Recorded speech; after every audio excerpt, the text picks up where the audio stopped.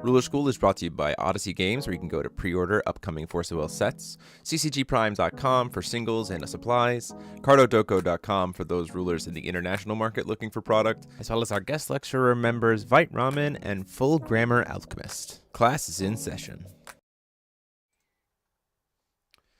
Hey there, rulers. Welcome. Happy Saturday. Happy last Saturday of July to you all. And I forgot to turn off my second monitor back there, which I will do momentarily, so we don't have double Jeremys, to the Discord GP for July. We are here. We are excited. It is Wanderer. It is just me to start with here today. Paul will be joining us later today for some commentary action. But we have an exciting day for you, and we're looking forward to jamming some games. We're looking forward to seeing what comes out of it. This is 3 invites on the line. First place is a paid invite. Second place and third place are unpaid invite, as far as I am aware.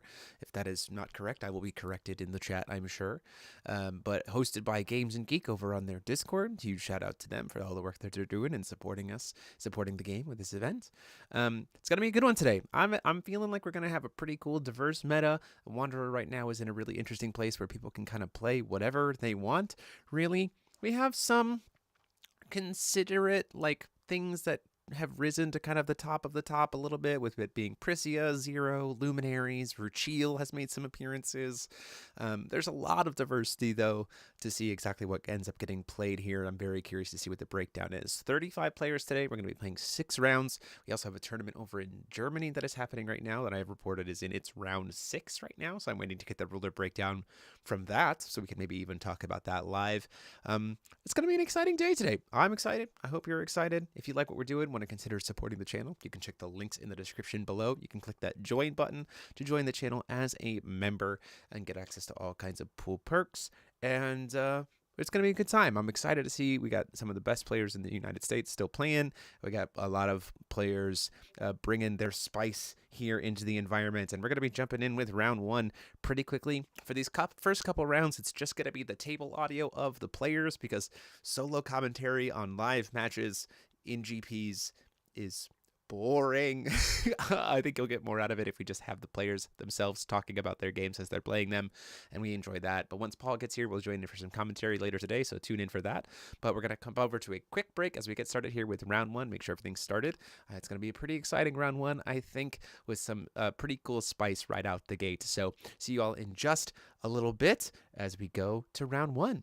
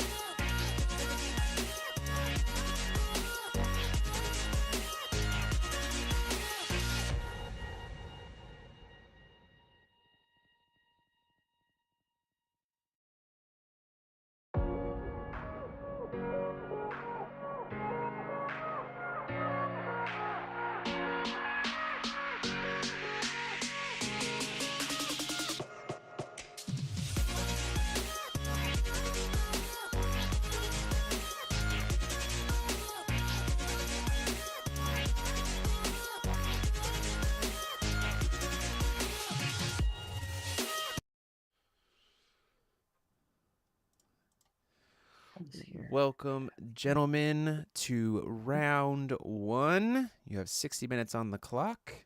You may begin. Oh. Okay. I've got Start a game? rogue. Yeah, I've got a rogue and a Republican Shiva. Okay. Good. Callstone? Yep, go ahead. Graveyard? Mhm. Will grave stone. Yeah. Go to you. Sure. Proper turn. I think I'll just do this. I'll order a Shaka.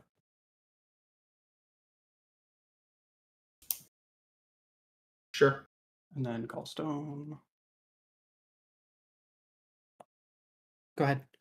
Okay. What's her revolution effect do? So she has Pierce. She's a 4/4. 1 green J resonators I control gain +4/+4 until end of turn. It's a once per turn if she's not revolutionized, otherwise it is. If an effect would decrease the attack of this card, it becomes double. And if an effect would decrease, it increases instead. Okay. Draw for turn. Yep. Recovery. Callstone. Oh, yeah. Shuffle, then cut, and still get both stones at once. That's always.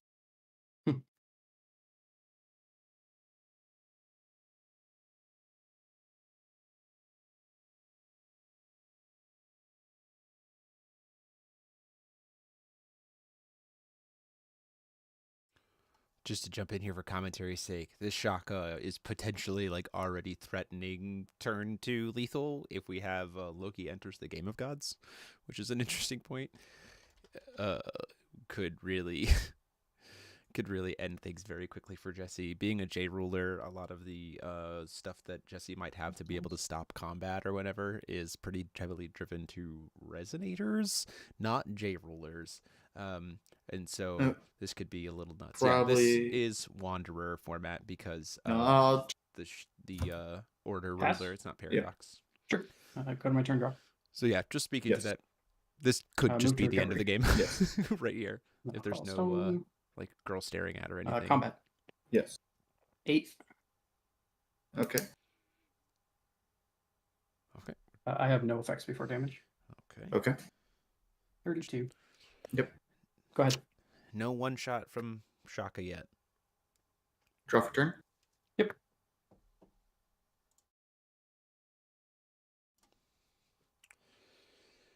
Do wonder what Jesse might have in the deck list here.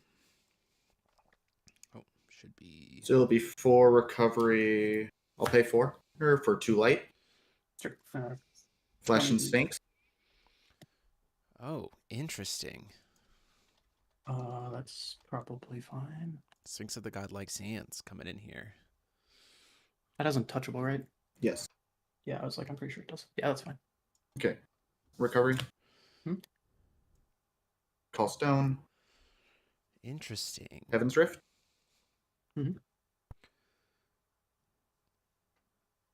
Generate some extra will. Only can draw 1 card per turn.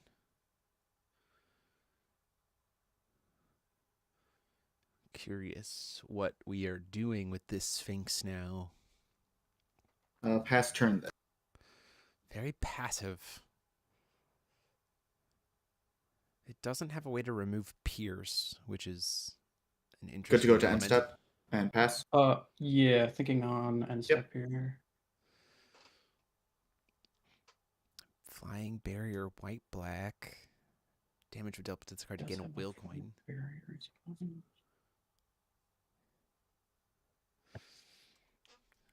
A light lightning maybe coming down from Paul. Sure.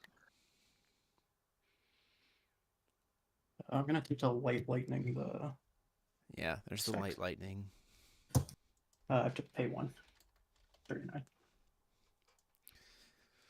Sure. Just to say I'd like it gone. I want to be able to draw multiple cards.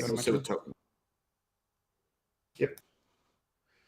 Don't forget Giotto's RFG element is active. Yes. Yep. Okay. Drop for turn. Move to recovery. Yep. Have we seen Loki enters the Game of Gods yet? There's a green source now. Combat. Yes. 8. 8. Okay.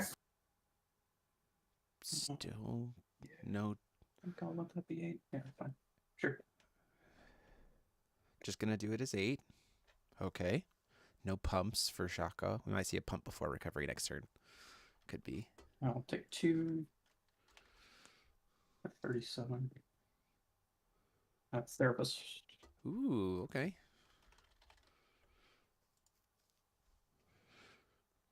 Okay. Therapist Go is ahead. now out. Draw for turn. This does turn off Wuja's ability, so we're clearly not like making pitch black.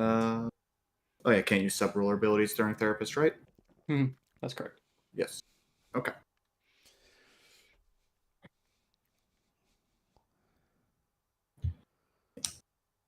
Recovery. Call stone. Mhm. Emerald tablet. Sweet. Okay, Yes. so we're playing blue, white, black with for Giotto.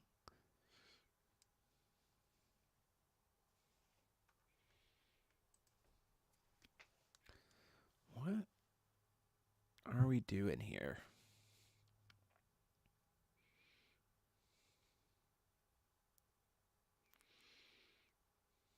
We gotta find a way to get this Shaka off the board, which would be helpful with like a light lightning, right? If we had a resonator, maybe that's why we had the. That's why we played the Sphinx to maybe get a body on board to be able to light lightning, but we just didn't have the light lightning. Okay. Move to end step. And pass. Sure. That's fine. Okay. Gravestone trigger. 1, 2, 3, 4, 5. Nope, missing a gravestone trigger, which is I'll go to unfortunate. my turn and draw. Because we Yes. could have kept the Shaka face down. We could have kept the Shaka tapped. Activate Shiva before untapped. Take 2. So not like Shiva. Shaka could have been Shaka. permanently tapped Shaka, down, yep. right? And that's the gravestone or the. And then I'll move to Stone. recovery. Yes. With 1 pump, you have lethal. Yeah, it's because it's Also. +8 at this point in time. Combat. Yep. 16. No one blocks. Okay. I am ready for damage. Okay. So damage is about to come through. 2 girls staring at. So this wouldn't get rid of the pumps per se with girls staring at. I'll come to rig beta. Cancel. Yeah, Rigveda. What's that one do again?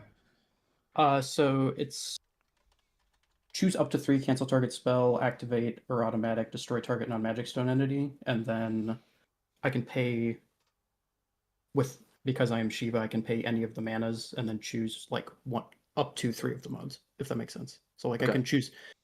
I can pay more mana to choose more of the modes, but I'm just choosing Okay. one mode. That only costs 1 mana. Yep. Was that our only piece of interaction here? All right, 16. Oof. And then therapist Combat. is lethal? Sure.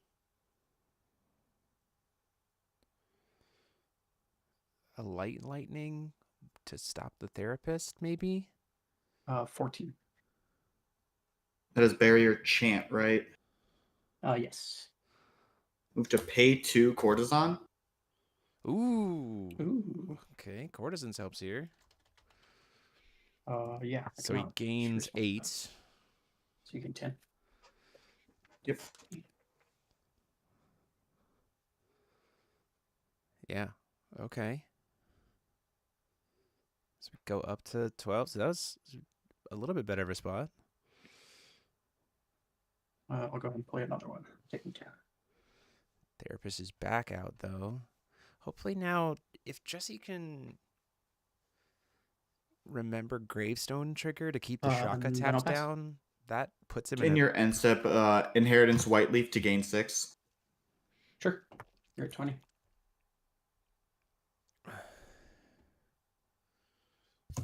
Draw for turn. Okay. Did White Leaf? Yeah, okay. If we can remember the Gravestone to tap down the Recovery? Shaka, this is still very much a playable space for Jesse to kind of hold on with. Paul, Yeah, I don't missed forget that your last. cards are in the RFG face down. I haven't played against Geodo in a minute.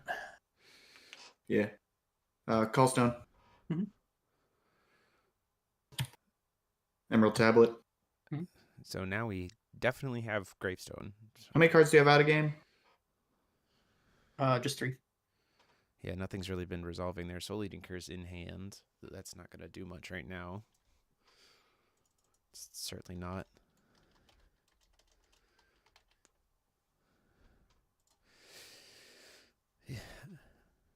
Yeah, end of turn rogue, still pump, but yeah, it can be annoying. Yeah, for sure. It's not like we're out of the woods or anything. It's still a bunch of stuff to deal with here. Black, pay 1 for black. Soul Eating Curse? Why are we Soul Eating Cursing now? It's only going to mill, what, 3 cards? Sure.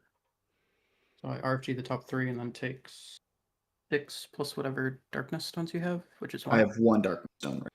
Yep. Okay, so 7. Yep. Sure. Okay. I'll pay 1 to cast it Remnant. So it pays 600 life to cast Remnants. I'll take 2 damage. 24. First mirror. And mirror to stop the second one. Spell it. I'll draw a card. Oh wait, can you do you cannot pay just 1 for that. You have a green a wind J/ruler. Oh yeah. Okay, you did pay 2 for it. Okay, yeah, cool. pay Just 2. making sure. Yep, thanks. Sorry, I heard 1 pay 1 life and I got confused. My bad. Yeah. Thanks, Paul. I was paying life off the Moonshade. Yep, thanks. Thanks. That's all.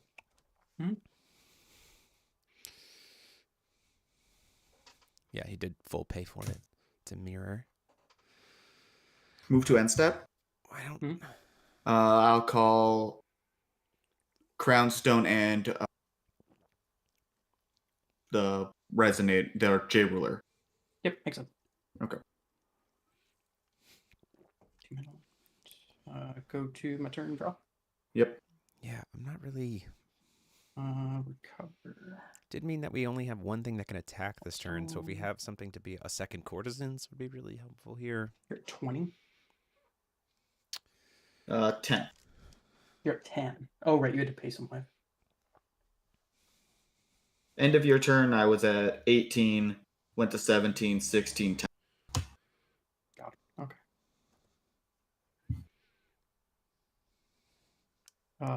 Activate Shaka. Okay. So now Shiva is lethal. The Then, combat. Do we have a second courtesans? Attack for 14. 4. Yeah, go to game 2. Okay. No 46 second minutes. 46 minutes left on clock.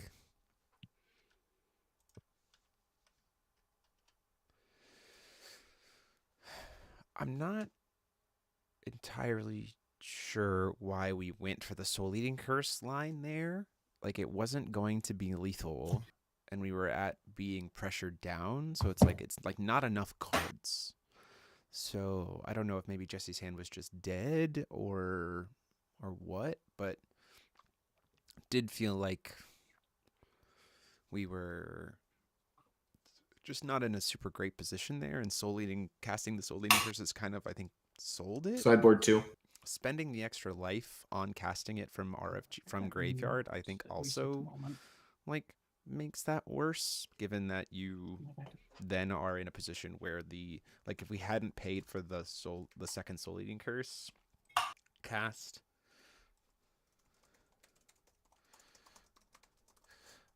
then the therapist wouldn't have been lethal. Yeah, we'll see. I'm curious to see what else might come out of this list in sideboard or game 2 here to kind of switch things up. Could see something interesting come out of it. I'm going to try to figure out what our ruler breakdown is here today while we wait.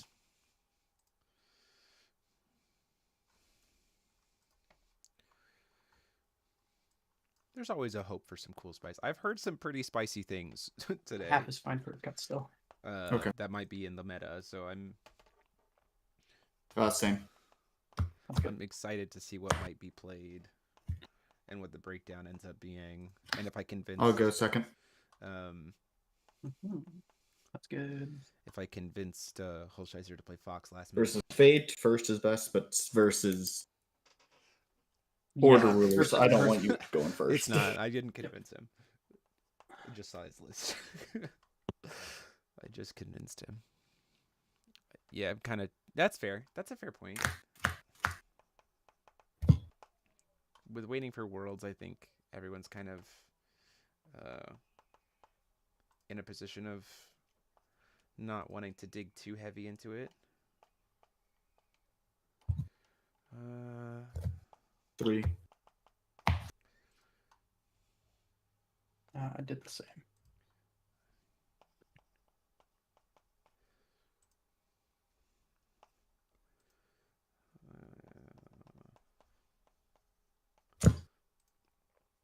Oof. Wow, there's a lot of that here today. Halves again? Yeah, half is fine. Okay.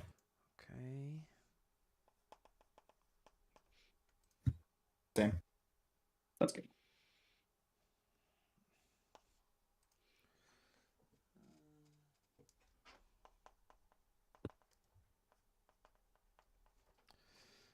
Okay.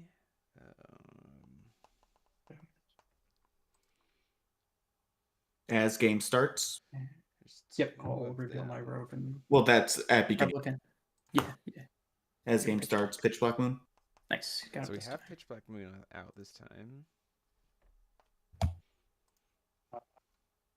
to go call stone. Okay. Still waiting on a few of the deck lists. It looks like 1, 2, 3, 4, 5, 6, 7, 8, Go ahead. 9. Draw for turn. 3, 4, 5, 6, 7, 8, 9, 10, 11, 12, 13, 14, 15, 16, 17, 18, 19, 20, Call 21, stone. 22, 23. I only have 23 in the Emerald deck tablet. list so far, but it's a lot of diversity here.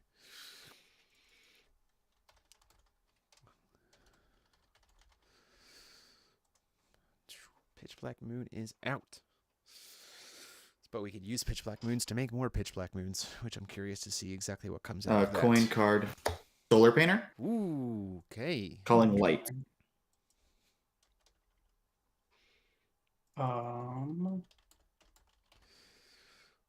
It has Untouchable. Yeah, Solar Painter's okay. And then, yeah. Move 10 steps. Everything is wet. I'm going to play a Shaman. Okay. And Shaman is out now. And then, yeah, I'll go to my Shurn and draw. Okay. Very curious here. Okay. What is the Solar Painter doing?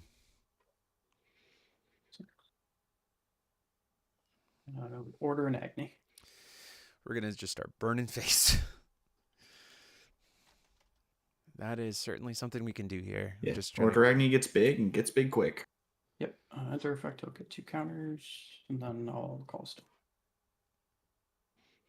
Gonna start burning face pretty quickly here.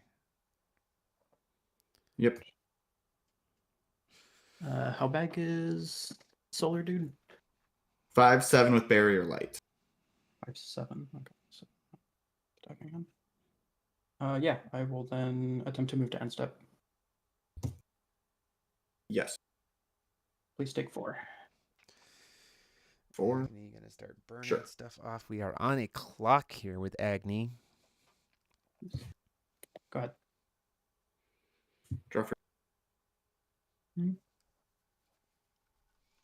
Recovery. Gallstone. Heaven's Rift.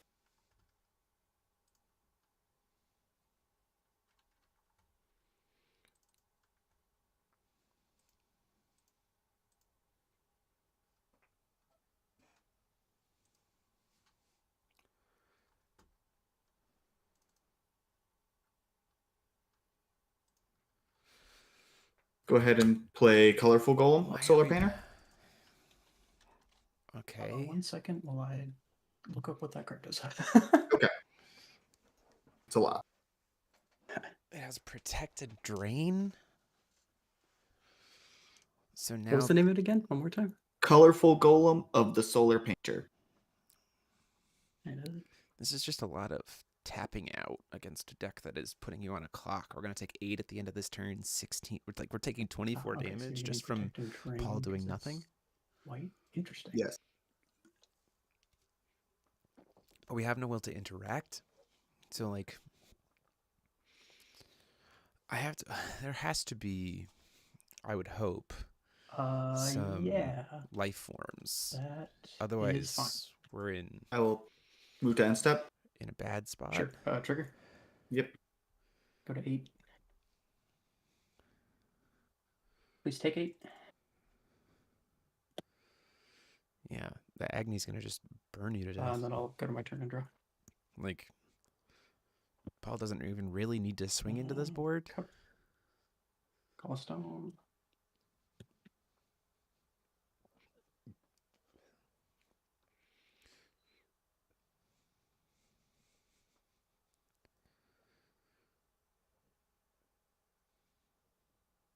Yeah. I will pass the turn. Okay. Trigger. If I can get to end step. I mean, there has to be Lunar Protective Life Form here, I guess. That's 16 that'd be coming in at me, right? That is correct. Okay. Lunar Protective Life Form to prevent the damage and gain 15. Okay, so he'll gain 15 if it resolves, but it might not. Because there could just be a fairer spell. Okay. Do we have a second one? Yep. Nope. So we're going to take 16 instead. 16. Go down to 12. Yep. And then we have one turn to try to get this Agni off field. Go ahead. Because it'll be 32. Draw for turn. I don't know. This just feels pretty much Cover. over at this point.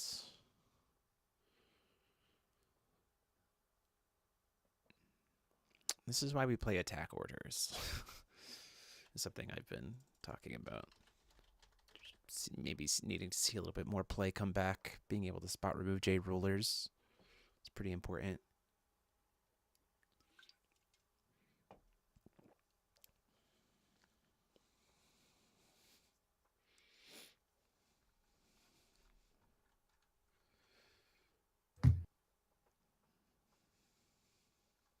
Do we have a way to answer this or not take 32 at the end of the turn, or is it just over?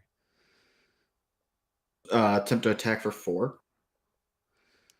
I don't know why we would ever. Sure, no blocks.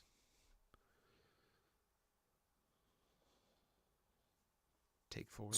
Drain. Yep. I'm at Yeah. 32. You're at 16. Yep. But I'm taking 32 at the end of turn if I can figure this out. that's Hey, fine. that goes to you. Okay. Okay. Just nothing we could do there. Trigger end step. Just going to draw what I needed. Yeah. Yeah, I was like, no removal. There's Wisdom On the X. spot. Then Put you having on the spot for it. Yep.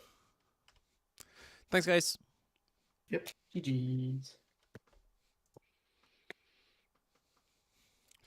Just an unfortunate element of just no.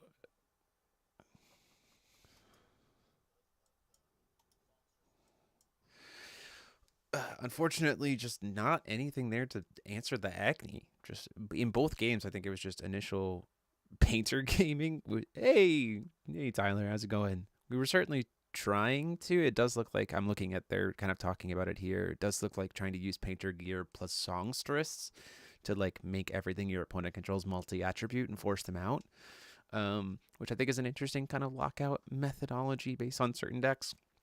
We just didn't see it here in this game, and unfortunately just no real spot removal for Jade Rulers, which I think is, you know, something that we're discovering a little bit more about this format is Jade Ruler based strategies are, whether it be through Order or others, like you guys saw earlier this week on the feature match with Lumia, the Jade Ruler based strategies are like coming back into the environment, and so being able to interact with a Jade Ruler I think is kind of important. So we see things like Attack Order coming back a little bit, or other like Jade Ruler based stuff, especially Jade Rulers that don't have keywords. Light Lightning only really cares about if stuff has keywords, but if you have like blank Jade Rulers that just have abilities but not keywords, then they're kind of hard to remove. Case in point, you'll see it when we do the deck profile video for the Lumia Sherry list.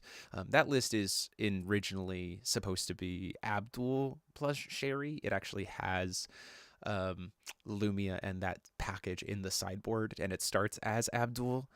But when we were doing that matchup and trying to test record it, it was so one-sided with it was so one-sided between Abdul versus the Reflector Refrain that we were like, let's have this be a little bit more fun, and let's just go ahead and pre-board in the Lumia package. And it turned out into a pretty cool interactive match. I thought it was fun to play with Paul. So I think this was another showcasing of that, of just like not having Jade Ruler removal to really mess with it is, I think, really relevant. In both games, the Jade Ruler, like we saw in Order, and then it just stuck around for forever and did what it needed to do. So I think that's just something to be considered of in the Wanderer environment. I do not have the full ruler breakdown, so I'm not going to give you exact numbers because that's not here yet. But there's a lot of cool stuff in here today.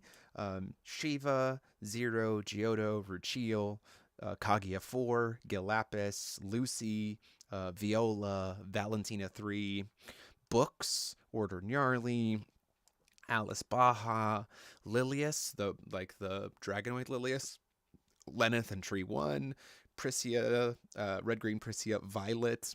Like, this is a cool spread. This is a cool spread so far. So I'm excited to see what else gets played. If I had played today, I would have played Fox. We all know that I love Fox. I mean, I think I probably would have either played Fox or this Abdul Sherry list, honestly. I do think that people are kind of underappreciating the ridiculousness that is kind of Solaria's Wind a little bit. And so if you play a deck that has Solaria's Wind in it, I think there's some cool stuff there to be able to work with. Let me see if I have anything else. I'll go through this ruler breakdown. But yeah, we're here. We're streaming. I'm excited about it. I wish I had some more stuff to be able to talk about, or someone to be able to talk about stuff with you. I unfortunately don't.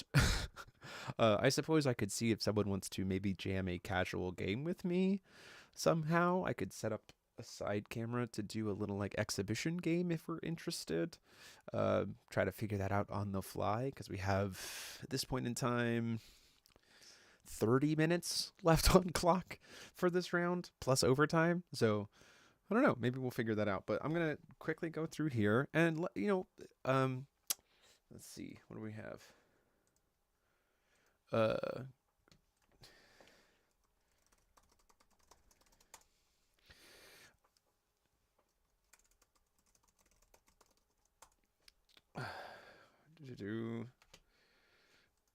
I'm going to go through this real fast. What are you guys thinking about the evil cluster rulers so far? I mean, we've seen 5 of them at this point, between Matilda, Valgot, and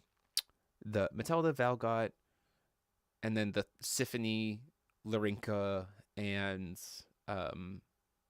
Nero. I think are going to be all very cool. I'm excited to play them.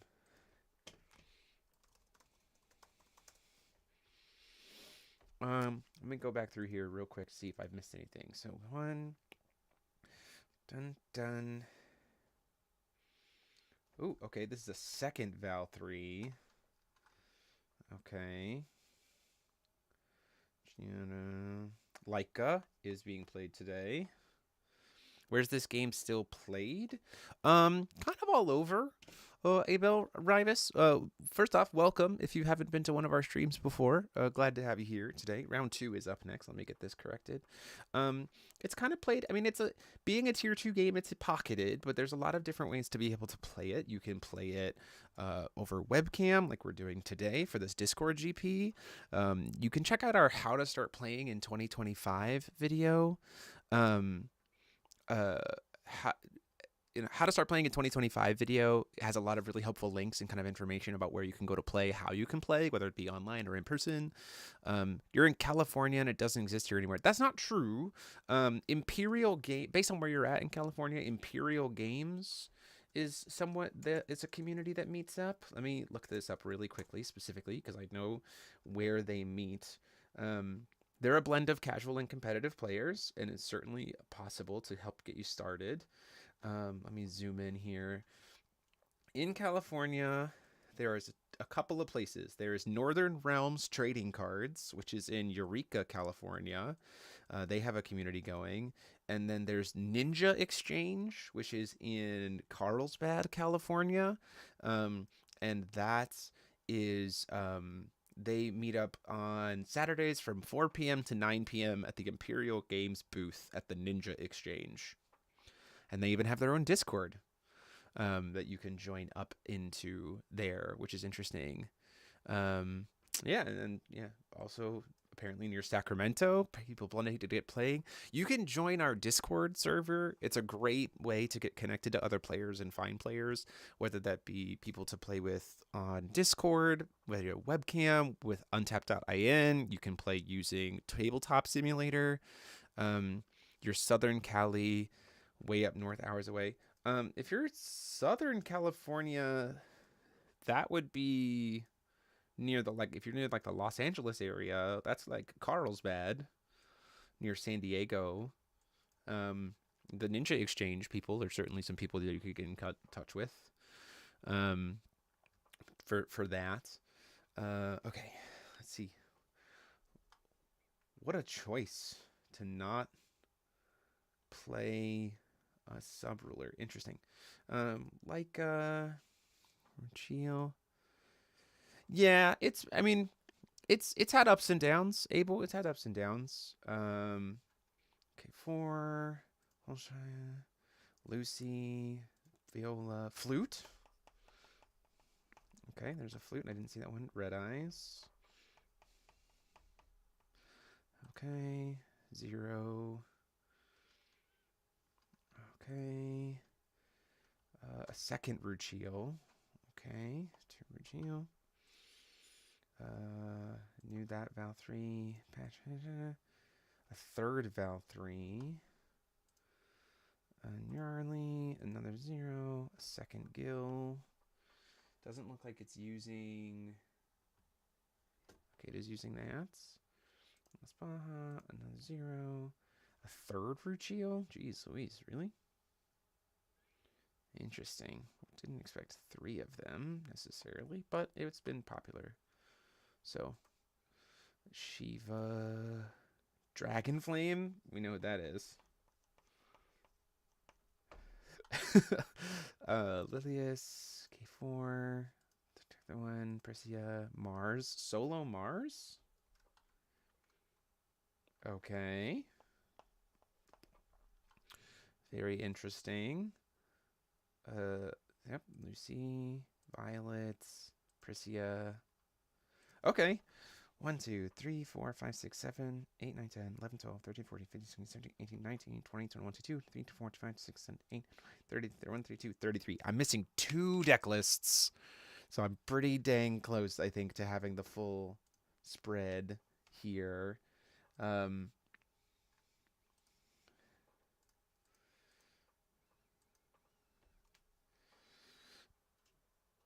Pretty interesting stuff. This is a crazy spread. The most represented ruler here is 4.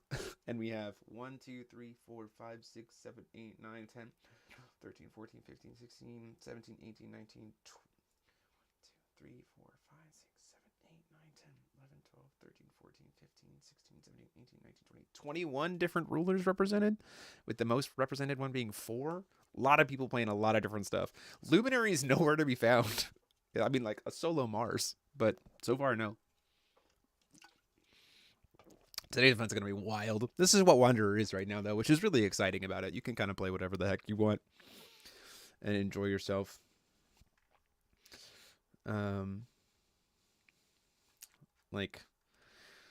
Just to go through the list of what we have so far. This is not numbers of, but these are just the rulers we have represented. Order Shiva, 0, Giotto, Ruchio, Kaguya 4, Gil Lapis with the XR, Lucy, Viola, Laika, Dragonflame. I did say Dragonflame. Valentina 3, Books, Nyarlathotep, Alice Baja, Lilius, Lenneth and Tree, Mars Solo, Priscia 2, Violet, Flute, and Red Eyes.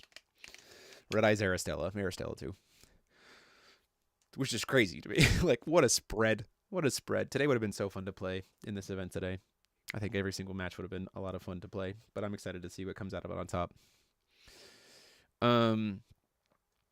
K4 is Kimono Kage. Yes, that is true. That is Lapis Cluster Kaguya. Yes, K4. Nesto, Dragonflame Woo. Yeah, Steven, that's you. Crazy. Who would have thought? Nesto, coming from a Yu-Gi-Oh background, it's so crazy seeing the current meta where there's more than like 3 viable decks. Oh, Wanderer is insanely crazy. At FowFest, we had 88 players in the main event, and we had 44 different rulers. With 7 different rulers in the top 8 that were all incredibly diverse in terms of what they were playing. It was an absolute blast. I think Wanderer is a super fun amount of time right now. Paradox is still a fledgling format, which is why I think there's still some needed changes that are coming to it. I think the company's been aware and continuing to kind of fine-tune that play. So I'm excited to see what the ban list coming up next month will bring for Paradox and Wanderer too, because I do think there's some elements of Wanderer that like could be fine-tuned a little to be a little bit better. For the most part, I think Wanderer is an absolute blast to play. There's a few outliers, namely like Luminaries. I think I don't necessarily think that they're like too good. I think they're well within the realms of like you can play them, but like, is it the type of deck or the version of the deck that is maybe too good for Wanderer, or like not what we want in the environment for Wanderer, which I think is interesting to think about. But overall, I think Wanderer is a great place. Paradox just needs a little bit more tweaking. Like the vision statement of Paradox, I think, hasn't quite been executed because of some things that are still lingering in the environment that I think we can cut. So I'm curious to see what the company does about that. We've had plenty of data. We have one more GP before the next ban list, which is the Paradox event at Caseyville. So I'm excited to see what that brings and what kind of that provides for us as we go into a Paradox Worlds, which I think is going to be very, very interesting. Overall, I think that's going to be very fun. So I'm curious to see what comes out of it. Jonathan Sanchez, to go back to your comment, I'm confused on how the runes things works. They have very low divinity for the rune deck from what I've seen. Larinka looks cool, though. So the reason why it's kind of weird, and so I'm going to add a source here so you can see this real quick. It's going to cover my face, is the whole vibe of this next cluster is that they're students, right? So that they don't have access to high divinity because they're just students to start with. And in order to unlock their true potential, they have to form a pact with a demon, like in the story. And so this eternal pact with the Barus, this extension rule, which you will partner with Larinka, is, if your starting ruler has Larinka in it, you have these other things. You can use this card. J rulers you control with divinity gain divinity +8. So the idea being that, like, by forming a pact with the demon and acknowledging the price that you pay of forming a pact with that demon, their power goes up, and suddenly they have access to higher amounts of the rune deck. And from what we know of addition runes is that, like, the glyphs is when you have to have enough divinity to be able to flip them face up, but then they don't stay in your rune area. They leave your rune area and come into the field as additions. So which is why they have these like higher divinity numbers. So you have to kind of rely on those first before you can then flesh out with like flexibility free runes, which I think is a cool way to balance the rune deck out pretty well as well. But that's like the lore of how they're going to work, and why they work the way they are. So we know that there are, according to the sell sheet, we know that there are 4 total XRs in the set, which I imagine might be related to the 4 demons that are found in the 4 biomes around the academy, like according to the lore. If we're reading the lore articles, that's what it seems to be. There's like the fungus area, the tar swamps, the chasm, and then the fire pits where we found Baroost. So I imagine we might see a demon related to each of them, and then a pact with each of them. Again, who knows? We don't know the full set yet, but it's exciting to see what comes out. And also, Nesto, to your point, hope you've been enjoying watching the GPs. It's been fun to be able to provide that content and do that coverage, and so I hope you've been enjoying it and maybe consider playing in the future. Playing in one in the future. It's pretty sweet. The promos for the participation in these are insane this year. You get one of each of the expel spells in Uber form, which look gorgeous. And you get also, I think Mirror and Vacus is what we get for this one as well. Yeah, happy to explain it. It's really neat flavoring and mechanic. It fits really well, flavor and mechanic wise. Sounds like contracts with demons again. Kinda. Yeah, this whole set I think is going to be really exciting. It's very cool stuff. I really look forward to being able to have new starter decks to then keep sleeved up at the store for demos. That for me is one of the things that's most exciting about the start of a new cluster is I get to update my tutorial stuff. I get to do a new starter deck battle for the channel. I get to do, sleeve up new starter decks to keep on hand at my shop to do demos with people. Like, it's always exciting. It's always an exciting time. So, plus this time we get to now test. We get 2 months of testing post-release between the release and Worlds. So that's really exciting for being invited to do coverage at the World Championships, is that we get to I tried to specifically stay out of the testing conversations because I want Worlds to be so exciting when I'm commentating it. And 2 months is a lot of time for people to try to figure stuff out. So I'm very excited to see what comes out of Worlds. Had no idea there was a GP today. There is. There is most certainly a GP today, Babatunde. It is Wanderer. It's going to be exciting. If you like what we're doing, and for those of you who are newer, if you like what we're doing and want to consider supporting us, you can click that join button down below. It's the easiest way to support us, to join the channel as a member. But just being here, watching and asking questions and participating, we appreciate you immensely. So hope you guys enjoy it. I'm going to cut away to an ad and a short break, and then we will be back for round 2 in a little bit. So thank you all so much for being here. Again, appreciate you being willing to hang around with us and sticking around and giving the content a watch. See y'all in a little bit. Press the right button. Bye.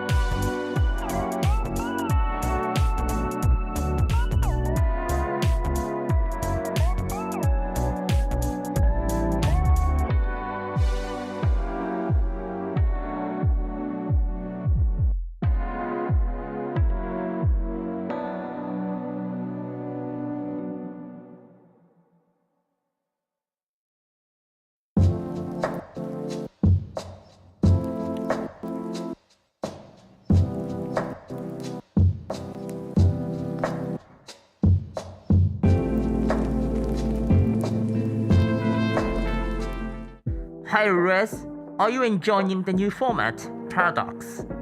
3 weeks ago, we released the new set, Masterpiece Collection 02, Fates Reunited, which has been a blast, but the story has to continue, and we left the world of Protopolis on the brink of war. It is time to announce the 4th set of the Trinity cluster. Alex Sansta and Zaki have achieved the impossible, preventing the kingdoms of Protopolis from plunging into all-out war. A peace treaty has been signed by all nations surrounding the sacred ruins, and yet war has begun. But this will not be just any war. From the depths of the interdimensional void, the conqueror, Gil Lapis, has descended upon Protopolis, and he does not come alone.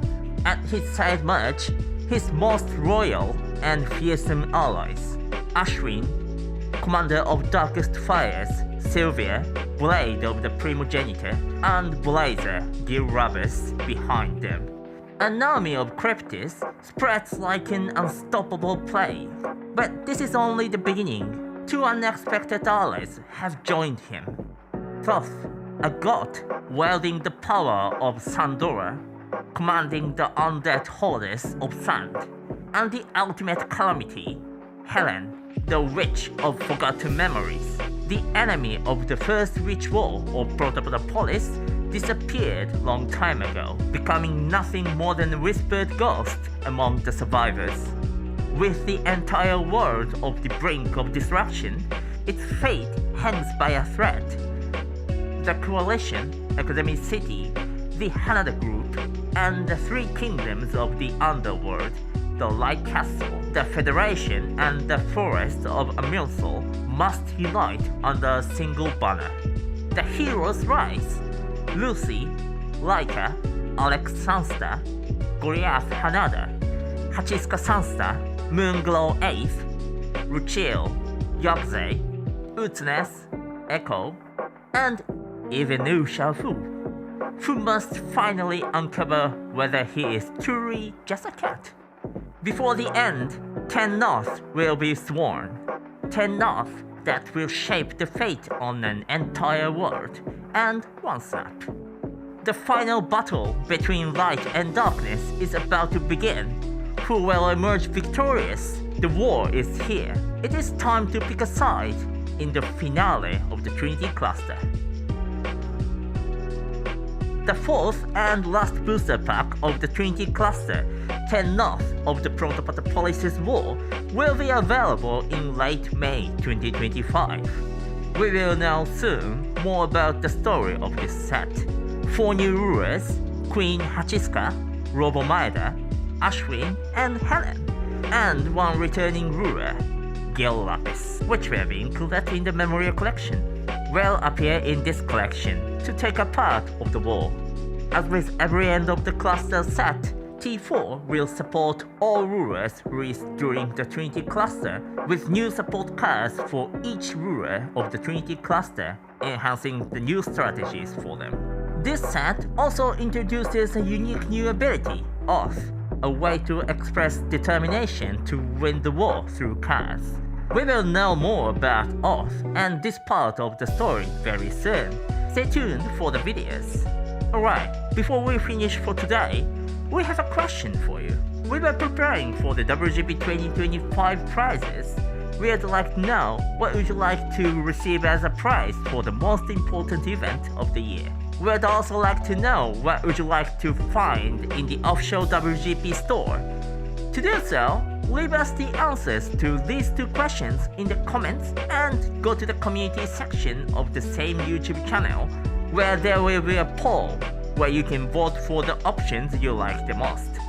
With this information, our development team will prepare the WGP 2025 prizes, but don't worry, even if what you voted is not the chosen one, we will use the result and comments as reference, not to decide exactly what we're going to do.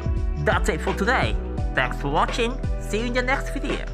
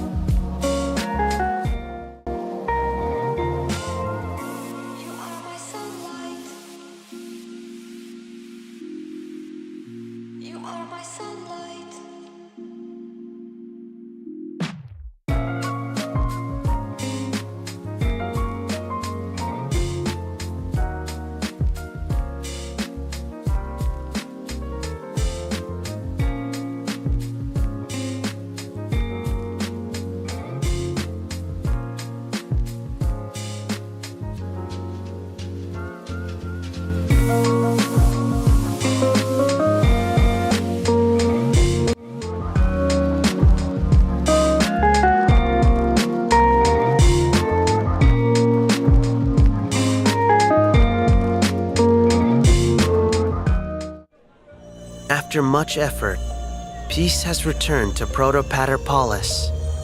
But while exploring what remains of the sacred ruins, Lucy, Laika, Zaki, and Robomida discover a magical seal, a glyph. Hidden within it, they discover Wanxia, the witch of Tower Number 1. Wangxia, is that you? I thought you were dead. Wanxia is the missing piece of the puzzle. She knows the truth about Helen. She is the Witch of Calamity, the powerful villain against whom all of Protopaterpolis fought during the First Witch War. Her power is to erase the memories of others and give them new, twisted memories to control them. Lucy, that means Helen isn't your mother. And if the Calamity is to return, we must be prepared. I will find all the help I can get. My master Yokoshima hid many secrets. I will seek out his secret laboratory and his Imaginarium, the places where he retreated to unleash his creativity. I'll leave now, but I'll return with an army. I'm sure Master Yokoshima left everything prepared for the return of the Calamity. She murdered Master Yokoshima, and I couldn't do anything. This time, I'll make sure she never harms the Hanada family again.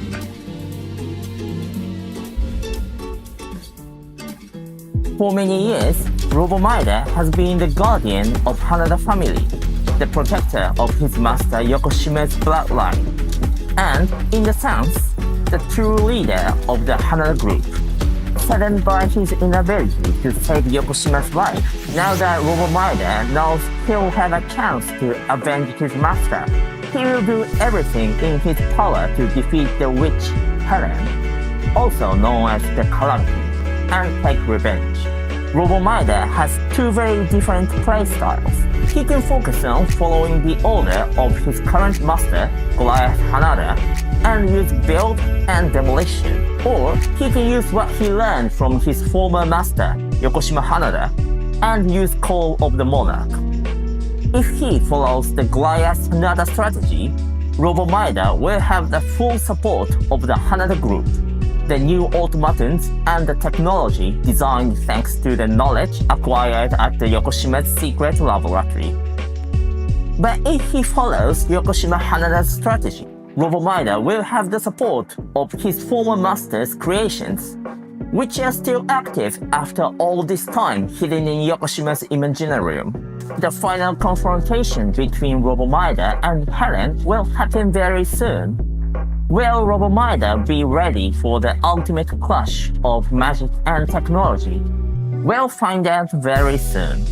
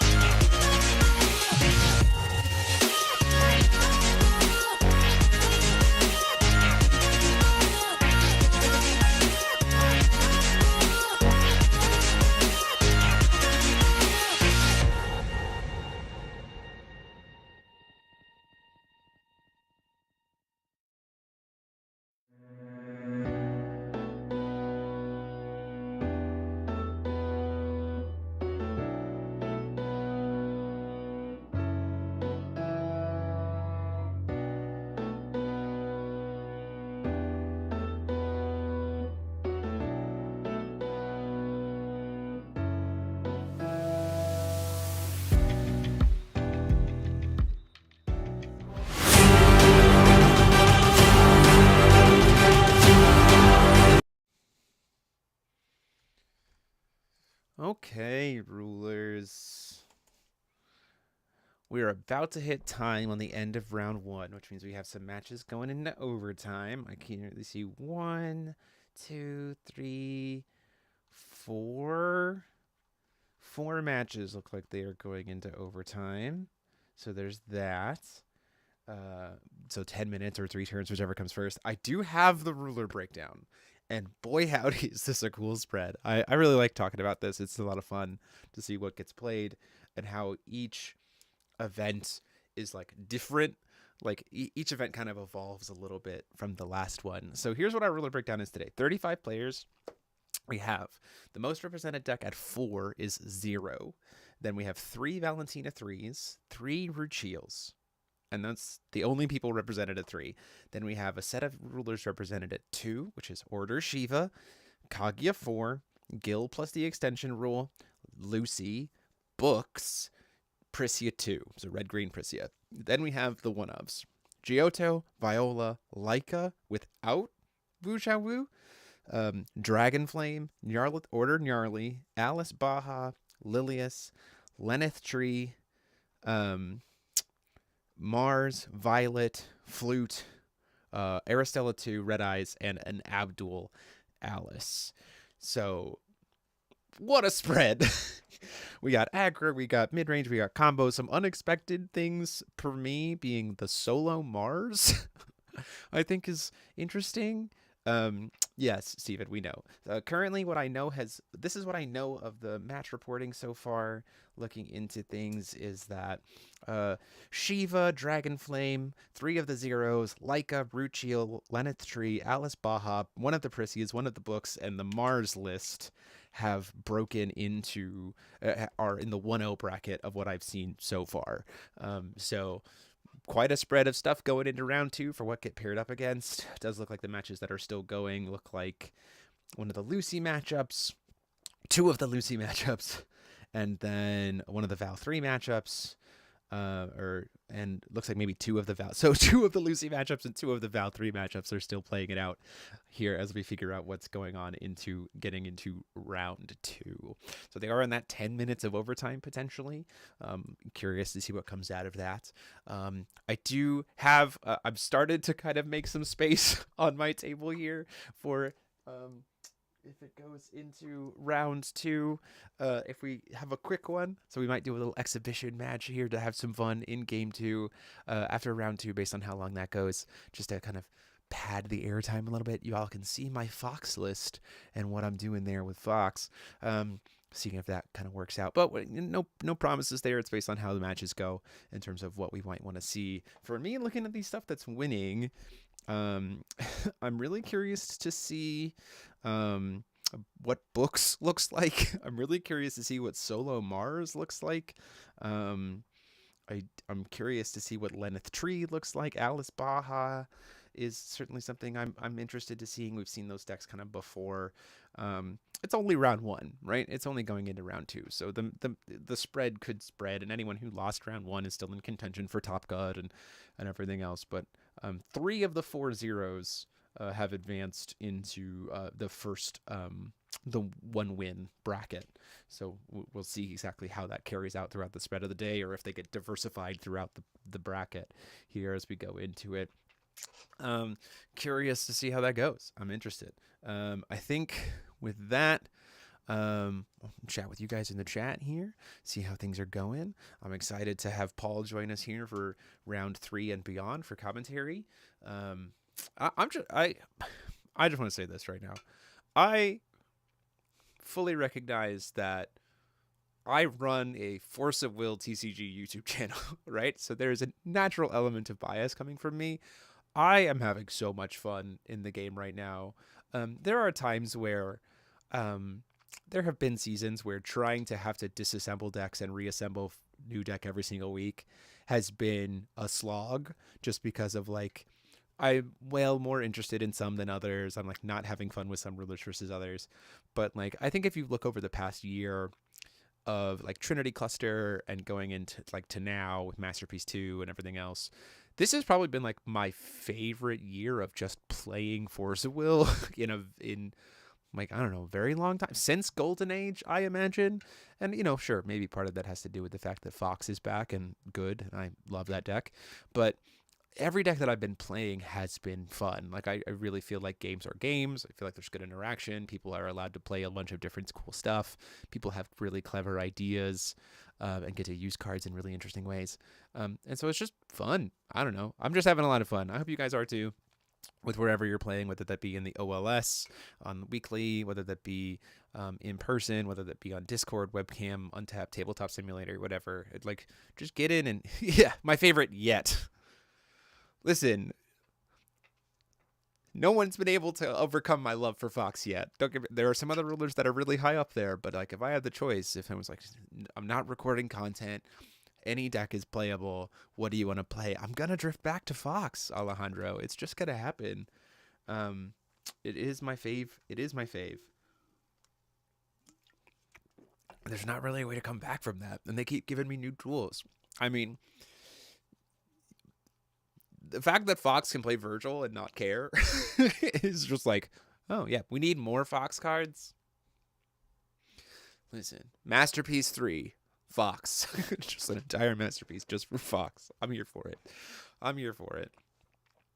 I do kind of want to bring my Fox deck to Worlds. I typically this year, I might just bring ABC format to hang out with people and play. I think that's the one thing that I do kind of wish I was doing a little bit more of, is I wish I had a way to do more ABC content on the channel. I just don't have a good way to do it right now, which is unfortunate, because I think ABC is a lot of fun. But with everything else, I mean, I don't want to make the problem of trying too many different projects and then getting burnt out. Right? Because that's not what I want to do. And I owe...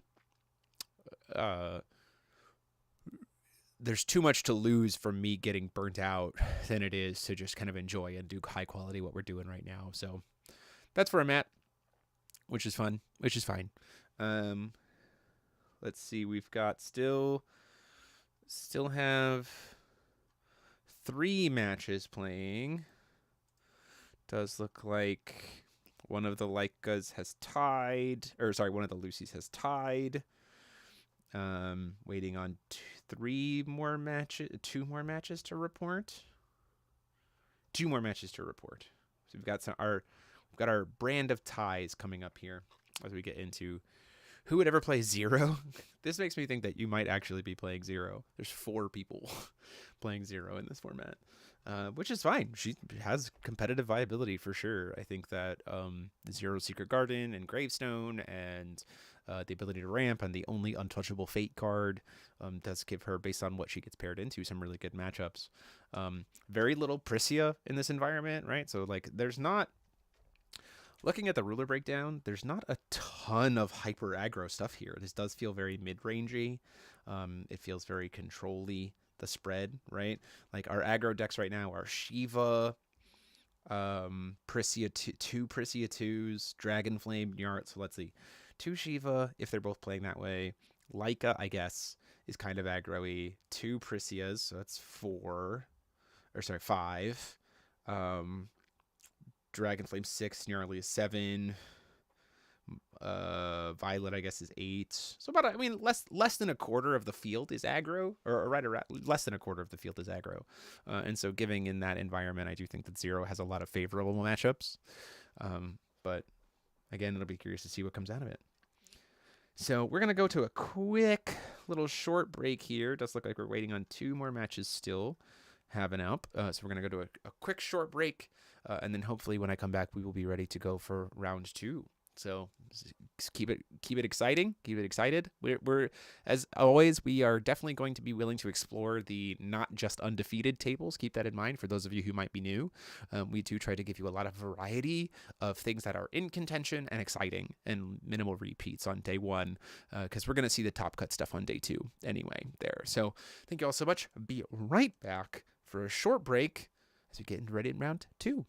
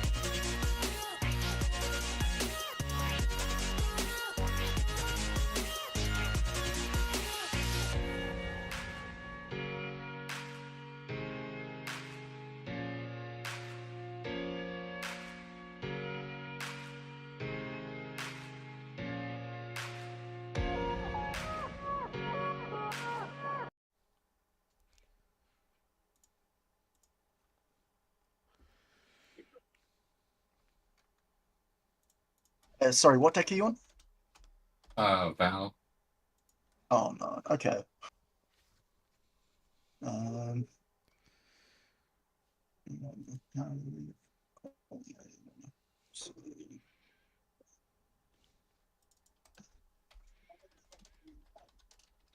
Again, 3.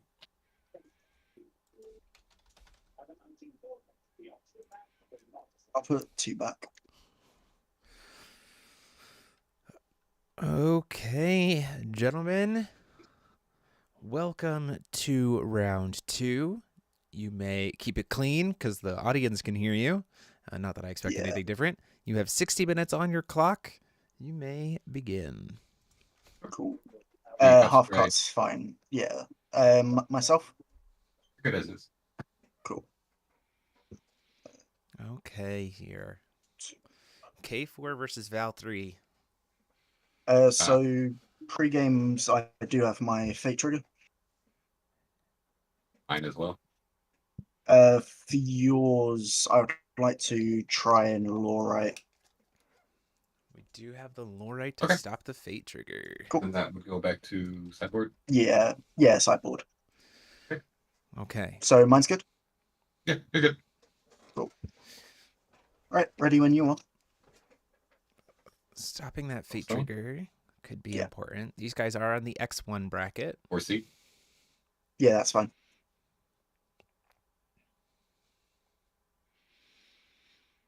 Bottom that. Let's see what happens here. Oh, pepper, blue. Talking. Shitoken's fine, yeah. Pass to you. Draw for 10. Okay. Okay. Coolstone. Good. Moonshade. The value town of Shitolkin could matter a lot in this match. God Art's Fates Reunited. Sure. I imagine this probably Enter. calls Shitolkin. Go ahead.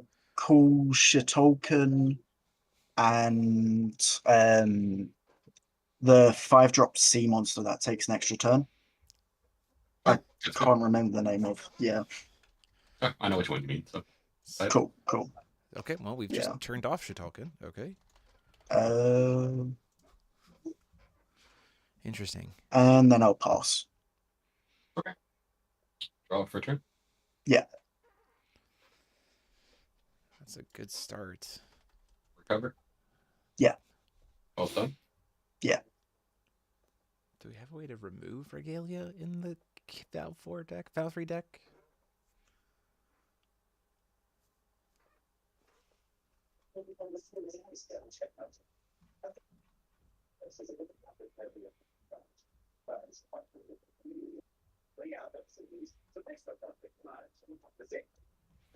Combat.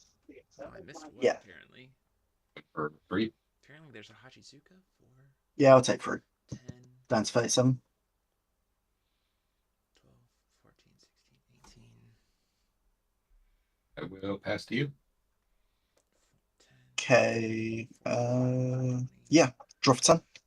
22, Go ahead. 23, 24, 25, 26, 27, 28, 29, Okay. 3, 34, 35. Move We to have recover. 30 Oh, there's 36 players. Go There's ahead. a Hachizuka. Coolstone. Was the 36? Go ahead. Okay, I was wrong. There's 36 players Moonshade. somehow, and the 36 player was Hachizuka.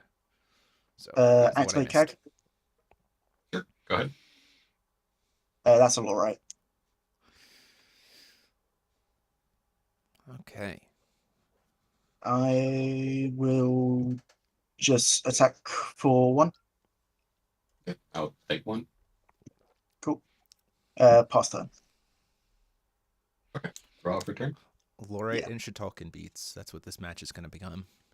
What are the stats on the right? It's a 1-2.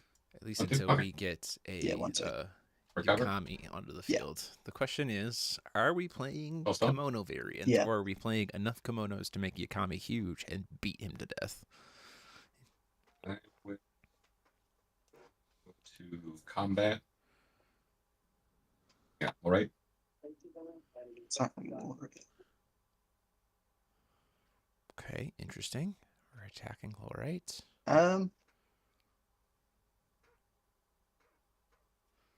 Shitoken's a 3/5, right? Yes. Cool. There is a I'll Yukami in pay hand. for down to 33. And try and cast the Yukami. What's that do? So it's quick cast, untouchable, flying, barrier. It gets +2/+0 for every addition added to it. And then whenever I play a treasury item spell, I can search my deck, grave, or hand for a watery treasure item card with bestow and put it on the field, then attach it to it. Whenever it becomes rested, I can target a watery treasury item and trigger its enter. And then whenever an addition is added to it, I draw a card. It's Okay. a 5/7. Try and block.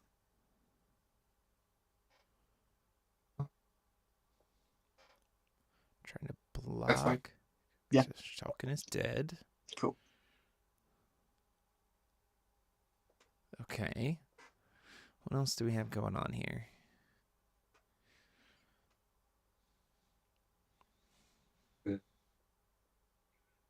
Step 2. A Arrival of the Conqueror. Oh, Arrival of the Conqueror. Yeah. That'll trigger Val 3. Player modes 3 and 4. What are those again? We can kill the Lorite You here with the banish a trigger non-magic to get stone, everything. non-resonator entity. If then we banish a remember the Val resonator, 3 then trigger, allocate your but if hand and choose up to 2 cards with quick pass from among them, and you discard those cards. If Okay. we remember. So these are banished. Oh. It's Scepter, Yukami, Kimono, Fates Reunited, and a Fleeting Moonjewel. That's unfortunate that we missed that. What's the quick cast? Just Yukami and Scepter. Okay, those will be my only 2 choices then. Oh, we could have fully cleared the field with that, because we could have used Invading Demon of Water to give With Lorite that, minus 200 power, it forcing will the pass Yukami you. to be banished. 'Kay. That's a little unfortunate. Drop. Because Okay. now we can kind of Recover. go off ahead. here and just... Activate CAG. we have a treasury in hand. We can kind of just go off. That's a little bit. Fleeting Moonjewel. Oh, boy, we are taking a bunch of damage this turn from this Yukami. Unless there's a fate. I mean, if there's a light lightning in hand, that could answer. That can be an answer, right? Light lightning could answer the Yukami. Cool It has stun. natural barrier, right? But missing that. Magic Stone of Chasuble.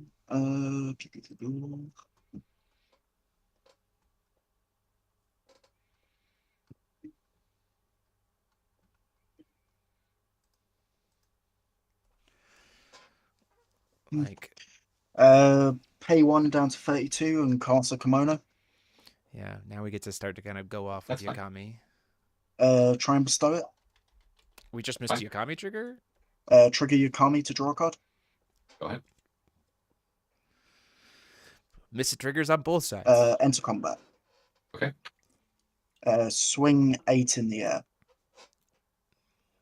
Cam. We'll take 8. Brought Cool. to 31. Yeah. We just missing triggers on both sides. Because playing the treasury item would get us another treasury item. I'll then pass the turn. Okay. Draw for turn. Yeah.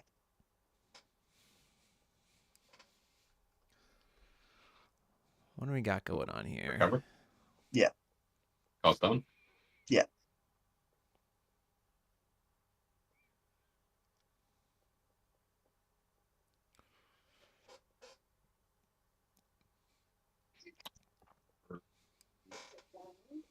Black.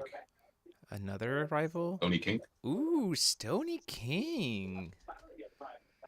Yeah, sure. I don't have that card because it's an ABC card. Consensus. I'll pick Ethereal. What are the 2 options again? Ethereal is you banish a resonator. If you don't banish a resonator, you lose 400 life. Or the other option is discard a card and lose 200 life. So he can probably also pick. I'll do probably the pick Banish Ethereal. Resonator then if you've already picked it. So he'll lose. So you could banish resonator, and then lose if you don't 4. have one, you would lose 400 life. Cool. Yeah. Down to 28. Okay. Interesting. Sorry, I don't have the ABC cards here. Okay.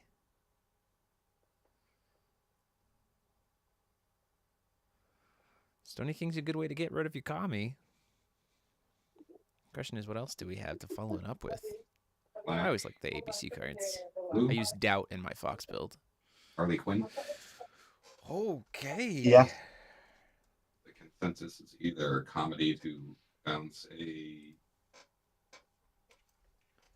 turns a non-magic stone, non-jailer entity they control to its owner's hand, or a tragedy where you discard 2 cards. I'm going to pick tragedy. Force him to I'll discard 2. bounce. So he's going to bounce the kimono back to his hand and have to Um, discard 2 cards. Okay. Discard Duel and Face Reunited. We're certainly running out, I will Kim out pass of to you. resources here, for sure. Cool.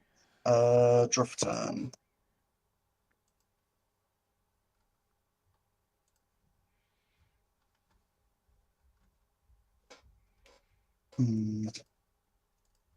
Yeah. Try and recover. Okay, good. Activate CAG. Okay. That's a Voyage of the Floating Isle. Voyage of Okay. the Floating Isle.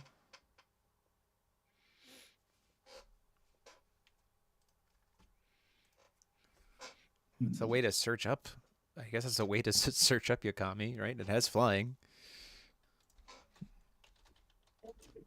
Voyage to the Floating Isle.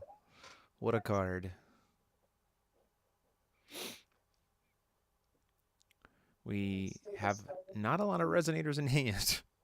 Do we play a treasure item and flip Kaguya just to have pressure? A1. Okay. That's 27. Cast a Fleeting Moon Jewel. Fleeting Moon Jewel here. What's it do? So it's Mythic Eternal. If I control my ruler with CAG in name, I can put a treasury item or moon addition from my hand into the field. Then I can rest it or a treasury item or moon I control to produce a moon. That's fine. Enter. Yep. Good. Empty Throne of the Millennium. What's it do? So when it's not added to a resonator, treasury item spells I control cannot be targeted, and it gets enter, or when it becomes rested, I put a 4/4 Water Rabbit resonator token into the field. Okay. Then, because I am CAG, non-rabbit resonators and non-were rabbit resonators, an entity sharing a name with Millennium gain Mythic, as long as this is added to a card. And then I can tap it, pay a blue to search for the Kaguya's pictorial scroll and put it into the field. Okay. And then I can tap it to bestow it to a resonator. Okay. So enter. I will get a token. One sec. There we go. That's a 4/4 rabbit. Okay. Then tap it and pay 2 to search for a scroll. Trigger, get another rabbit. Kaguya's pictorial They're scroll. just down 4/4 there. rabbits, correct? Yeah, they're 4/4 water rabbits. Okay. Then scroll trigger. And what's that do? So I can play cards removed with it. And the enter is just remove the top 3 cards of my deck from the game face down. I can look at them at any time. Would you like to cut? You're good at this. So top 3. Okay.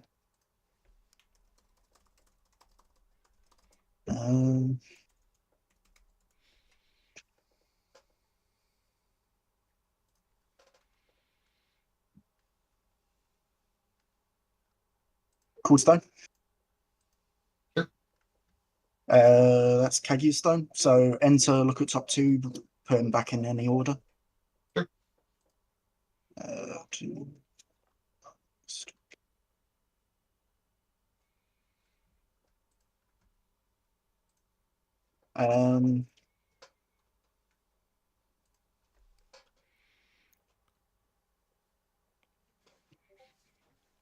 We can bestow. We can have mythic to everything, which I'm curious to see if that plays out in any kind of I'll way. pass turn. Okay. Draw for turn. Yeah. Cover. Yeah. Also. Yeah. 4C. Yeah.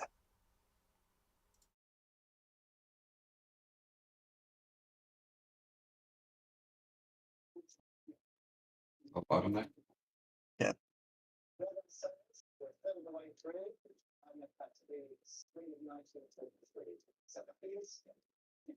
I'll go into combat.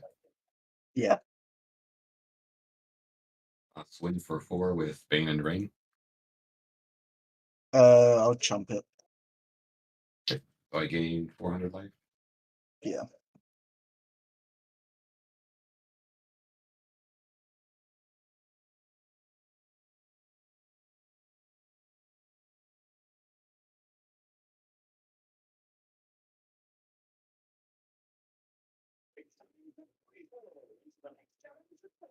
With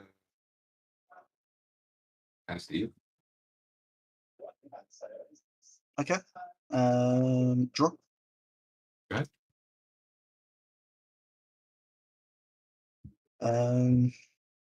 Move to recover. Go ahead.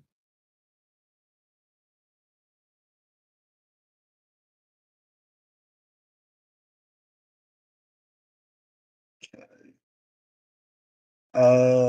Activate Throne again to search for a scroll. Go ahead. Trigger, get another rabbit. Sure.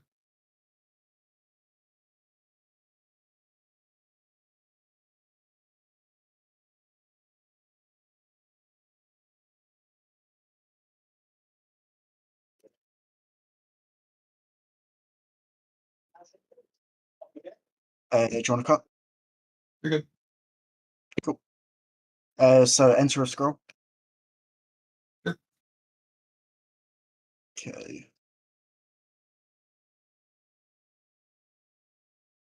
Yeah. Yeah. Okay. I'll then tap for a white and cast a Voyage of the Forgotten Isle. What's that do?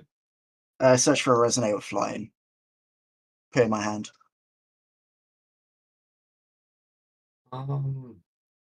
Sure. Cool.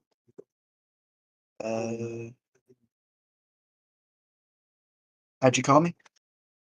Sure.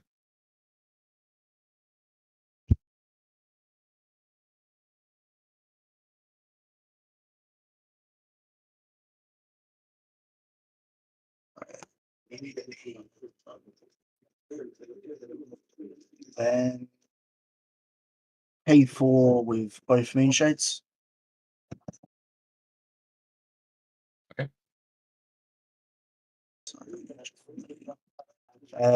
And then cast Yukami. What's it do again? Sorry. Oh, so it does a lot. It's Untouchable Flying Barrier. Gets +2/+0 for every addition added to it. When I cast a treasury item spell, I can search for a water treasury item with bestow and attach it to it.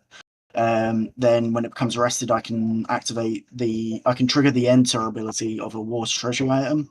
And then whenever a card is an addition is added to it, I draw a card. Okay.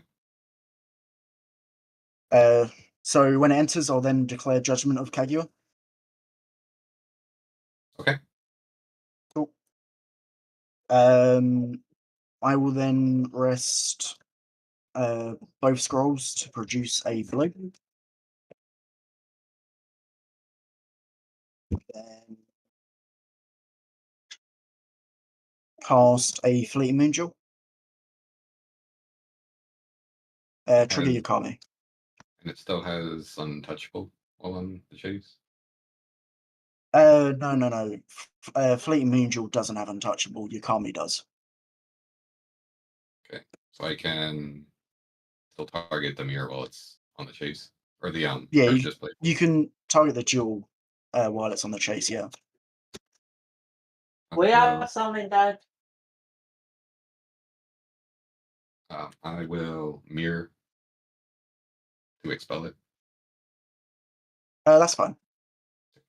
So the mirror is expelled, but you can't be trigger. Sure.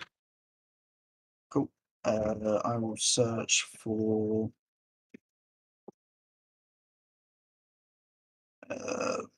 get thrown. Sure.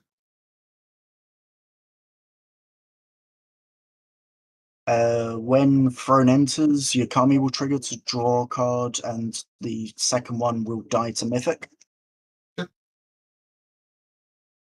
Sure.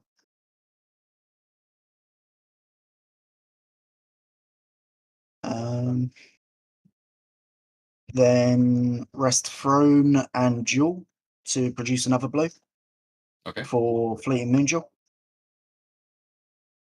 Okay. Trigger your Kami. Sure. Cool. Grab Kimono. Sure.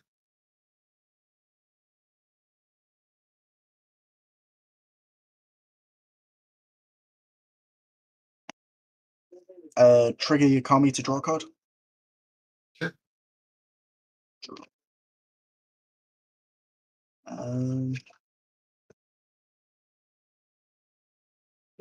So, okay. Duel enters. This will die to Mythic, and then enter of Duel. Sure.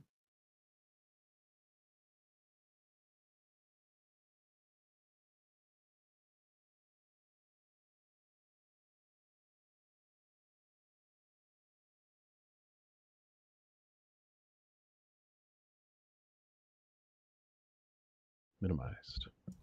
Okay. Paul Reisman, how are you, friend? I'm doing pretty well. How are y'all doing? We're doing good. Good to have you in here. It does look like we're trying to maybe kill this Yakami, I hope with a light lightning. Yeah, because things are starting to get a little out of control here. Catch me up here because I'm not sure what Ryan's playing. Ryan is on Val 3.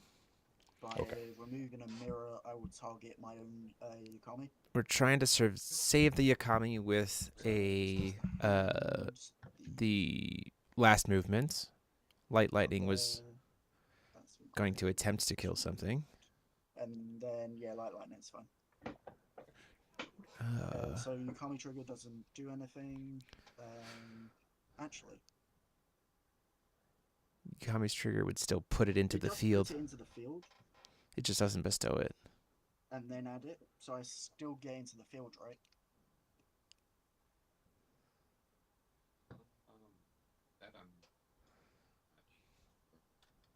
Do you want to? That is correct with the text of Yakami. Yakami reads Yakami reads specifically, search your deck for a water treasure item with bestow and put it into the field. Parenthesis comma, then add it to this card. Period. So you do as much as possible. Yeah. Okay. So I'll put Throne from Graveyard into play because it's not added. It will trigger and I get another rabbit. So we're doing a lot of K4 shenanigans here, Paul, as you are full and familiar with. Oh yes, Deep Draw Kaguya seems pretty good. It does make me think, because we're playing so many thrones, that we might be, I believe this might be playing like price to pay kind of stuff potentially as like a back pocket thing. I do not feel like we're playing K4 kimonos. Like we have kimonos, but I don't think we're going for the alt win con here. Might just be going for Resonate has Drain and Bane, right? Might be going for just, I mean, like you need like 6 kimonos added to a Yakami for her to be like 4,000 damage, right? Mm-hmm. So it's because six kimonos, each would be getting +6/+6, and she's then getting another +2 for each one of them. So she's getting 4,200 off of just 6 kimonos attached to her. Like, okay, then you're just dead. So. Yeah, interesting ratios that we have here. We're playing 2 Pictorial Scroll and 2 Throne, which I think is really fascinating. Just jumping into the game here. I've seen 1 and 1 from a lot of folks. What's that? But maybe Cameron's just trying to go for that advantage game. No untouchable or anything, right? So we're doing something with Stony King. I will tap Throne and a Kimono to make a green, which will make another rabbit because the Throne was Trying to do the God's Art of Stony King here. rested, and I'll try and lorite that. Gonna lorite the God's Art here.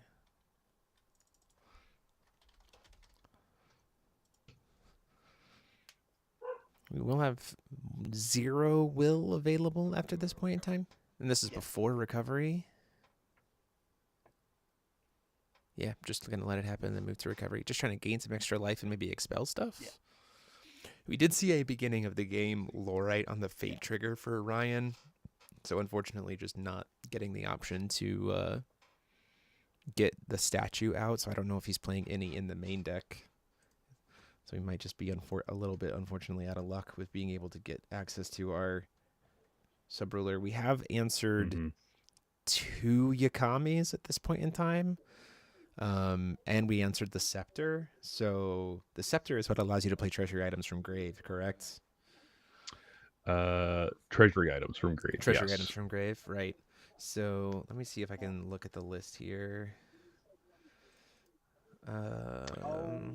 I'm willing to bet Ryan does not play a statue in the main board as well as the side. 200 attack. Giving Stony King less attack. I'll take 2. Gonna take 200. Drain 200. Now Cameron is playing multiple of the Scepter in deck.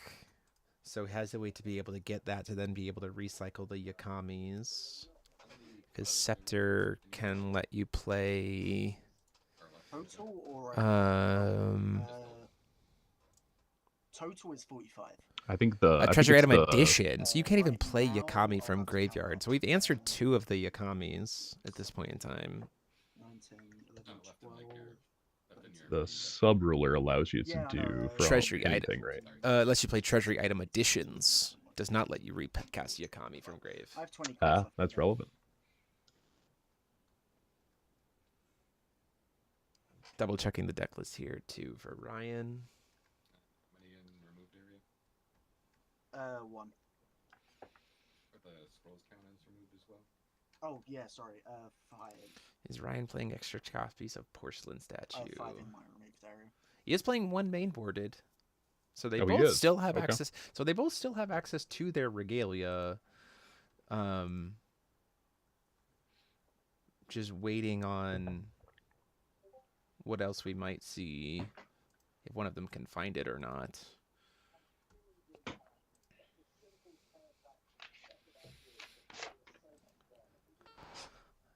Because if we can answer, because the interesting thing here is, like, you can answer all of the Yakamis, but we do have these tokens, and so the tokens can just get bigger for every kimono. Like, that is just 16. Like, eventually we can just attach all 4 of these and add plus 16 to a token. And then you just, die. We're paying 6 will? 5 will?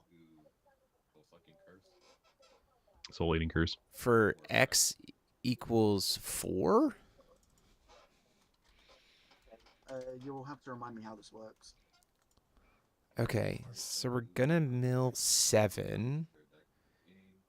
Okay, so 7. 1, 2, 3, 4, 5. And this is resolving. Okay. Reflected Blue Moon, Scepter, Kimono, Scepter, Scepter. So he's going to lose minimum, Light Line in. loses 8 base, and then loses 1 for every. I mean, I think this is lethal. I lose 14. No, it's X, so X is 4. Oh, yeah, so I lose 8. Plus the number of cards in the Counts RFG. 11.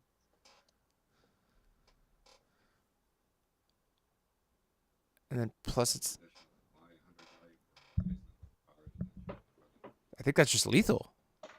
I think it actually is just enough by hard casting How many a. Donna Stones you got?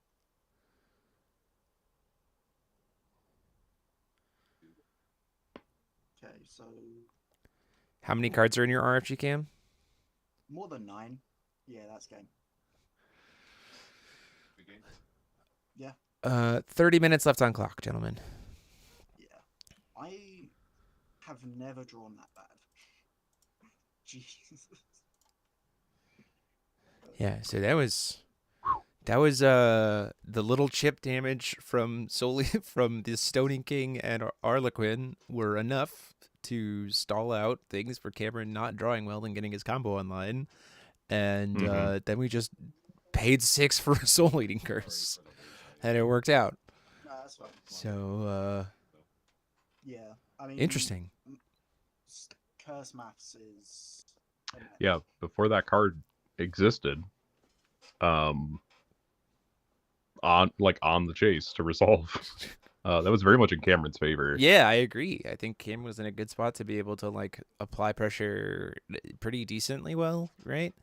I mean, the tokens themselves would have been representing 12 damage just from swinging. Life total, like we were in a position where if there was any bounce spells or more kimonos that came down, plus Kaguya being able to potentially bounce blockers out of the way, like, and we had a Yakami in hand, right, to be able to just go for that stuff. But this is why I almost wonder if, playing your kimono alt win con is just the way, right? Just going for it. Just going for it, because as far as I can tell, Mirror cannot interact with that in any way. So it would have to be like automatic trigger cancellation, or like somehow can't, like, if so. The problem with going for, so here's the inherent weakness of going for the alt win con is a single mirror on a cast kimono cuts you off from the entire combo, right? Because it expels the mirror, because it expels the kimono. I don't think you ever cast a kimono unless it's your first one. That's what I'm saying. Like, if the first kimono gets cast and then gets expelled, then get mirrored, yeah, then it's just like, that's fair. Okay, well, I can't do this anymore. Oh, I'm Sure. 4 in, 4 out. So does look like Val3 is Cam's choosing to go first, so we can get Scepter online. And in blue-black, I don't think there's really any way to stop Scepter from getting online. I suppose, yeah, we don't have any blue automatic cancel triggers, blue or black automatic cancel triggers for Fate Regalia. The closest we have is Keys' Call, which is resonators only. So this is gonna get to go in, which is interesting. Should be a pretty significantly different game now that we will have this online. Being able to play treasury items from graveyard, drawing extra cards, like producing will faster. First. There's a world where we've seen Kaguya. If we see like a quick cast, if we see, let me put it this way: if Ryan doesn't open a turn 1 Whitestone, and Cam has Yakami in hand and like a semi-decent addition start, we could just see Ryan die on turn 2 by Yakami getting so big. Mm-hmm. Right?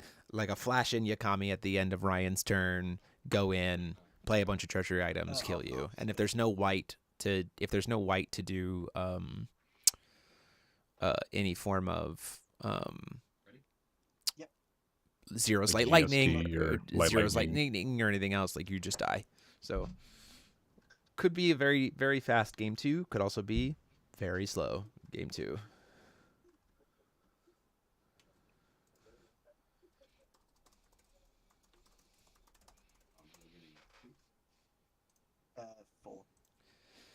So mulligans are back. Paul, just wait until you see this ruler breakdown, man. It's crazy. I saw it. Oh, it's crazy. It's wild. Very wild. One Hachisuka, by the way. I missed that. There was one Hachisuka added in there. One Hachisuka. Yeah. That is good to know. So not very much. And myself? Cool. Mm-hmm. You give me game triggers? Yeah, Fate. And they both get their regalia this time. Yeah. Because last game we had a Lorite to stop the Fate trigger, but then we saw an Arrival of the Conqueror rip Ready? the scepter out of the hand. So Tactical stone. Crystal Barrel is out. Okay. Digging with Kaguya here. We got a Fleeting Moon Jewel. Do we see that come down on turn 1? Just to try to get some more value? Nope, we're just going to pass. Fleeting Moon Jewel here. No white source. This is what I was talking about. No way to potentially interact to stop the Yakami. Yeah, whites are tertiary color, so. Oh, Cam doesn't have be the hard to Yakami find. there, though. We didn't see an end of turn Yakami cast. Ooh. Every turn it waits.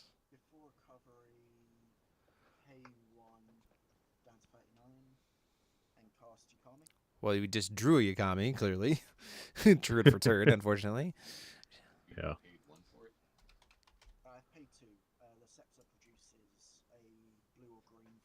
Why did... Yeah. So Yakami's out. Definitely signals to me that we have Mirror in hand, hearing what I just heard from Ryan. So we could see exactly what I was talking about play out as if we try to cast that first. That's the card with. Yeah, that's fine. Actually, never mind. Another Fleeting Moon Jewel. That first kimono, if it comes down, probably getting mirrored, just in general. But again, it does certainly feel like Cameron is not trying to go in for the kimono like lethal line. We're going to try to trigger Yakami, so first kimono. Mirror's going to get rid of the Fleeting Moon Jewel. We still get the Yakami trigger because we cast a treasury item spell. So we'll still get to draw a card off of both Yakami and Scepter. Why did you just expel Yakami? There we go. Okay. Yakami gets to go get a kimono and attach it. So we'll get to draw 2 cards here because it's the first time a treasury item enters, right? From Scepter. Probably going to see a Judgment of Kaguya this turn. Like, because if we weren't... Oh, never mind. Not getting a kimono. We're going straight into... Interesting. We're going into Throne of the Millennium. To go wide? Interesting. Well, so it is going to... So, like... So it's going to generate a token. And then... Because it enters and then is added, so you would still generate a bunny. Although if he misses that trigger, we're not gonna like jump in on there.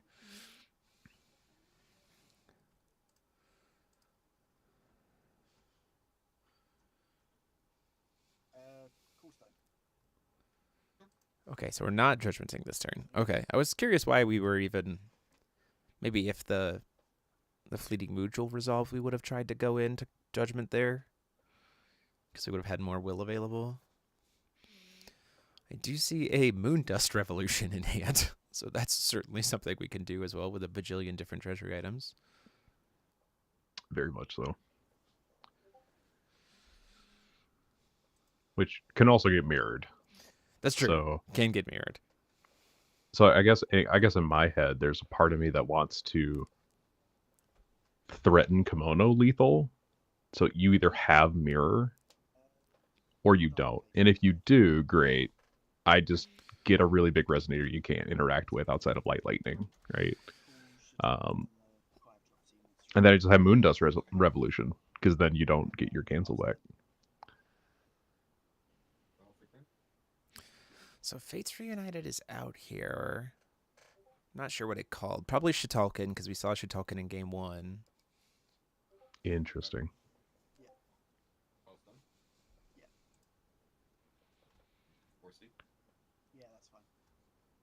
4C stone.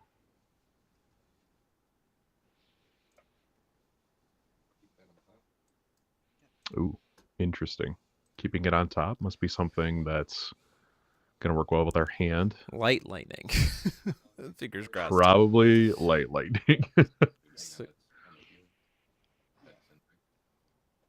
How many lightnings did we see game 1? we saw at least 2, I think.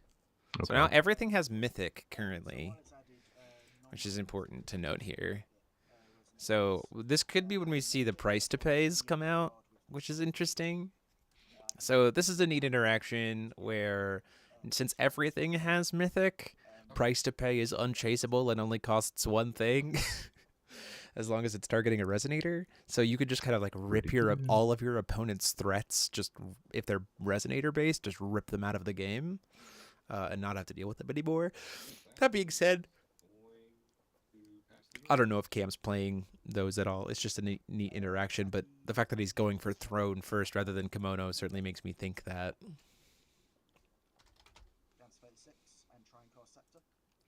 Scepter's going to lock us to both to one non-treasury item addition per turn, or non-addition spell per turn. We currently only have... That's going to trigger... That triggers... It'll trigger Yakami, Yakami. I believe.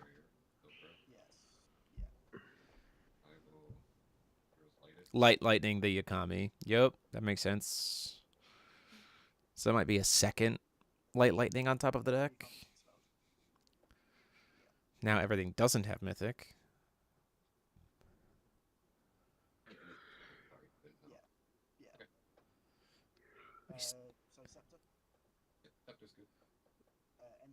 Well, we missed the trigger of Yakami.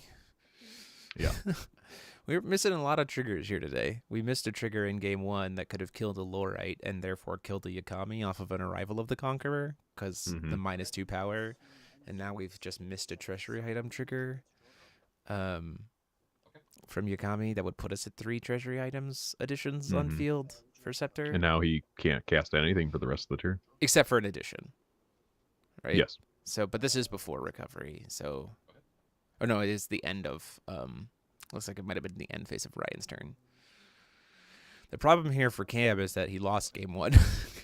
And he's eating up a lot of the clock. Unfortunately, not doing too much. Voyage.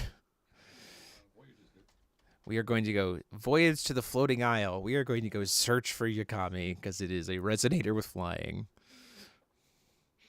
Didn't think we'd see that card today, did you, Paul? I don't even know what that card is. It is a 1-drop chant. Voyage to the Floating Isle. It is a 1-drop chant from back in Rhea Cluster. It was one of the Panda cards. It was search your deck for a resonator with flying, reveal it, and put it into your hand, then shuffle your deck. That is a card. So it is a way to get Yakami to hand. Problem is, we cannot play it this turn because we cannot play a non-addition spell. We've already played one.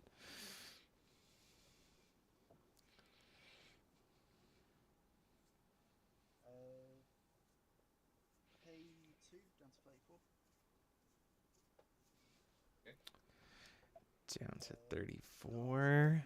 There's our kimono. Okay, so now we can play as many spells as we want. So we're good. Probably going to Judgment Kaguya at this point because we need the will. Yeah, there we go. Yeah. Kaguya is out and ready. Millennium Princess. That'll give us a rabbit token, which is really helpful. That will give us a rabbit token. We've got a body on field.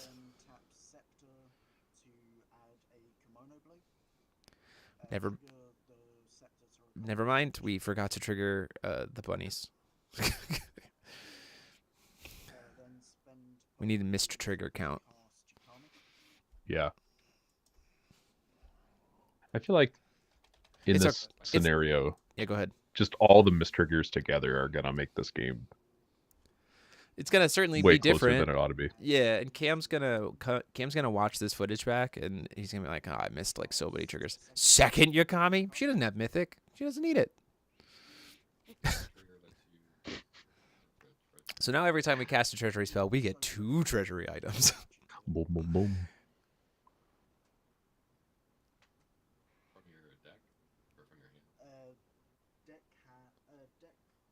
Deckhand or graveyard. We're doing all of this in main Main phase. phase. Yeah. This seems unoptimal to me. No, it's just been put into the field. Yeah, I don't know what's going on here.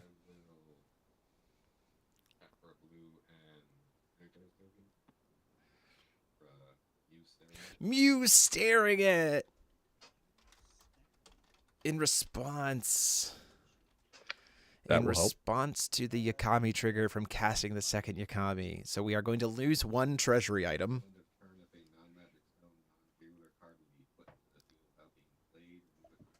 Yeah. So this is a good counterplay to tell Yakamis slow the F down for a turn, which is very interesting.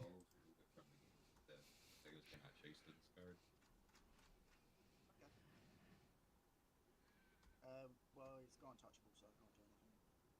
Right? Well, players can't trace to it, so yeah. Yeah, I can't do anything. Cool. Okay. So we just failed to find off of the first Yakami, right? Is it a May? Is Yakami a May? Let me. It's a mandatory. If you searched your deck, shuffle it. So Yeah, hand is hidden. Well, hand is hidden information. I guess you could not search your deck or like just proactively say fail to find. I'm not sure what the implication is there about if you had to shuffle your deck or not, but I'm not going to get it. I mean, it's just shuffling a deck at this point because he wasn't going to grab anything, so it's not that big of a deal.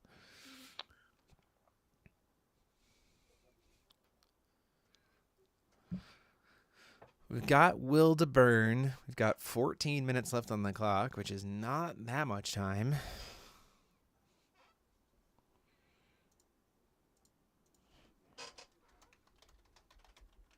And we are slowly losing life for our own things, which puts us in a position of like Soul Eating Curse again. We have access to one will at this point off of treasury items. Although we can use Yakami. You could rest the Yakami. You could rest the Yakami to trigger the enter abilities of the scepter to get another moon, to get another will. So like in a weird roundabout way, if we're playing a second moon, you could have 2 will available. Right? Yeah, I mean, you also just have 2 will available. Because the have... Yakamis are treasure items. Well, you have to rest 2 in order to produce a green. Yeah. So I'm saying you have 2 will. So why you have the Komodo and the oh, that's a regalia. Sorry, my bad. I was like, yeah, you only get one. You only get one will. I'm like, what are we doing? That's Fates Reunited. Yeah. Yeah. That's not going to be able to produce extra will. Unfortunate. Doesn't matter. We made it through to the next turn. Now we do have. There's a Muse staring at in the graveyard, so that's a problem. I imagine we might see some like bestow aggro just to try to push in some damage, maybe because we're maybe animating the Kaguya. No, we're calling stone. Never mind. I'm not animating Kaguya. Because she can become bigger, right? She can become a 15/15 if you have 5 treasury items.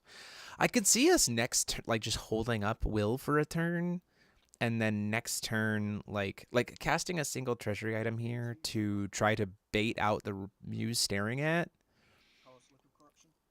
To try to bait out the Muse staring at, and then just pass, and then like in recovery next turn make her a 15/15, recover, bestow on the Yakamis that we have, and then go in, right? Because like that might just be enough for lethal. I also like this play because obviously we're seeing a Vacuous, so if we can yeet that Vacuous out of the game, that's really good. The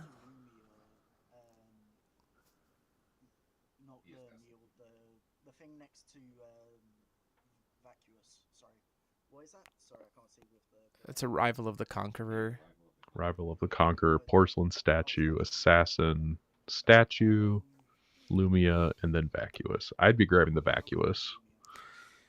because then I ensure my safety of all my kimonos. We grabbed the Lumia. That Okay. is also a valid target. Interesting. That is a valid target. Makes a token. Are we triggering Bunny because we remember? Nope. Trigger both Yakamis. And Muse Staring At is not being cast here, even though it has a Remnant in Graveyard.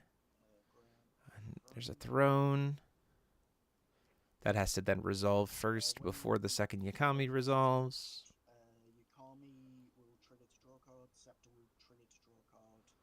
This is all before the second Yakami triggers. So, like,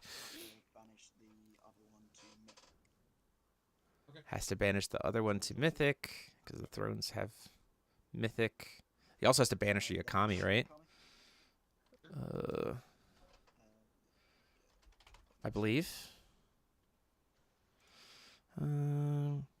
Oh, non-rabbit, non-were-rabbit, and entity sharing a name with this card game Mythic. So Yakami doesn't get Mythic, because she's a were-rabbit.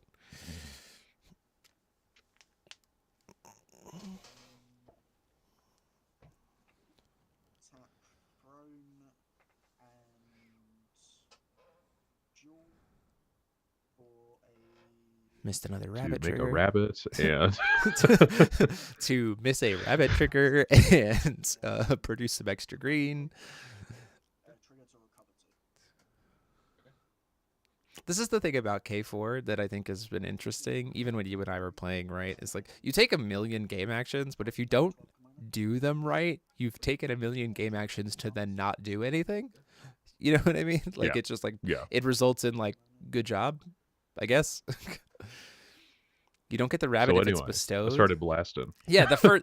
Well, the thing is, Echo. The thing is, it goes into the field and then attaches, so it should see its enter effect because it didn't have that text on it when it came into the field. It doesn't come into the field bestowed. It enters the field, then adds it to it, so it should still have the enter effect. I would think. I mean, maybe you guys have more experience with me on an empty throne here, right? Because it says. Yeah, pretty sure you still get rabbits. It has an enter or when this card becomes rested, and it has that text as long as it's not added to a card and it's put into the field, then added. So the enter would still be triggered because it would have that text before it gets added. Well, Echo, you get one rabbit, and that's it. When the Yakami brings in throne. So many thrones. When the Kami brings in the throne, it would generate a token, I believe. He just doesn't. So we'd know actually that. have. Okay. We'd actually have three or four rabbit tokens at this point. So many rabbits. We're just cycling these thrones, and I'm not really sure what we're cycling the thrones for here. I mean, we're drawing a million cards. I mean, I'd be cycling thrones to make rabbit tokens. Yeah, but then they have to. Yeah, I'm just in this position of like, again, like I said, the whole world of this is like his aren't his kimonos all mythic as well? No, entities sharing a name with this card. Okay. So kimonos aren't mythic underneath throne. Thrones, what throne gives mythic to is always very strange to me.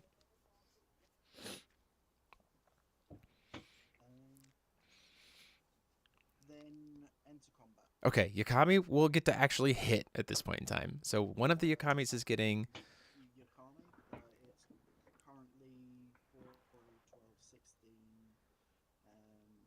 It's getting plus 26, plus 28 attack. Is currently plus 31 attack, plus 16 defense. No, sorry. Yeah, Echo, we can't tell anything. We can't tell them about mistriggers. Yeah. And this would be advantageous. Yeah, we specifically on stream are not allowed to interrupt for missed triggers, misadvantageous triggers. So if he's missing them, that's on him for missing him. Really, it's on both of them. So it's 31 total, right? Because it's 16. plus another 20. Yeah, so it's 31. Takes him out of 4. He has an extra kimono. He could have just added it It's true. for game. He could have just added that. You for could have game. just added the maybe we wanted the will for it for something. Oh, he wants the moon dust. That's Moon why. dust for the last 4, I guess. I mean, sure, if you want to just style on him a bit. I don't. Yeah, that's a little BME, but if there's a mirror in hand, you lose. I mean, I don't know. Oh, okay. Never mind. There was no mirror in hand. 5 minutes and 15 seconds left on clock, gentlemen. This is gonna be a draw. This is gonna be a draw. Ba-ba-ba-ba. It's okay.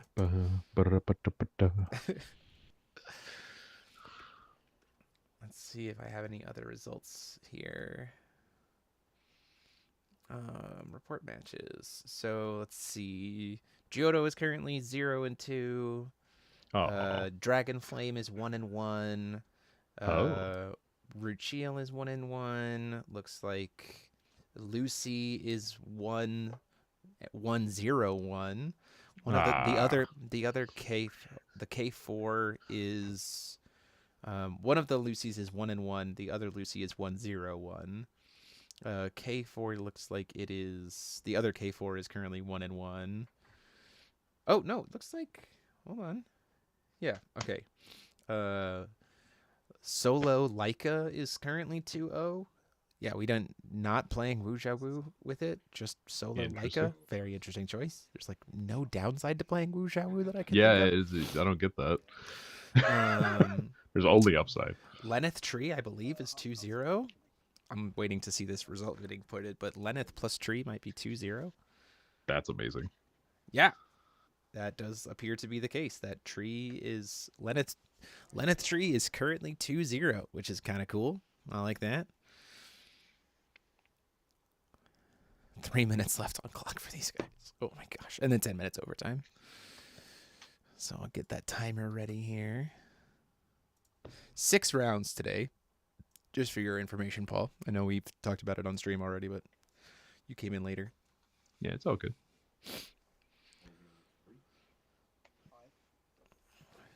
Order Gnarly is 2-0 right now. Or Order Gnarly might be 1-1. Let me double check.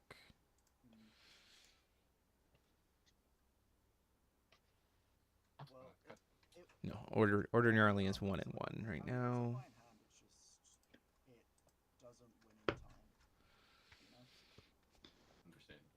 Abdul Alice looks like it might be 1-1.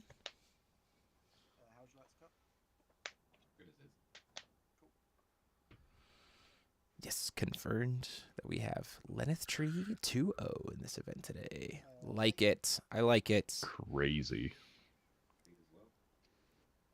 We have the Lorite for the Fate Trigger again. Oof, rough. Cameron's going to need to be a little bit faster. Cameron's definitely in a position where, based on the Yakame opening, like you can just close the game quickly, right? So it'll be interesting to see. We're just not going to have a ton of time. Does look like Alice Abdul is currently 1-1.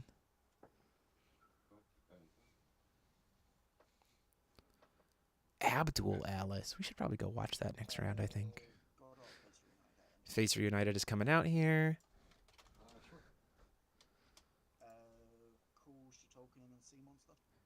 Okay, we're calling Skiptis and Shitulkin. We haven't seen a Skiptis yet, but we're being cautious. Interesting. Oh, good. We're looking for extra cards.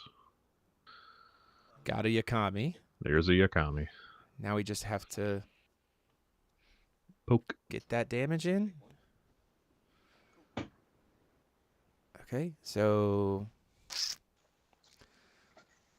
based on the 10-minute timer clock, Cameron, if he passes turn here, like now, is in a position where we could see him have 2 turns in time to be able to pressure with Yakami. Otherwise, he might just only have 1 turn to like try to do Yakami stuff, which is like really rough. Spirit of the Mirage Ruins before recovery will certainly be a potential problem to deal with Yakabi stuff.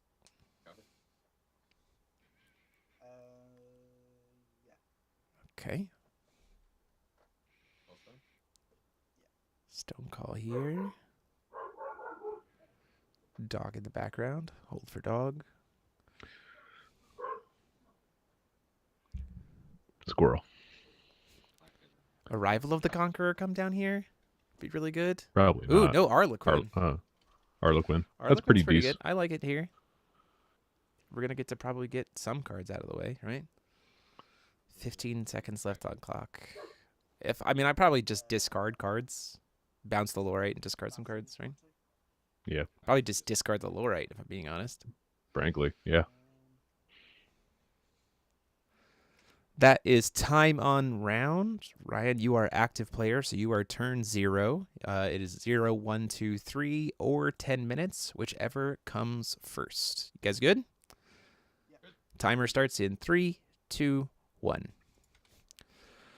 Okay, 10 minutes of overtime. Cam's going to get 2 turns potentially, which means he's going to get 1 turn to be able to actually swing with the Yakami. Oh, we have the Light Lightning for the Cursed Spirit. That's a great start. It's essentially going to come down to calls. Like if, okay, so hear me out. This is very stupid. But if Cameron hits another Emerald Tablet, that is a draw for the match. Okay, Moonshade. Okay, cool. We just needed green. We're good to go. But like the only pathway for Ryan at this, or for Cameron at this point, is exclusively play Yakami at end of turn, go in, try to make 1,000,000 swings, right? Yeah. D'Angelo, you absolutely should join in on the Cam events. We're gonna have one over. We're gonna have one in the Ruler School server in September for our circuit kit. Once that gets here, so you should definitely go participate in that one. Earn some Force of Will prize wall points. It's gonna be good times. Yakami at end of turn. Yeah, that's the only out, right? It has to be Yakami, and if Ryan has a Light Lightning, that's just a draw, right? Because Ryan now at this point in time is playing to draw, right? So this is Cameron's last turn. He has 8 minutes to combo off. So if there's a Muse staring it or a Light Lightning, this match is a draw. Otherwise, Cameron has a chance to try to like combo off here, right? We definitely have a treasury item in hand. I saw a Scepter. Yeah, we have Scepter, which second Yakami. This will certainly help. Because we can get kimonos on the second Yakami that can't attack, but then tap to bestow it to the Yakami that can, right? Or it'll also just help us get will production wise, because we're probably going to Judgment Kaguya here, so we'll have more treasury items to be able to tap to produce more will to kind of cycle off. The question is, in 7 minutes. Can we get to 6 kimonos attached to this Yakami? Because that's how many you need for lethal. Sequence it right? Yes. He does have a last movement in hand. Get a Judgment Kaguya. And you have a Scepter. Second Scepter. You can't bestow them if they're bestowed already. Okay, yeah. But it's mostly just to use the Yakami to produce extra will, right? Mm-hmm. It has to be Judgment here. You just keep adding Throne to the other one to keep drawing cards. That's fair. Yeah, you certainly Judgment here. We got the extra draw. Because like at this point in time, if you have a kimono in hand, even Mirror doesn't stop you, right? Because like you're still gonna get 2 Yakami triggers, which is then gonna refund you the will for whatever you were playing that got mirrored. So like. Because you can use Yakami and the kimono we already have to produce will. So it's a matter of, is the hand at a point where we can get enough bestowed things? We need a grand total of 6 kimonos for lethal. because 5 kimonos is 25 plus another. Oh no, you just need 5 at this point. It's exactly 4,000 damage at that point. So Kage is up.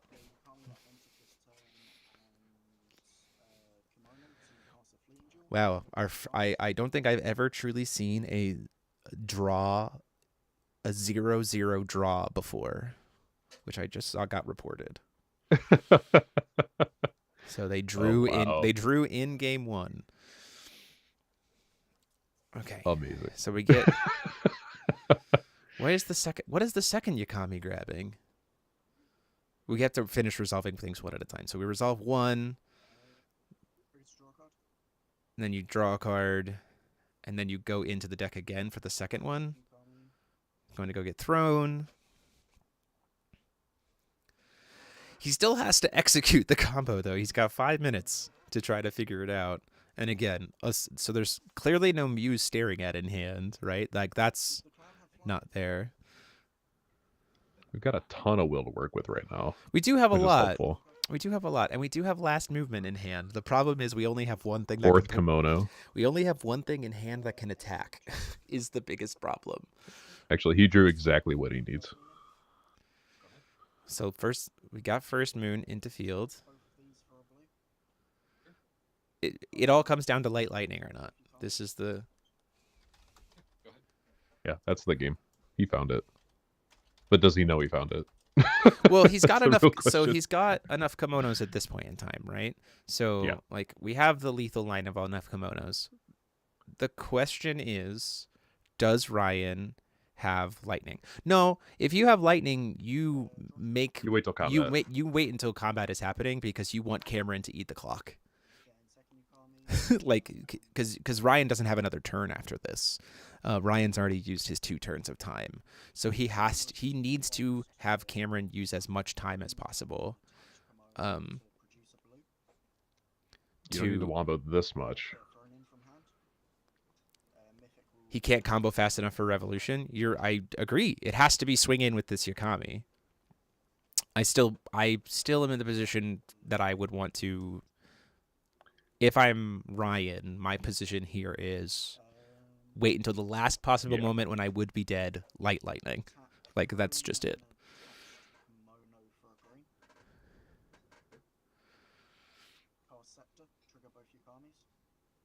There's number 4, and now we have the 5th one. There's light lightning coming down. Oh, no. Okay. New plan to stop the scepter. I think that's fine. It Still still get- got played, so you still see triggers. Yeah, you still get the triggers. So you call me triggers? Yep. Get the kimono from graveyard and attach it. Draw trigger. Then the throne from graveyard. Sack this to mythic. Draw trigger of Yukami. Second rabbit token that won't get made. so many tokens that should So have been many made. lost rabbits. So many lost rabbits. Attach it to this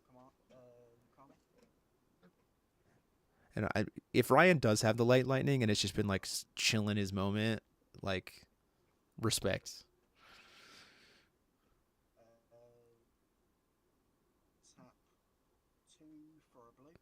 Why are we doing anything more? We've got 5 kimonos attached. Angel. Trigger both. Cameron, this is what I'm saying is like tunnel vision. Yeah. If this is light lightning, that's the game. Mirror on that. That doesn't. Okay. Got 2 points of interaction left. Is one of them a light lightning? We're wasting more time. We're using up more time here. Like, I'm on the edge of my seat. Just like, Draw a card. just swing? Just Try and enter combat. swing. There we go. Okay. Combat is entered. Yukami attack for 41 in the air. Light lightning? Good game. Okay. Good game. There was no light lightning. Okay. Thanks, guys. Yep, thanks. Cheers. Go ahead and report. Yep.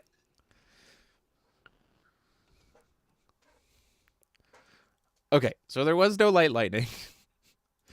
That was like the only thing that was going to possibly save the match for it being a draw at that point in time. Because like I said, that was exactly what I talked about in game 2 of like K4 can just like kill you. Like if it only needs 5 kimonos and then you die, right? So not particularly surprised there.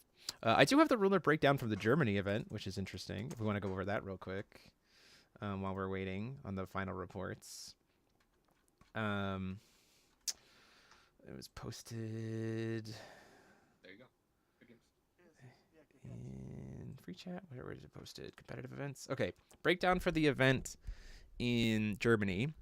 1 Milest Moodstart, 1 Umir, 1 Yokoshima, 1 Alice Faultgold, 1 Alice Little Red, 1 Electra, 1 Hyde, 1 Lehen, 1 Alice Grimm, 1 Fossil Girl, or Killua, 1 Red Aristella, 1 Priscia the Beastmaster, 1 Undine, 1 Robomeda, 1 Makoto Cloth Corpse, so Misung, 1 Alice Tales of Creation, 1 Snow White Crimson Girl, 1 Order Cog, 2 Lucy, 2 Gil Lapis, 3 Ruchiel, 3 Luminaries, Mars and Mercurius, 3 Zeros, 3 Groosmooge, 3 Leikas, and 3 Hachisukas.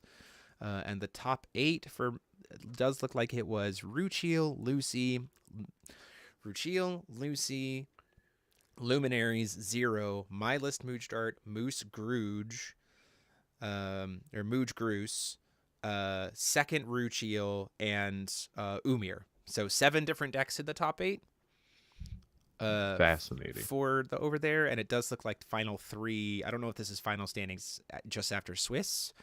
So I don't know if this is final standings post, but first, second, and third seed were Ruchiel, Lucy, and Luminaries. My girl got there, and I don't know if that was final standings after Top Cut or whatever, but that was the interesting breakdown there. So pretty cool spread. Very cool. Over the there. fact that Lucy is actually starting to like really get into top cuts now is very encouraging. She's got it, man. I mean, she's got the stuff. So what is this list? Zero versus Tree, Zero versus Sam Rosario versus Alberto. It's Zero. Books versus let's take table 1.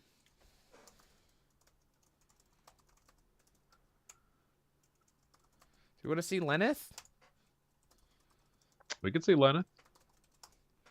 I'm down for Lenneth versus. I'm down for that matchup. I think that'll be fun. Yeah.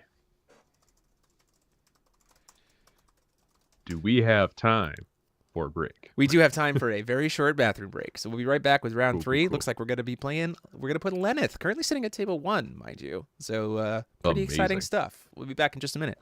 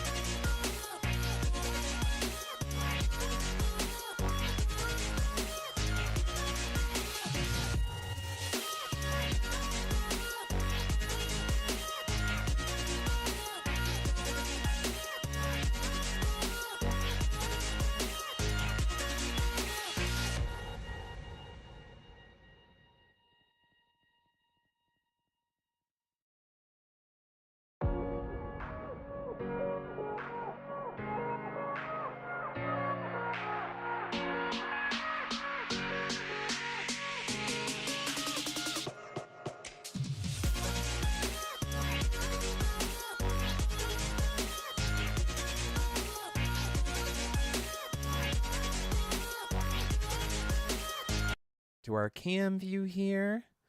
Welcome to round 3. You guys have 60 minutes on the round. You may begin. And we're off to the races. Zero on the left, going second, versus Kevin on the right, sitting at table 1, Lenneth Tree going first. Already off to a good start, making 0 be on the draw. It's a good spot to be in. Prisia Stone, paying 3. Kevin Spencer brings spice. Good old Geektopia Island. This man likes what he likes. It's good to see him. Always good to see Kevin play some cool decks. He's always bringing some spice, and it's cool to see him sitting at top table. So going into round 3. So I'm guessing we are not going to see I take no damage big spell. probably not. I will say though that like Lenneth does have a lot of unchaseable board wipes. Which is, I mean, Lenneth's Rage, or Starry Rage, right? Yeah. Starry Rage could end up being, like, pretty huge. You can destroy everything. So, like, imagine destroying every white thing that Akroma puts out, right? Because a lot of the stuff that he's going to put out is going to be white. So, just like, Starry Rage, gone, bye. This can't be canceled. Like, oh, okay. So overcommitment here could really backfire a lot here. Are we going to see a turn 1 apple? I don't know if we're going to see turn 1 apple come down. He's just going to pass. We're just going to pass. I think that's smart. I do think that, like, if you can't immediately judgment the apple in this particular matchup, you could be in a bad time because of just the potential for it to be gone. And also, Lenneth still just gets to filter. Like, every turn, Lenneth gets to filter.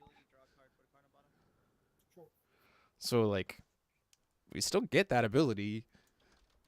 You know, like, still get to sculpt the hand pretty well. I'm always in this position of, like, there's always a position where Kevin always brings really fancy stuff. And so it's just a matter of, do we get the chance to see Kevin do fancy things on stream? Which is always exciting. I do like this playmat that Akroma is using. It's like 0 and 4, or is that 0 and character from Genshin Impact? I think Tank. I think that's. Yeah, I have no idea. That's Lunar Deployment Tank. I think that's Mona from Genshin Impact. Now that I'm paying, silver, you know, also big hat witch.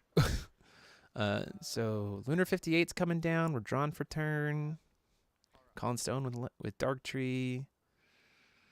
We gotta start revealing Crownstone. Because clearly something's coming down off of this Crownstone. Double green, looks like. Guardian Dragon. Oh boy, we ramping. Oldie but a goodie. Has barrier though, which could be a problem because we're giving him lightning stuff, but like I think that's fine. We still get the enter effects, which is funny. This is okay. How much money are we putting on the fact that both of these players might have all 10 stones by the end of this first game? That's helpful. Ooh, Sphinx. That seems really in good. response to the Lenneth effects.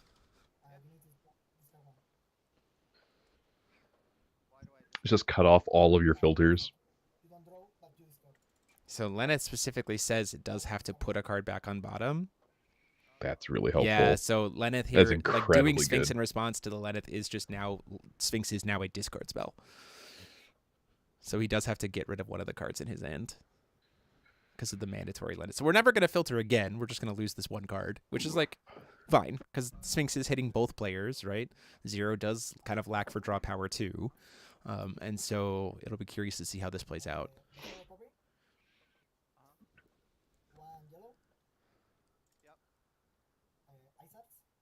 Ice Shards coming down before recovery. Interesting.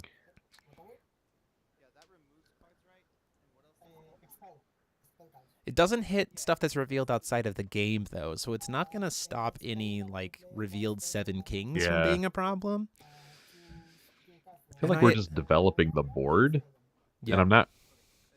Is this before his recovery? This is before recovery. We're using we're using Tank to at least get something out. Because you can't use Tank to draw cards now because Sphinx is in graveyard.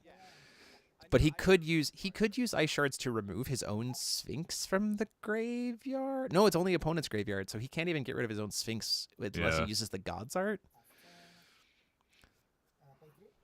1, 2, 3. Awakening Magic Stone, very helpful. Yeah, for sure. So we're playing at least a little bit of, maybe a little bit of red From tech what I've seen in of the here. list, it does think I do think that maybe we are seeing. So Apple's gonna come down here Now we play Garden. if there's a garden in hand.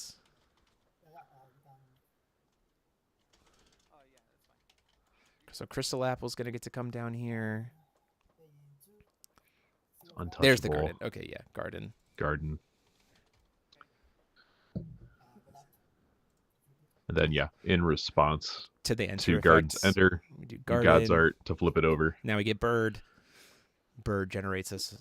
We get bird. Bird puts out a grants us a stone. Like again, both players gonna be rampant. Oh boy, we rampant.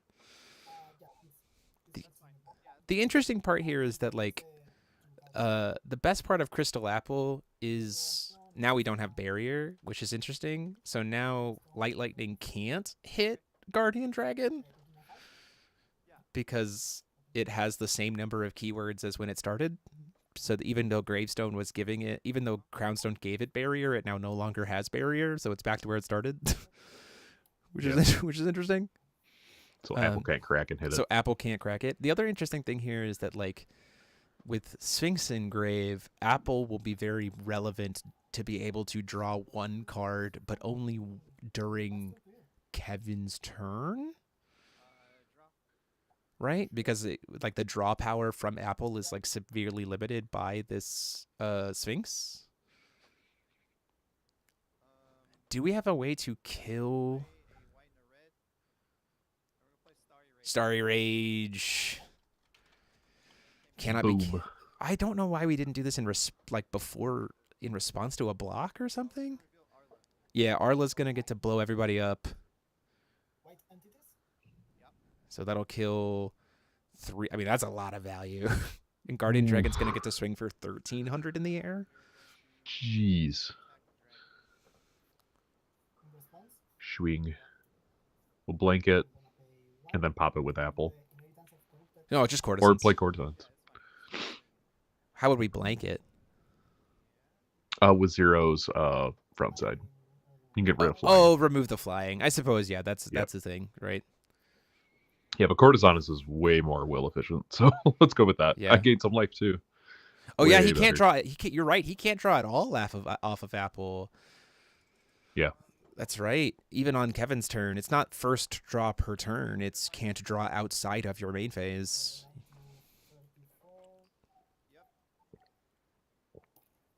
Paying another 2 for those. What are those? For those who trusted us. We are oathing it Okay. up. I kind of really like this. Interesting. We're oathing it up in Lenneth. This is what I'm talking about. The spice, right?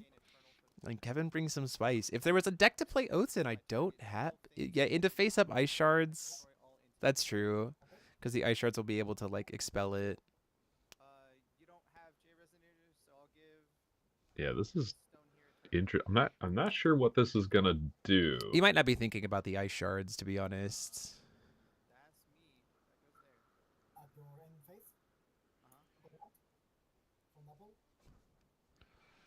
So we're going to proactively God's Art Apple to get ourselves a secret garden. Which will then grab us another familiar and ramp us another stone.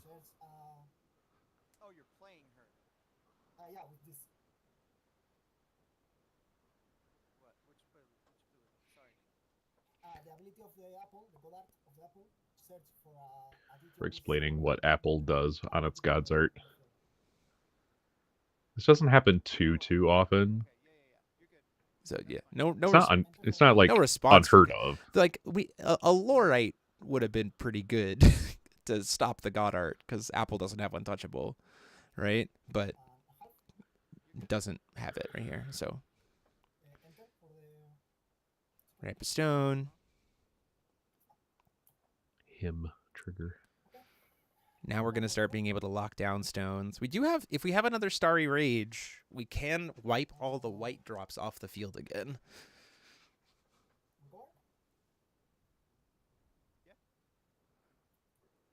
Remove it to recovery. So Ice Shards did not hit the Oath. We didn't take the advantage of that opportunity. Paying 3 life. Are we going to see 0 flip here, you think? Just to start the beatdown? Maybe. It's pretty safe. Yeah. We have so much will. It's very safe. That being said, if you flip 0, I think Starry Rage still hits you, doesn't it? Yeah. Starry Rage would get to hit everything. Can lightning the... Gonna yeet the burb. Because it does have a form of barrier. He didn't have the will to do Starry Rage at that point in time, I don't believe. Yeah, we're flipping 0. It's a free judgment of 0 because of the stones.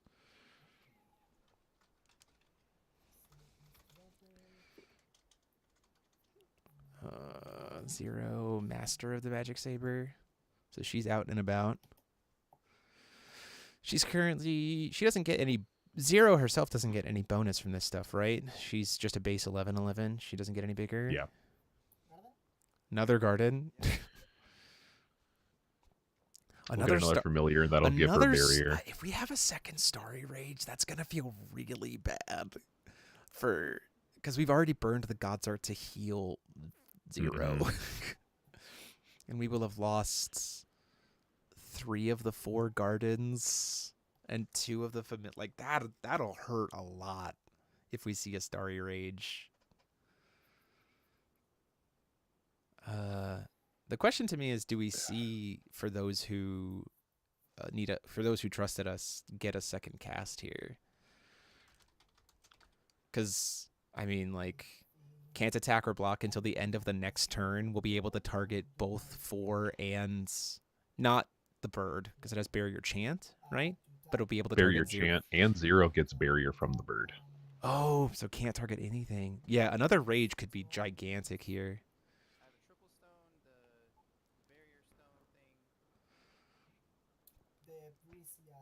Starry Rage would be gross. Yeah. Because we have access to Faria, so we have another white.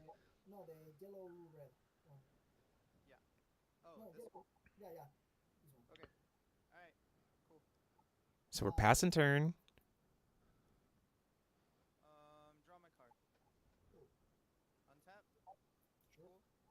Yeah, it's Oath safer than trigger? normal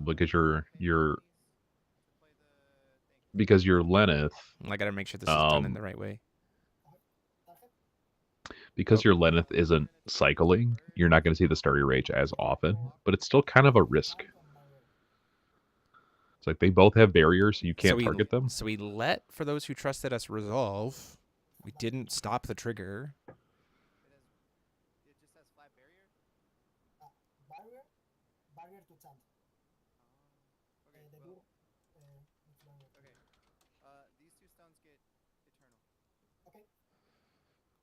So we didn't stop the Oath from even being cast there? Interesting. We could have used Ice Shards in response to the trigger to RFG to expel it, right?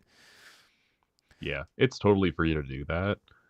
It also, like, I think there's also a logic in the sense that I develop my board to make your Oath useless, so even though you're casting it, I don't care until turn 12. That's or not... the 12th cast, right?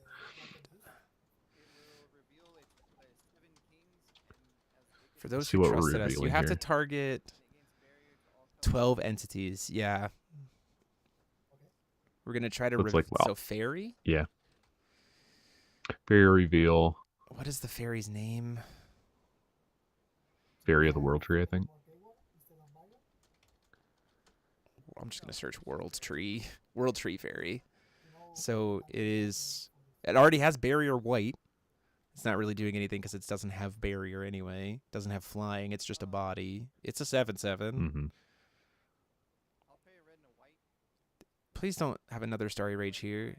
Oh, we're playing Lenneth. I'm playing the Regalia. Okay. Oh, wrong Lenneth. It is Caduceus, right? No. I forget what the name of it. Oh, shoot. What is the name of the Regalia from Lenneth? I forget the Regalia. Shoot. He gains 1,000 life, though. It's on the tip of my tongue.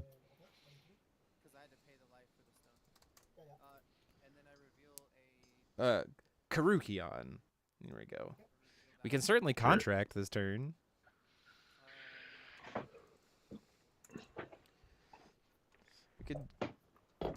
We could contract into Lenneth. I don't know what that does for us.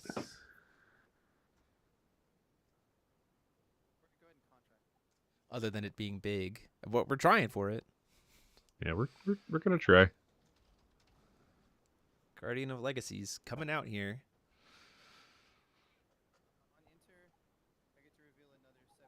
So she's a 16/16. It's not nothing. But we're spending a whole bunch of will. I mean, Fairy's now at 11/11.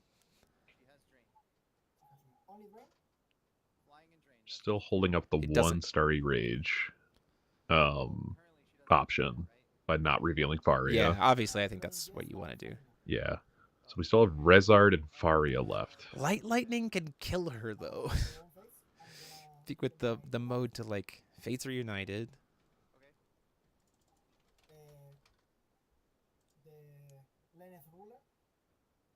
Okay, so the Lenneth Ruler, but that doesn't stop you from doing the God's Art here. Ice Shard kills her? Ice Shard doesn't kill her. These are revealed outside the game. Fates Reunited kills her.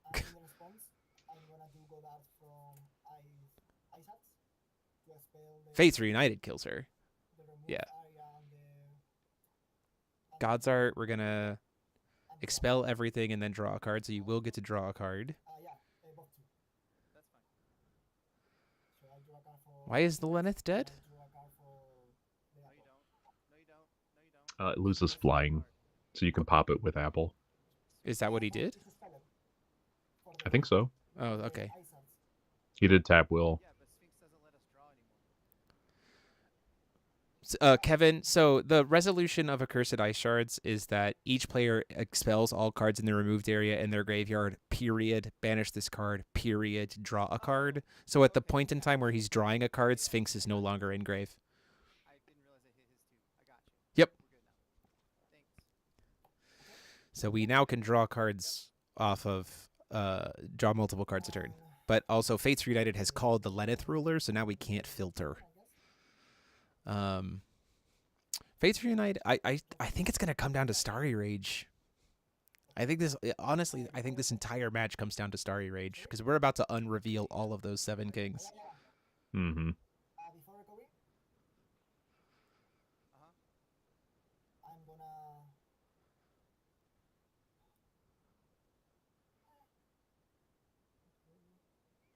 Maybe not.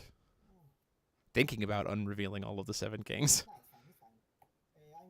I mean, in upkeep. We're not. Yeah, I know that's what I'm saying. Like, why are we not just doing it? But it seems like we're not.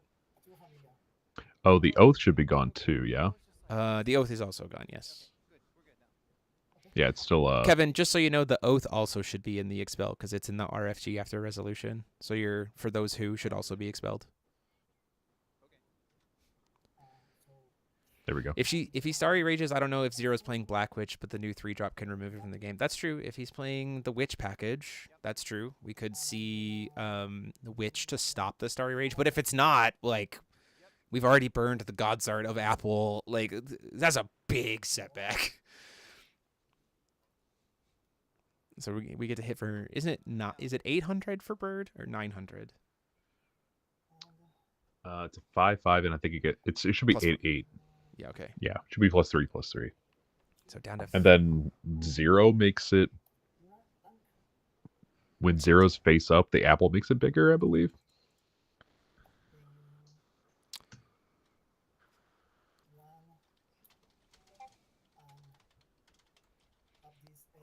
Crystal Apple gains +3/+3.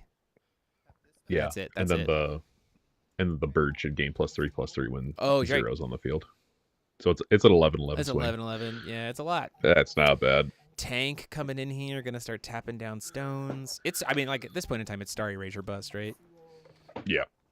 Uh, What's interesting is the zero list is not running any form of interaction it's outside of just like Light. hard removal. like light lightnings. Okay.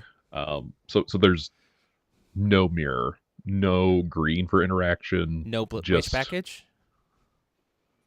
Which package would be the only interaction? Is it in there? So you can grab two. If you could grab Doesn't red look blue like witch. doesn't look like it's playing it though. So if it's not Yeah. not playing it, then there is no interaction. So a Starry Rage just clears this entire board. Yeah. Which is gross. Because it's quick cast. So like you like have no way to stop it, and it just everything dies. You lose so much. Playing 3? Shiva? Are we hardcasting Shiva here? That feels gross. Because we didn't remove it in time? Okay, we got to cast this?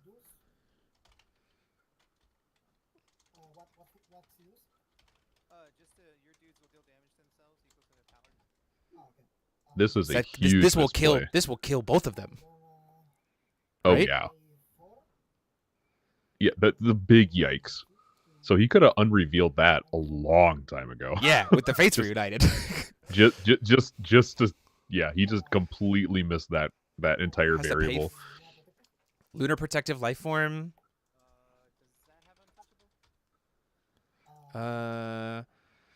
Non-battle damage that we dealt to you. Okay, so that'll be by sources you don't control, but how does Shiva read?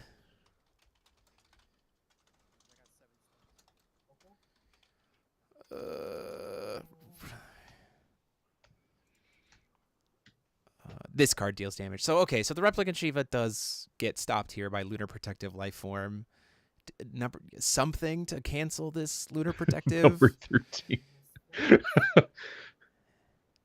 And then number 13 comes in with the chair. He has 7 stones. Could just be a free. He number does have 13. 7 stones. Flashing Smile. He just played it. So that'll kill everything. Oh, he did play it. Okay, so did he? So he stopped the Lunar Protective. Okay, so we're still gonna lose. Damage is still dealt, right?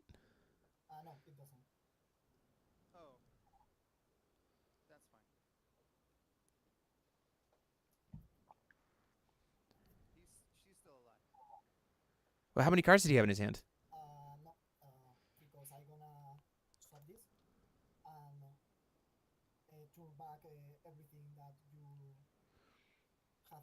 Wait, hold on. How many cards in here?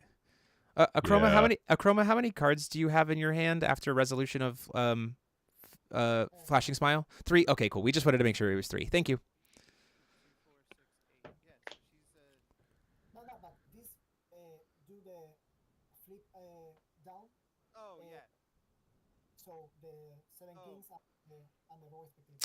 Shiva's not there to deal damage anymore, so I don't think she's actually there to deal the damage to his stuff. So because the source Replicant Shiva isn't on field anymore to be able to deal the damage, I believe they just get to survive.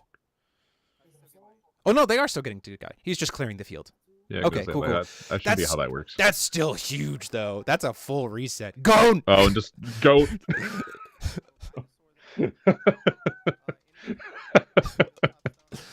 There's so many jump scares in this match. I mean, he doesn't have Eternal, so that's not great. So like, yeah, So, Gon like, is not good in this matchup. Gon is going to die almost immediately, but like,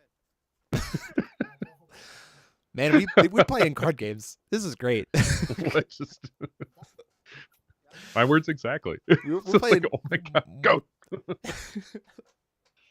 And we still have Starry Rage in the back pocket. But like, getting rid of the 0, getting rid of the bird here. There's only 1 garden left in the deck, so we're gonna run out of birds at some point. We still have access to. I mean, if he's playing 4s, right? That's still a source of potential damage, right? Oh yeah, Courtesans you're is- playing at least 3, I would think. I would imagine at least 3. So there is some ways, but like again, Starry Rage is a card. Like this is kind of nuts.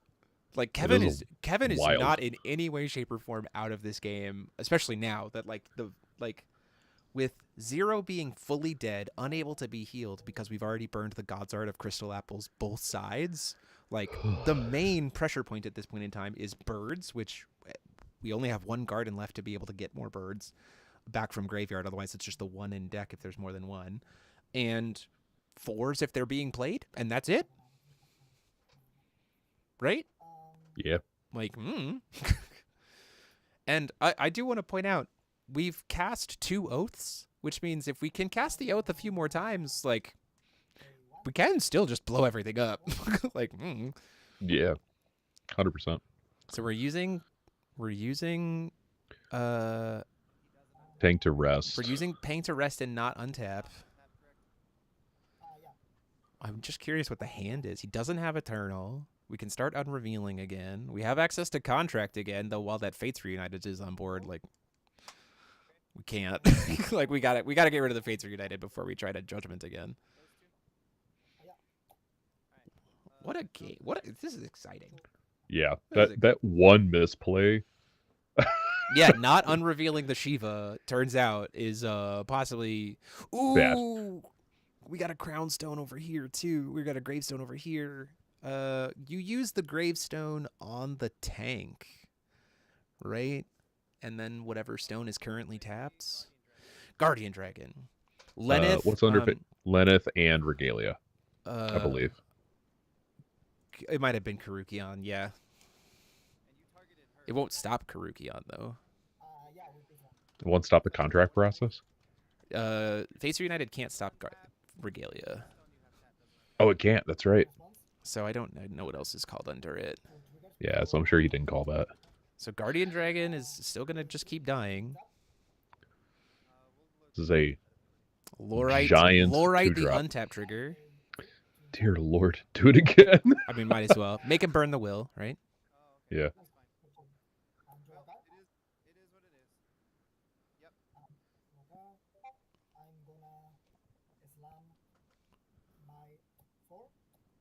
There's 4. 4 is out. The Uber 4. Young Master. Hey, just for our sake, guys, what are the 2 cards called from Fates Reunited? I know it's the Lenneth Ruler, but what else? Lenneth and the Phoenix World Tree. Phoenix. Okay, perfect. Thank you. Okay. Phoenix of the World Tree was the other card that was called. Which That's makes a sense, good call, too. because it would be good against 4, specifically. Because you can just burn it for 6. I pay 2 to do the effect to destroy the dragon. We're killing the dragon, because we could remove its flying. And draw a card. Starry Rage would be so good right now. Yeah, I agree. And I'm gonna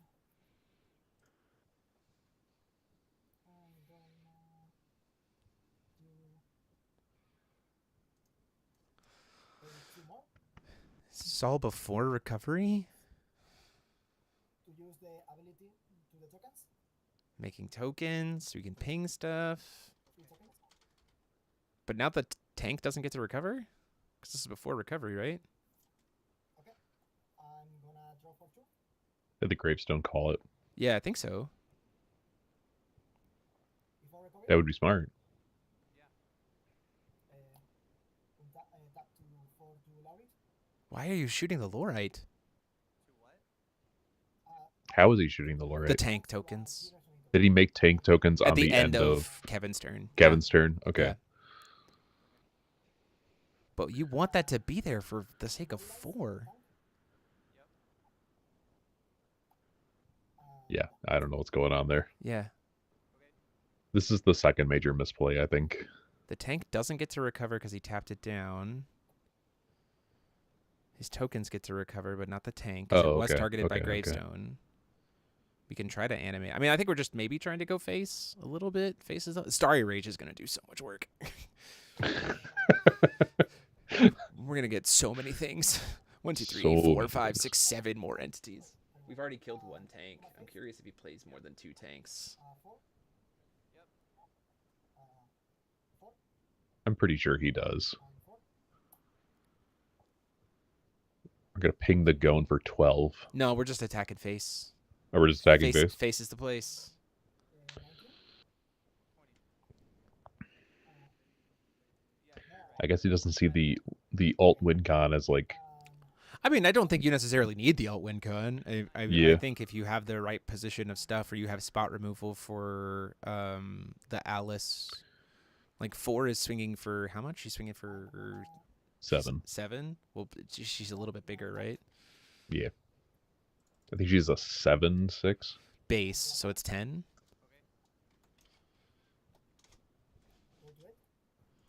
I don't think she gets the buff unless you have the 0J ruler. I don't think so. So she's base 7. Crystal Apple is gonna give her. Yeah, she gets +3/+3. So she's 10. Oh, okay. Okay. And then he just swung for 8. Tree is triggered. It's not. It's a replacement. It's not a trigger.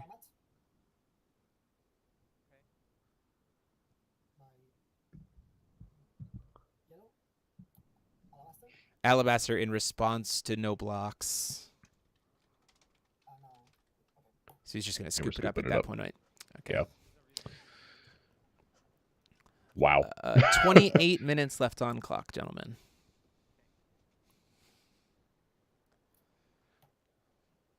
Okay. Very interesting. Starry Rage put in some work. All he needs to do is recover tank twice. Yeah. Yeah.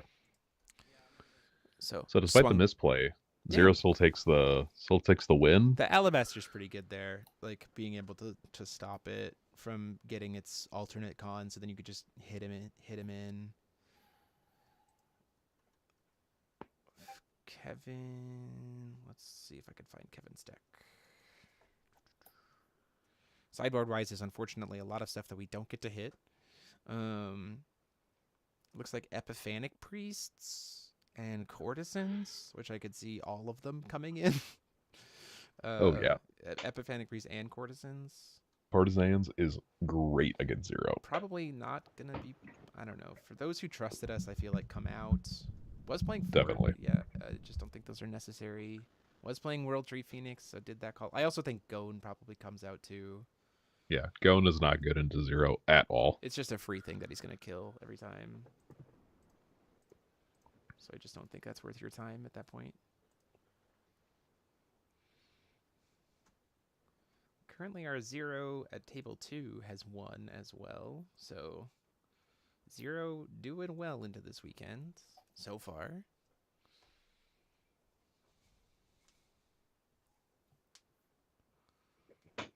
Curious what the red is about.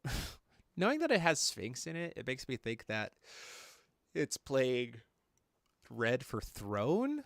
Like if it's used, because we didn't see a single red card get cast there. So like the Awakened Magic Stone of the Earth is primarily there to make your Judgment from Zero free.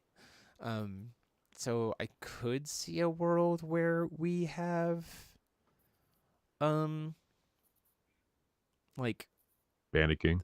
Bandit Call of the Bandit King as a way to be like, well, Sphinx is in graveyard, right? Yeah. So Hellfires would be backup lightnings. Please discard 2, like essentially. Well, no, you don't run Hellfires at all. So, yeah, I don't know.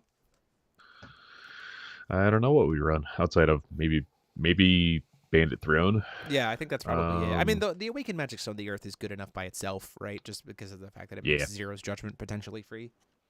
100%. At the essentially the text of that card is pay 6 life, make Judgment free. Like, yeah, okay, that's not a bad spot to be in. Having to play that much time under Sphinx was real rough. The problem with Tree is, unfortunately, there's just not you lose 7 of your sideboard slots if you're playing all 7 kings, right? So I imagine, and we know that 2 of the slots are Rogue and Spectator, and those just didn't get revealed. Those just didn't get unrevealed. If we had seen another Starry Rage, we would have been fine. We just, unfortunately, the Fates reunited calling Lenneth, and then the Sphinx as well being active as long as it was real unfortunate.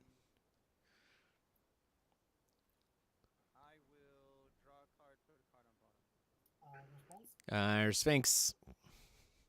No, no response, sorry. Never mind, you didn't have it.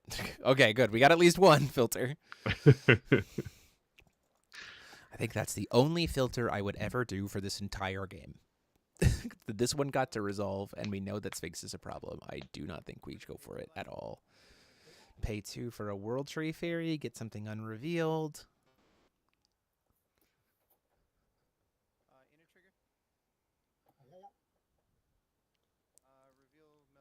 Melgus is coming out. World Tree Fairy. Awaken Magic Stone the Earth, paying 3. Let's see. Do we play Apple now? I don't know, maybe not. No, I don't think you play it. Unless you have Garden in hand, I don't think you play it. Well, yeah, because that's the other problem too, is that like if you play Garden, if you play it here, and then you go next turn play Garden, and then try to do the God's Art, you just like in response to that cast Starry Rage, blow everything up, right? Hmm. We doing Guardian Dragon again? It's pretty good if he does. Oh, just playing Gone. Okay. Other Guardian Dragon. Guardian Dragon, mini Guardian Dragon. Get to reveal the stone with the stone type. We have a stone type. We get to go set up our next stone here. Probably going to be Gravestone, I think. Although we'd only be at 4 stone types, so maybe not. You have to reveal what stone you're grabbing.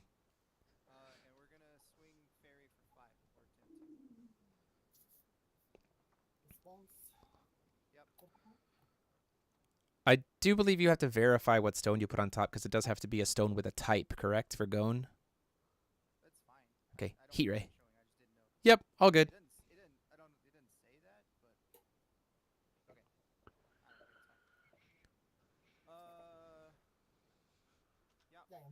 Courtesans is going to Courtesans pop.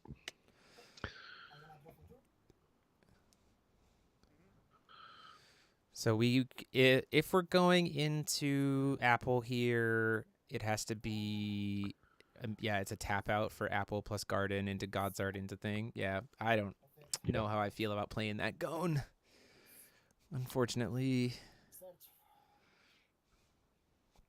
I mean, it certainly telegraphs that, hey, I don't have it. Well, and hits a Gravestone off the top. So now we just get to really start good. locking stuff down. This is... We can just kill the Gone anytime at this point in time. Mm-hmm.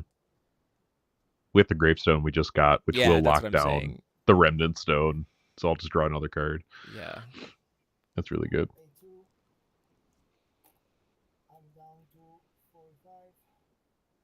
Kill the Gone.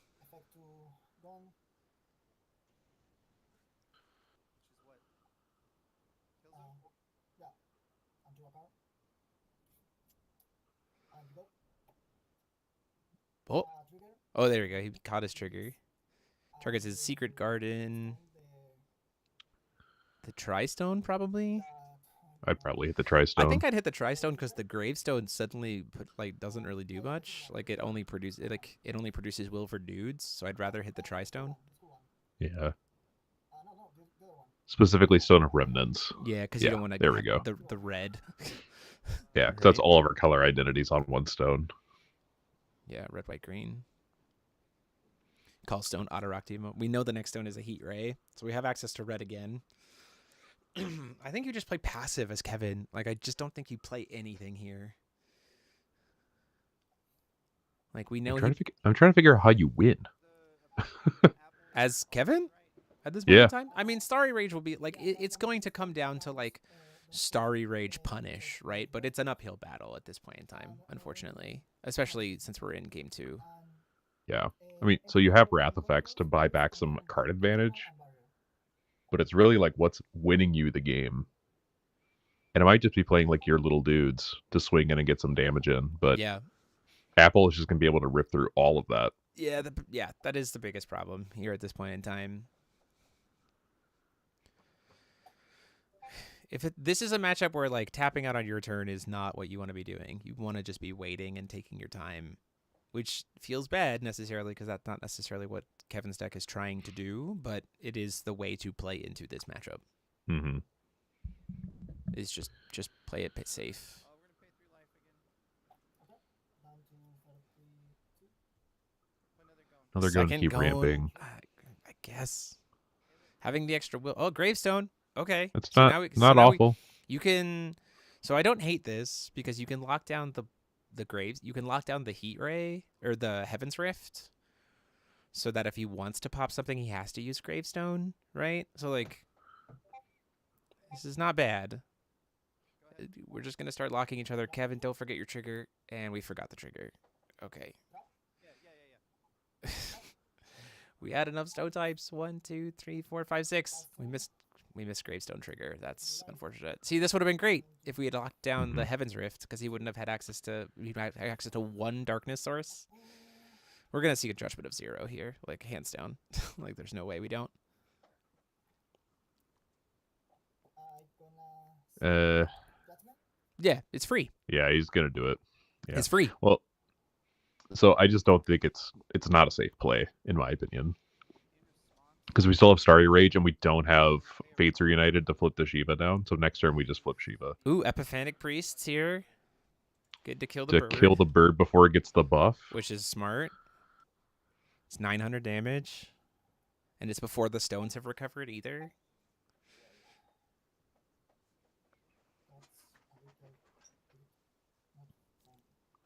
So this is pretty good. So bird is gone. That's good. Trigger. Free judgment for 0. Paying 1. Black. And 1 white. 1 black to destroy. 1 yellow to black. I'm doing the Goddard. The set- Oh, he's For doing the popping god. No, he's doing the Goddard of Apple That to go get another bird. feels This is, sure. again, it's just walking into a Starry Rage, man. Like, I mean, he's also just walking right into Shiva again. yeah, for sure. Because he doesn't have So I'm Fates not really Reunited. sure why we're doing this. Other than like before you draw Fates Reunited, put it into the field, call stuff, flip things face down. I don't really. It certainly is the thing that we're trying to do, it would seem. Yeah. It just feels very aggressive Yeah, to I get agree. hard punished. And again, we can't heal the 0 because we just Yeah, once the 0 is dead, it's just dead at this point, right? yeah. I'm gonna use. I mean, all that being said, he's gonna stay in control of the game, just purely because of Apple. Oh, Apple's going to do a lot of work. The Gon is dead. Get to draw more cards. Do we see Fates Reunited or not? Like, With 1 yellow, I'm gonna do Icicle. Ice Shards here. Okay, so we've got the setup to mess with 3, 4, 5, 6, to 7. Trigger end of turn. Head Ray Stone. the Remnant Stone. Yeah. Okay, Heat Ray Stone is being tapped permanently. Force him to have to pay life if he wants to get colors other than greed out of it. Take away the permanent the free red source. I think that's fine. No Fates Reunited. Clearly, Shiva's gonna get cast here. Full casts. Or a star. Please don't cast Starry Rage. Quick cast. Non-quick cast. Okay, we're gonna do we're going to do a Starry Rage that could be quick cast, and we're going to proactively do it. Why? Why are we not using this card quick cast? Why are we doing this card proactively?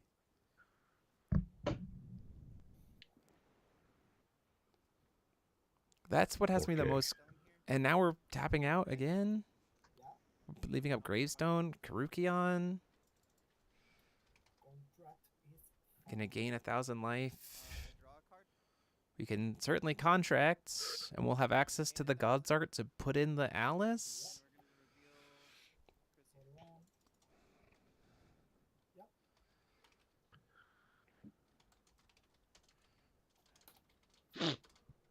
Yeah, what's the rush here? Yeah, what for both of them? To be perfectly honest, both of them are. I'm gonna pay 4 to make a 4. Okay, we're Quick putting in cast in 4. 4, ramp of stone. That's stone. Yeah.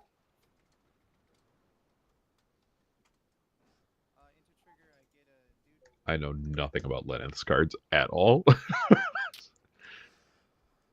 I mean, she's a 16/16. We'll be able to make it so 4 can't recover during the recovery phase. Ice Shards is there. Why are we Godsarding? He gets 7 Blade of the Seven Lands Avatar X and Alice into the field. It's okay. It's okay. Oh, wait. Okay.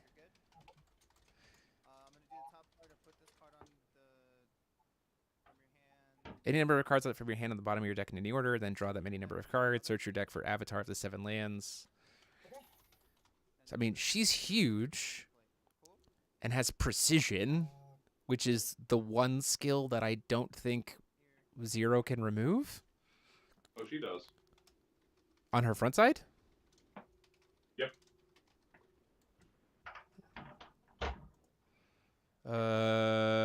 First strike. Yep, correct. So this, but then again, she does target. So that's going to be hard to remove because Blade of the Seven Lands will make it has to be canceled unless she pays 2.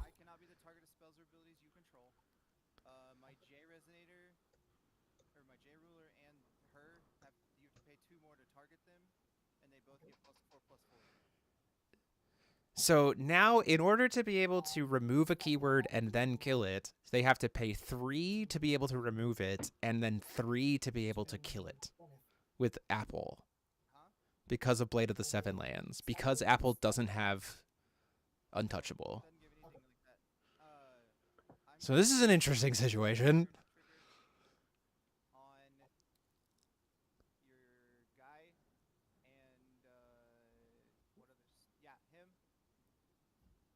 Yeah, and if we just the heat didn't ray aggro in our Zero, we actually could have been in a better spot. All right, what did you miss? What you missed was both players doing things during their main phase. Raymond to get +2/+2 in Eternal at the end of the turn. Draw a card. Is he doesn't No, draw a he card, draws a does card when he leaves, and this was brought in at the end step, so now it's just going to recover. So like it costs us 6 will to kill anything here, and we're only going to be at 5 of 6 available will. So if we want to kill anything, playing Courtesans. So this will help a lot. Yeah, that'll get rid of the Blade of the Seven Lands. Oh, ton. So now we can start killing stuff. Now we pop the Alice.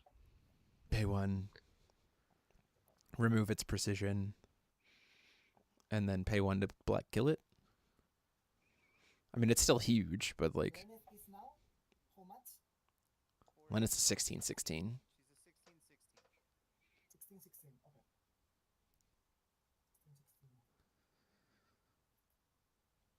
Okay. What an interesting match.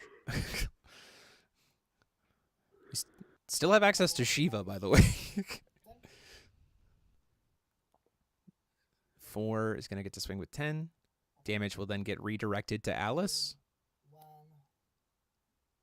and untap Raymond to do awakening of Troll Lightning. Wait, what? How do you awaken Zero's Light Lightning with a human entity you control with Magic Saber in its name? Wait, hold on. What?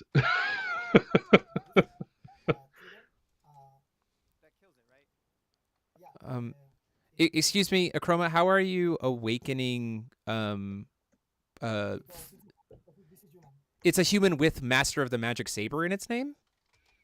No, it's only it's Master of Magic Saber or humans. It specifically says awakening rest a human entity you control with Magic Saber in its name for the awakening cost. You cannot use Raymond to awaken Zero's Light Lightning. Oh, yeah, you're right. Sorry. So, yeah, not awaken. Okay. Okay, just making sure we're in the same space because you. Yeah, thank you. We do not get to use Raymond to buy back magic from Zero's Light Lightning. Yeah.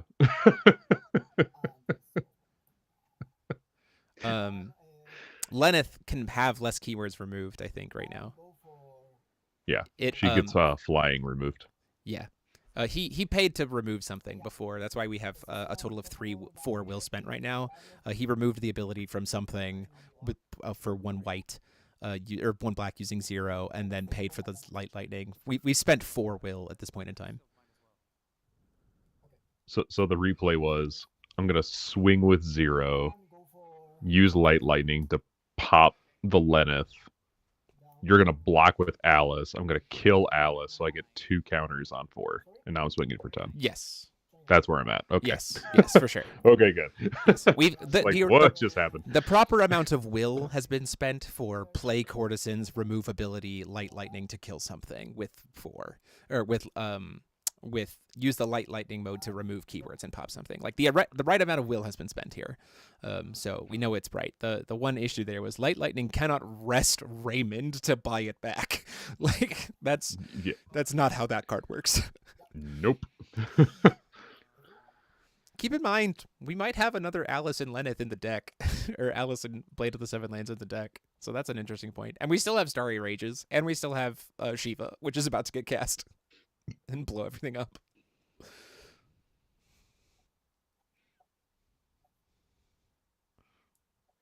I think play Shiva, hold Starry Rage would be a perfectly fine position to be here, right? 100%. Especially with no Fates Reunited. Don't solarize it. Well, actually, solarizing might be the best, although you walk into possible alabasters. He picked up his hand very fast.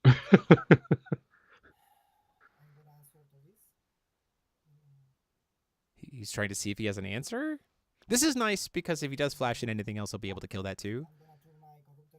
He's going to try to bring his courtesans back to hands. He has to put a non-magic card from the RFG in the bottom of the deck. So because he was able to remove a card from the game earlier, it goes back to the bottom of deck, and then he gets the courtesans back at least. But he does get to get rid of the 4. Me too.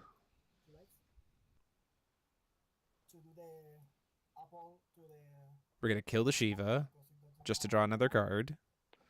I think it's fine. I don't think you care about that at all. The Shiva's done its job, and you got to solarize it, so that's even better. Mm-hmm.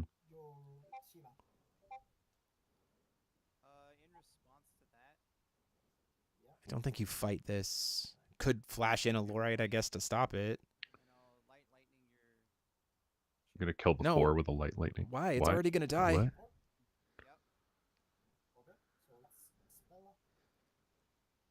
It's already was going to die. Okay. Things are happening in this game. Cards are, in fact, happening. Plays are occurring. Mana is being played. Ooh, okay. Interesting. King's So Hopeful free. Gleam. King's Hopeful Gleam. Draw 2, +8/+8, and tokens. Draw 2 until end of turn, and he gets the avatar token into the field. Okay, we have a token with no keywords, mind you. It is just a keyword. It is just a big lad. Very helpful. We're paying helpful. more will here. We're playing a Guardian Dragon. Okay. Durgan is Guardian Dragon of the big. Kingdom is very large and can be killed immediately. Well, it can be killed by removing its flying and then killing it immediately. We have a Sphinx in hand. We know that much.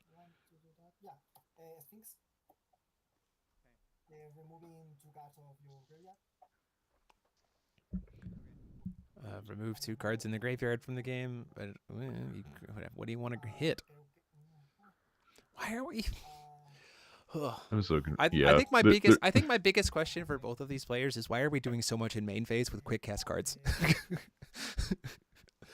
Yeah. Like, why are we doing? Why are we doing so much in general? Yeah, just Why are we doing it at weird times? It's okay. We're not there. We're not there. It's all good. We're just along for the ride here on the stream table. Get that 10-10 with no keywords. You got it. Hard to light lightning something that has no keywords. Just don't swing with it so he can do courtesans on it. Yeah, the one that he has in his hand that we know about.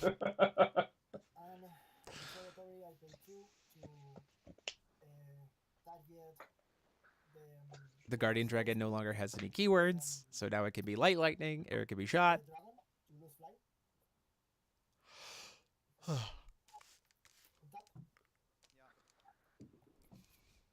Recover. We have missed Gravestone trigger literally every single time on Kevin's side. Yeah, this is unfortunately for Kevin, this is just a Chroma's win at this point in time. He has no way to be able to push through 3,800 damage in 4 minutes. Only 2 cards in hand, too. Yeah, it's rough. Ooh. Especially because of the Sphinx and Grave.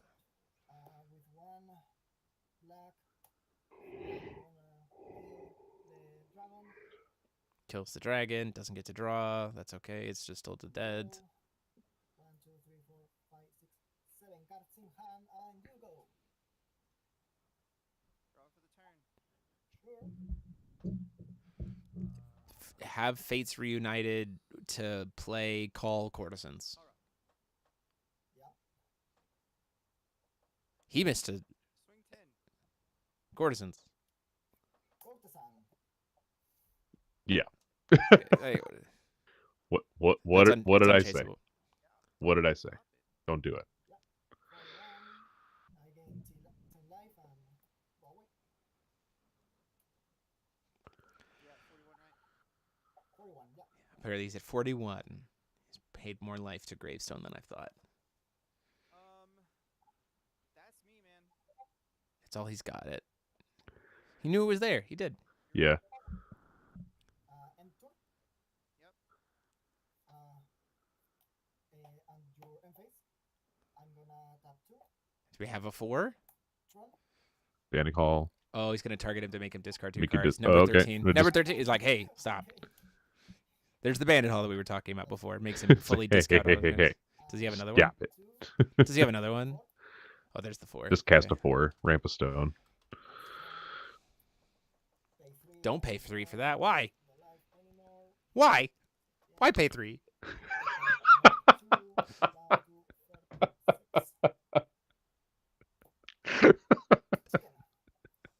Why Well- pay 3? Okay. Okay, 10 stones. We saw it. 10 stones. Yay. 10 stones. Plus 1, plus 1 to 4. Yeah, there's a lot of silliness How is he happening. putting a +1/+1 counter on 4? 4. The ability. Oh, that's right. Zero herself can give it +4 +1/+1. Just buff, yeah. Okay. Yeah. Got you. Recovery? Yep. Zero like, the well, 6 Sage of Light can just buff it by +1/+1. Just fire breathe the board. Swing. It's only one. Yeah, fire breathe one thing. Okay, we're going to try to kill this turn. We have enough pumps. We'll Starry Rage! real white. Even if Bird wasn't instant with Garden, you might be correct. It's dead anyway because of Starry Rage. So you might be right. I will remind him after this game. I'm checking it right now. I'm pulling it up on screen. Yeah, only Garden is what gives it quick cast. So I will point that out here when we're done. I don't need it. Yeah, control. Okay. Choosing not to pay for the Precious Stone as it comes into play. Yeah, I'm chilling here. Go ahead. Godart ability to draw 1. Gonna make it so they can both draw here. Oh, exile everything, right?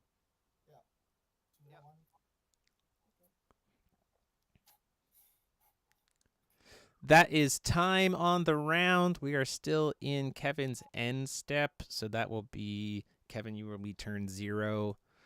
10 minutes on the clock, or 3 turns, whichever comes first. 10 minutes starts in 3, 2, 1. Now. Has another ice shards. Expel my ice shards to draw and free up myself to be able to draw more cards, and then play another ice shards. Cool. It doesn't really matter. We haven't been playing right the whole game anywho. Yeah, I mean, there's an element of that. And there's Fates Reunited. Okay, cool. Scoop it up. At that point in time, there's just, I mean, there's no Memory of Worlds on the cast of, oh, it's the God's Art of Fates Reunited. It's the God's Art. You can't do that. Yes.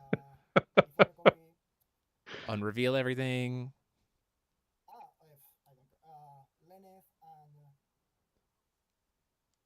Phoenix? World's Tree Phoenix? Lenneth and World's Tree Phoenix just call the same things? Too few Starry Rages and some weird plays from both players is the epitome of what we have seen here. Unfortunately.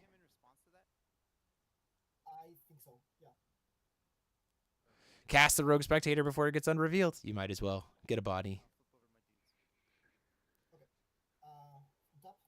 Get that 8-pack. Hey.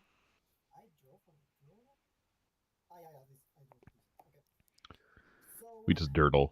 I mean, yeah. He do. If you're the 0 player, you're just like, I am on defense. Well, the problem is Kevin has 1 turn left. He just passed his turn. Like this is Kevin's last turn, and he's under life and 1 game behind. Like there's no reason for Akroma to do anything other than that. Yeah.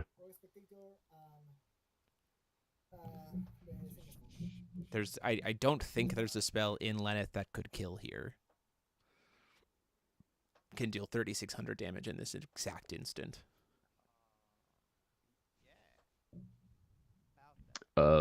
Empathetic demise. Inferno. Burn for an Inferno combo of some kind, even though Inferno is hard banned. Pump Rogue by 32. If we had a way to, pump Rogue 32. Listen, what if? Well, we could pump him 20. 4 rapid growths. Well, if we had 4 more King's Hopeless Dreams, we could give him plus 32 and swing in for 4,000. This is true. Good games, guys. Thank you so much. Go ahead and report, and we'll catch you on the flip side.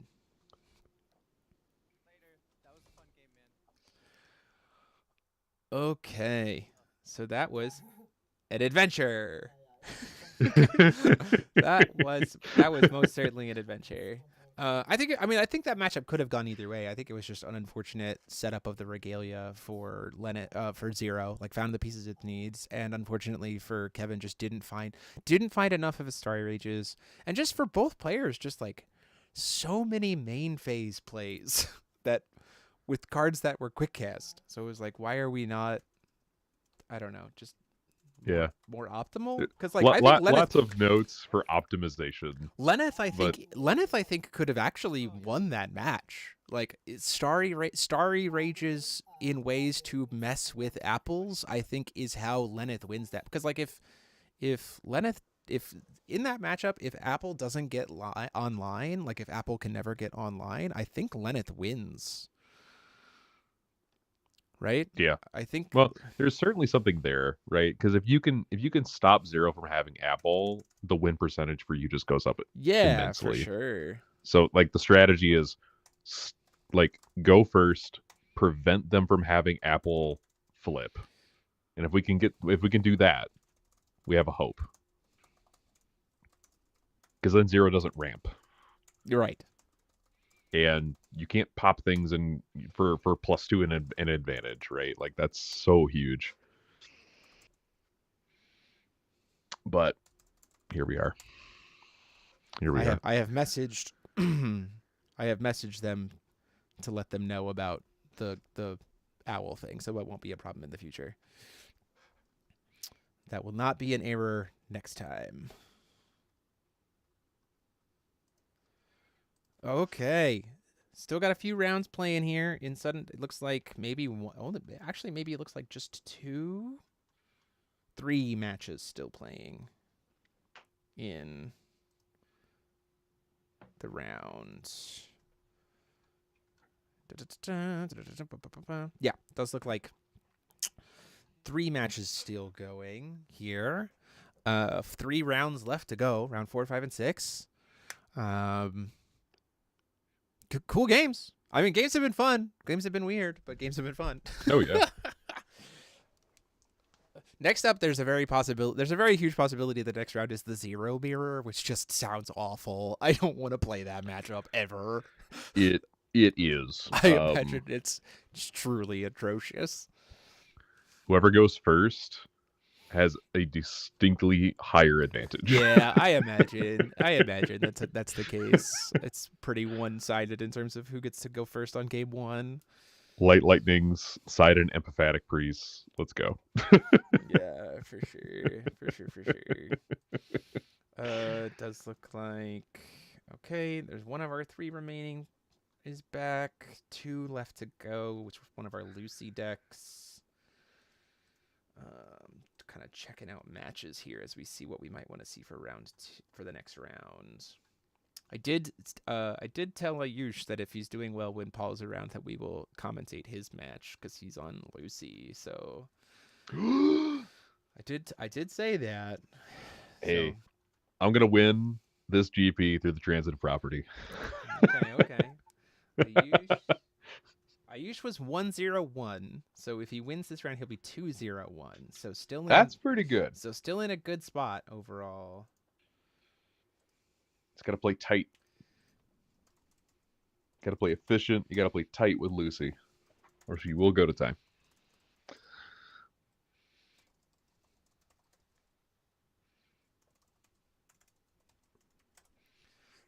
Let's see. I'm just waiting to find the match reporting there to see if he wins or not.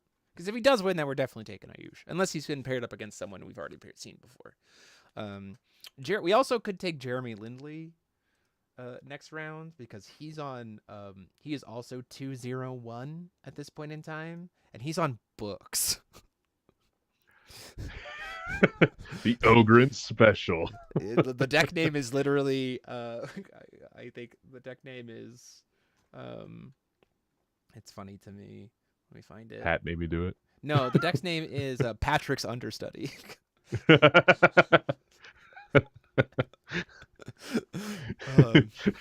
So that's fun. So Paul, I want to talk about this while we're waiting.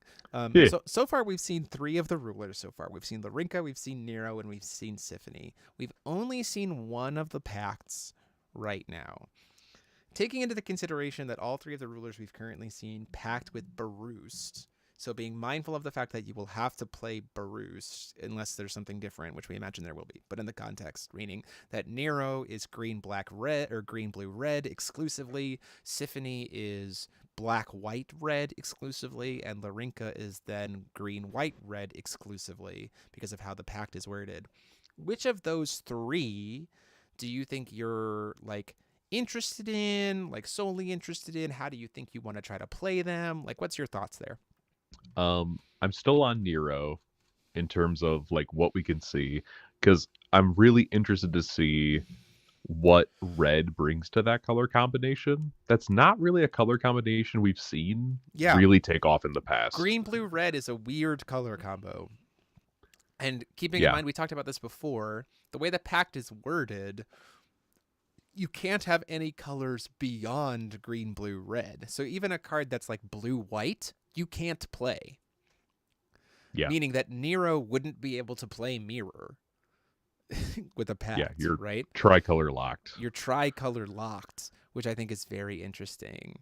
Very, very, very interesting. I'm very open to the idea of a Tri-Stone. Yeah, I mean, we don't have that Tri-Stone, right, for green, blue, red. Yeah. That is one of the ones we do not have. Please.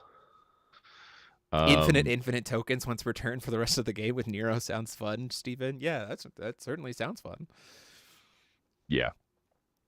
I think my inner Timmy likes go wide board with big boy swing. Oopy goopy game. On turn 2? Infinite tokens on turn 2? Say more. Say more, Jess Wayne, because I don't... Yeah, unpack that. Needs coin, Okay. but I mean, it's something probably to do with Hollow, I imagine. But infinite, and only in Wanderer. But infinite tokens? Hollow plus Artemis? To We're talking like recover 2 stones? Game of Gods Revolution Artemis? Yeah, that like pay to trigger the enter, recover 2 stones? I don't understand how that makes us infinite tokens. Are we somehow bouncing Artemis back to hand? Recover 2 stones, use Hollow to re-trigger the enter, which then recovers, it costs 2 and then recovers 2 stones.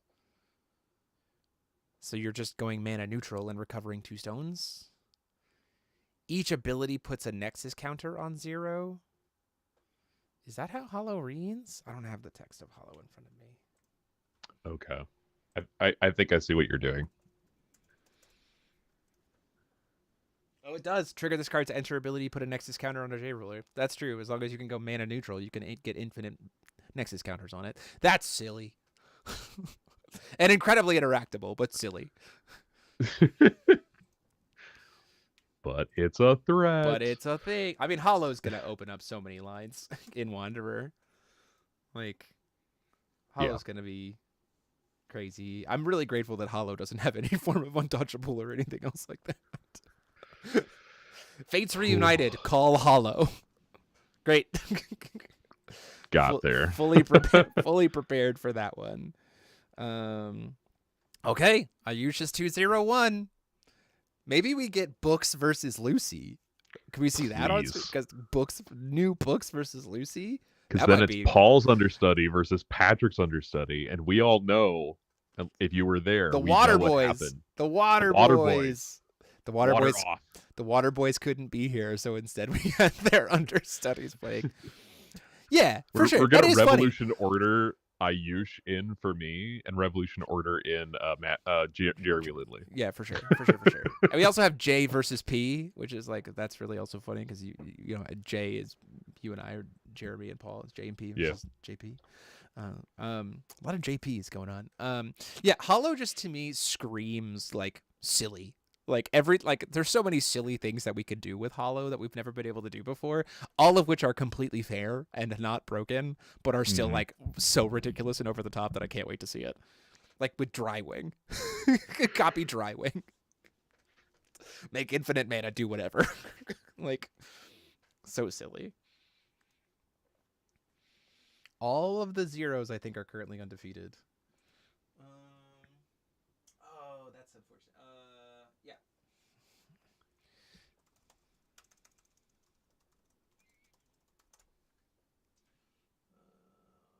Okay, we're going to table 3. Okay, interesting. We've got Alice Baja versus 0. 0 versus Books. Our matchup we're about to see. 0 versus interesting. 0 versus K4. Which is not great for K4. No. Okay, we'll be back in a short break as we get ready for round 4. See y'all in a minute.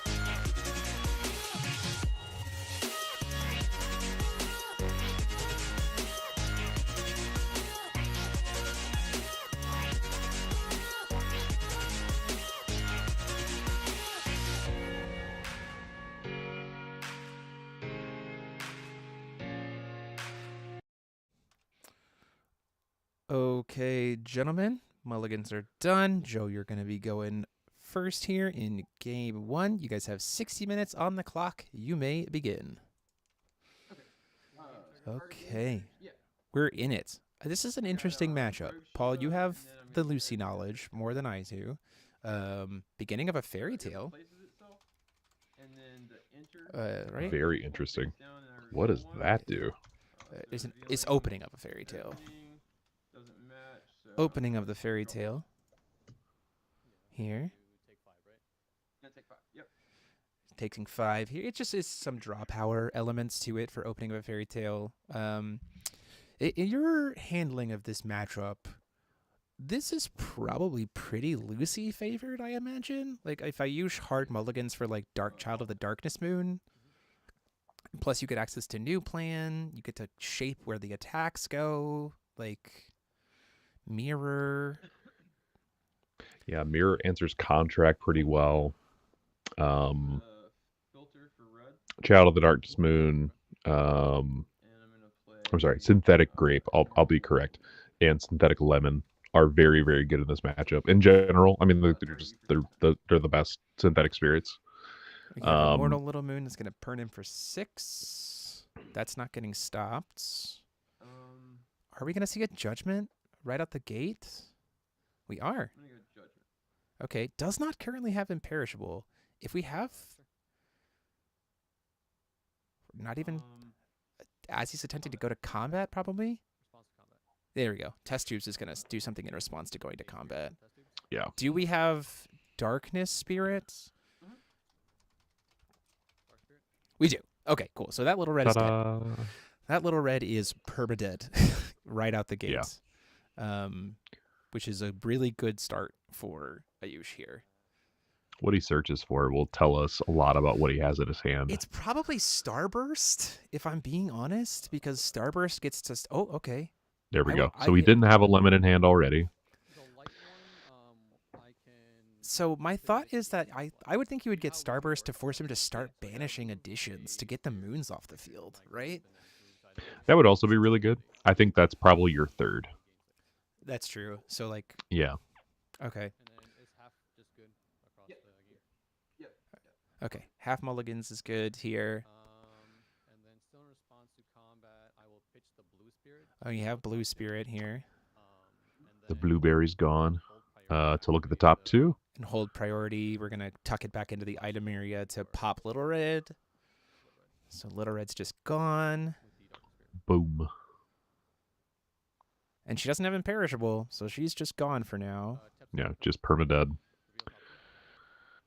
Okay. Whiffed on... So nothing. Unfortunate whiff there. But this but we is are this playing is all New on, Plan. We are... Well, of course we were playing New Plan. But this also is Joe's like first turn. So, like, we're still okay on card value here. And we have White Spirit in hand. So some Lucy builds don't play New Plan because they don't like losing hand advantage. Like we saw some of the Lucy players in Europe not do that. That's true. Dark Depth's coming in here. But having New Plan means I'm just gonna get rid of your everything. Like you try and resolve a moon. Oh no. Here's the unfortunate part. Because we tapped Test Tubes during Joe's first turn, we are now like not able to recover it. We have to wait for a turn. Shatalkin. Shatalkin is very, very different. It's certainly a way to refill your hand, especially because you're gonna. Oh, you know what? This is really smart because if you whiff off of Test Tubes, then Shatalkin could buy one of those 2 cards back. That's actually really clever. It also sets up your Skibdis. If he's playing Skibdis. Because Skibdis is a spirit. Oh no! You think we're playing Skibdis in this build? You can. I don't know if I would, but you can. It's very Master funny. Lemon, we do have a really cool spread. We're doing opening of a fairy tale here. So what it's going to do is you can pitch it to re-trigger its enter ability. So you remove the top card of your deck from the game face down. Gets a... if it shares a race with a ruler you control, you put the removed card in your hand and then lose 500 life. So did not get to get that Crimson Moon. A little bit unfortunate that Crimson Moon is there, so we didn't have Imperishable. Gonna have to try to play a little bit chill to try to... I don't know. It's risky to try to push in here because if there's a mirror in hand, we know that there are mirrors. He has coin to be able to play mirror. Like, that's really rough.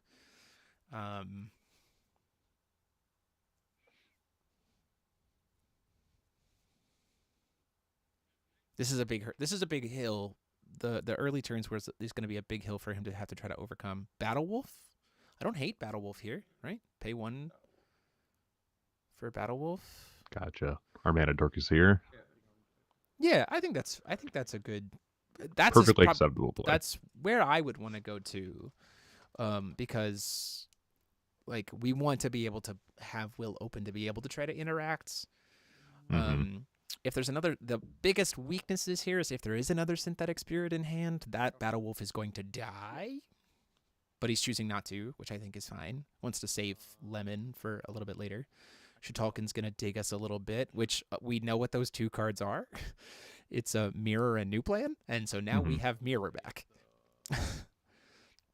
This is what I'm talking about. Like, Shitalkin is actually a really cool tech here with Lucy, I think, to help keep make whiffs off of test tubes feel less good, or feel not as bad.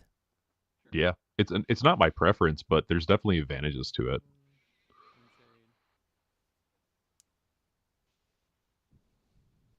Yeah, it frees up our stones in such a way that we can play Skibdus. Yeah. Without much of an issue. 5 cards in hand. I mean, I think you just maybe pitch to test tubes, like, at best. Yeah. Okay. That's interesting. We're going to pop Battle Wolf. Whiffing again. Whiffing again.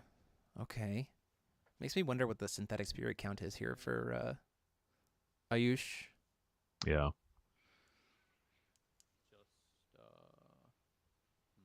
Because I know you tend to play a few more spirits than I do. Just for we're popping Battle just for benefits there. Yeah, I in general think it's probably best to try to play a few more. With this Shitalkin lineup, I could see him playing less, right? Because the whiffs don't feel nearly as bad, and I think you're okay with that. Without Shitalkins, though, I think the number needs to be a little bit higher. Does look like we're thinking about maybe throwing down a Feathsing here to stop it, which would take 2 will to be able to stop him. I think you pay for it, or you maybe don't. I don't know. Keeping the mana dork, we burn a mirror on the Feasting. That's fine. We've got another one on the bottom of the deck, and it just yeah. feeds our Skibdus. I'm gonna go look and see if there's a Skibdus in this list. I don't think so. There might be 2. I don't think there's any. I think you're a madman.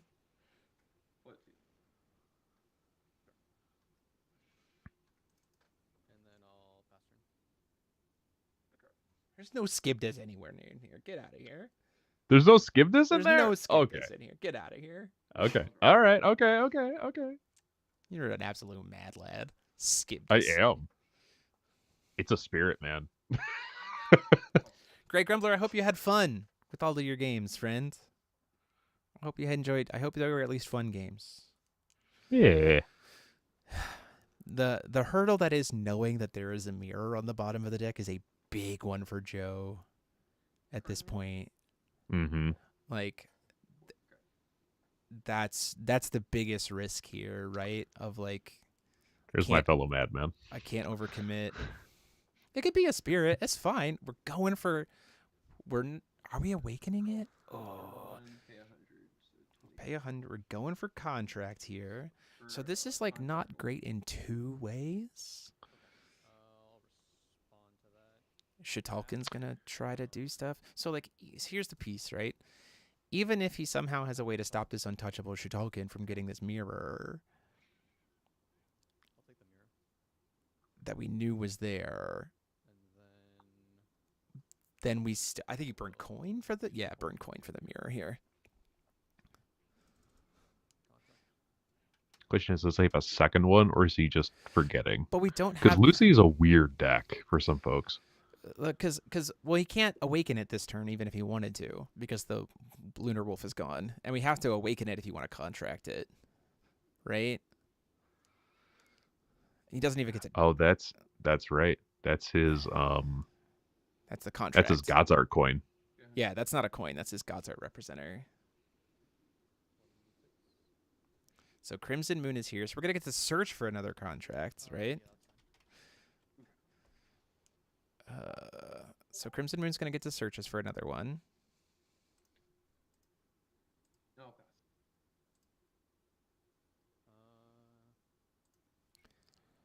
And So then already Joe's in a position where if he's running 4 contracts, he's going to be able to outpace all of the copies of Mirror. We've already seen one Zaki's new plan gone.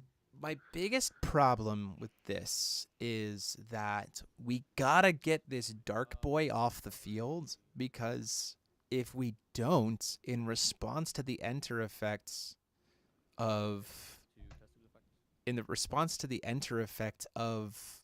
Red Eyes, we just kill him. Pitching to test tubes. There's mirror number 3. Oh no, it was Syntax Grid 0. Got it. Oh, he can add the homunculus. Go to. You can choose not to though. That is also true. I believe. No, it puts an elemental, a spirit, right? So I don't think he's actually a spirit. He is a spirit.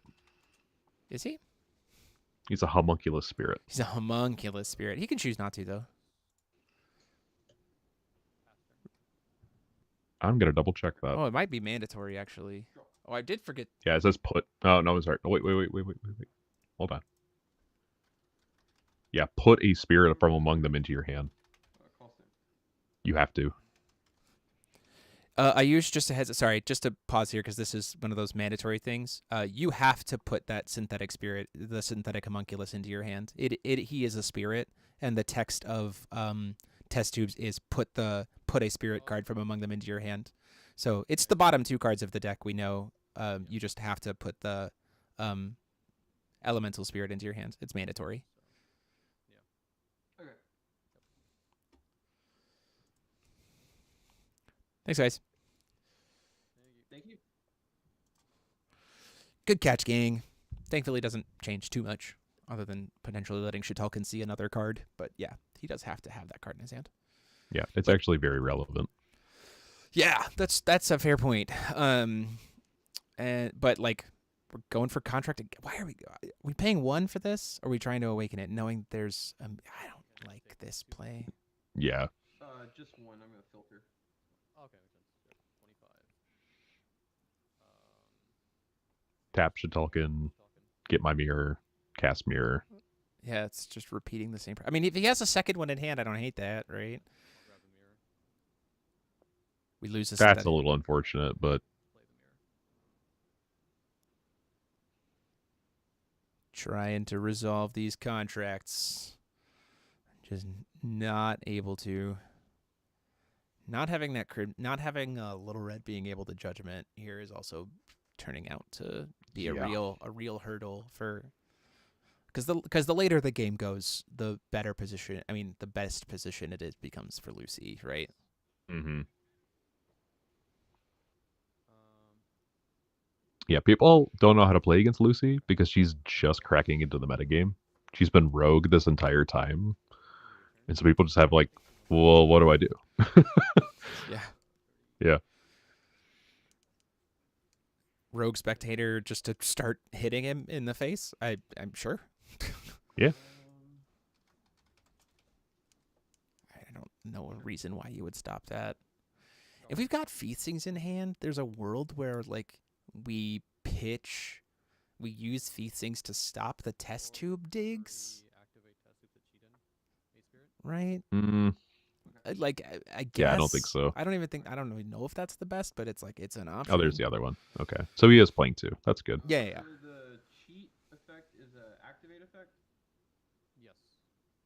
I think your feastings are probably best used for when Lucy flips. I cheated if on because those resources are really hard to claw back. I'm attempting to cheat in with the activate, and then Yeah, if that's you what say it's good, then it goes. Okay. I'm just asking if the activate is before you would put anything in. Yes. Okay. So Yes, I'll there's. respond. So he is gonna feed sing this test tube in, and I actually think this is better for Ayush. It burns another will, it doesn't lose him a card, and he gets to move to recovery. Then I guess before recovery. Yeah, it's like cool. I got rid of one of your feed things. Do it again. The darkness spirit to kill your feasting. Sure. We can pop the feasting now, so Rogue Spectator can get in there for 4. So now we're at 3 names. We just need 2 more individual names, and then we're Pitch to good. test tubes. Now we didn't get to cheat it in. The second. Oh yeah. Yeah. So pitching is part of the cost. Oof, and we got There's Starburst oh, and a God, do plan. this is so good. He keeps this is why I actually think this Shitalkin play is insanely good. Like being able to he grabs the spirit and then his interaction piece is sitting on the let's essentially draw 2, right? Yeah. Like that's just gross. That's just gross. And new plan is also just really good against the red Aristella in general because it's the same kind of thing. You're not paying 3 will for anything. Yeah. All your aggro is based on additions and chance. With the exception of maybe the Red Wolf, but Are you about to play Yeah. Magic Stone Research Institute here in your main phase just to beat down? oh god. Yeah, he is. My man. Swing with Shitalkin. Swing with Rogue Spectator. Yeah, I like this variant a lot. The Shitalkin for just draw engine, even if he's not running Skibdus, dropping an Institute has always been good. Alexandrite to just accelerate our item area. Do we put Starburst in or do we put something else in? We're putting Starburst in. Okay, so that we're basically getting every color except green. So we're getting +8/+8 on the field. Oh my gosh, that Rogue Spectator is 12. It's swinging big. so massive. 1,200. And that's why you save your feed things. We're doing something in response. We're going to flash in our own Rogue Spectator to try to block, which I think is fair. Rogue is fine. You just block. He's already used his test tubes ability for the turn, so he can't stop him. Why is there a test? Oh, he got the stone. Yeah. So this is How does my he have more favorite play of the keywords? day. How does he have more keywords than he? Oh, because he got given 'Cause precision. He's given precision. Oh so your my light lightnings are goodness. always live, and you can Oh, always just kill goodness. things. It's so good. That's It's such a good card in so this deck. gross. We're scooping. Yeah, he's just gonna because the Shitalkin can swing out at that point in time. Yeah, just 41 next turn you minutes and 44 seconds left on clock, gentlemen. the next turn you flip Lucy and win the game. So it's like you either win here or you win next turn. Yeah. Wow. I love it. I'm here for it. That's wow. The biggest thing Lucy has issues with is decisive wins. And so being able to just put bodies on board with an Institute swing is really, really good. Yeah, I mean, it is a way to Yeah. kill for sure. Absolutely. Dang. I do think that matchup was, I think, a little bit of if that first moon had been Crimson Moon as opposed to The I Bird think Moon. I think that matchup could have been significantly different if that first moon was Crimson Moon instead of Burn Moon, because I do think that there's a point at that point in time, if I'm Joe, where my game plan is stick a moon every turn, go. You know what I mean? I don't even try to contract. I just pay 1, and I just draw a card, put a moon in. Oh, you mirrored it? Okay, it's fine. It only cost me 1. You know what I mean? We're just gonna keep flipping this imperishable thing and try to kill you. The fact that I saw all of those mirrors is crazy. That's what I'm talking about. That Shitalkin play was the Shitalkin line is that's the lesson. Really That's the sunk it. lesson to learn. That's the lesson to learn here for Lucy. The evolution of it is her plus Shitalkin is test tubes becomes a is a draw too, essentially every single time. Like that seems nuts to me. That was really good.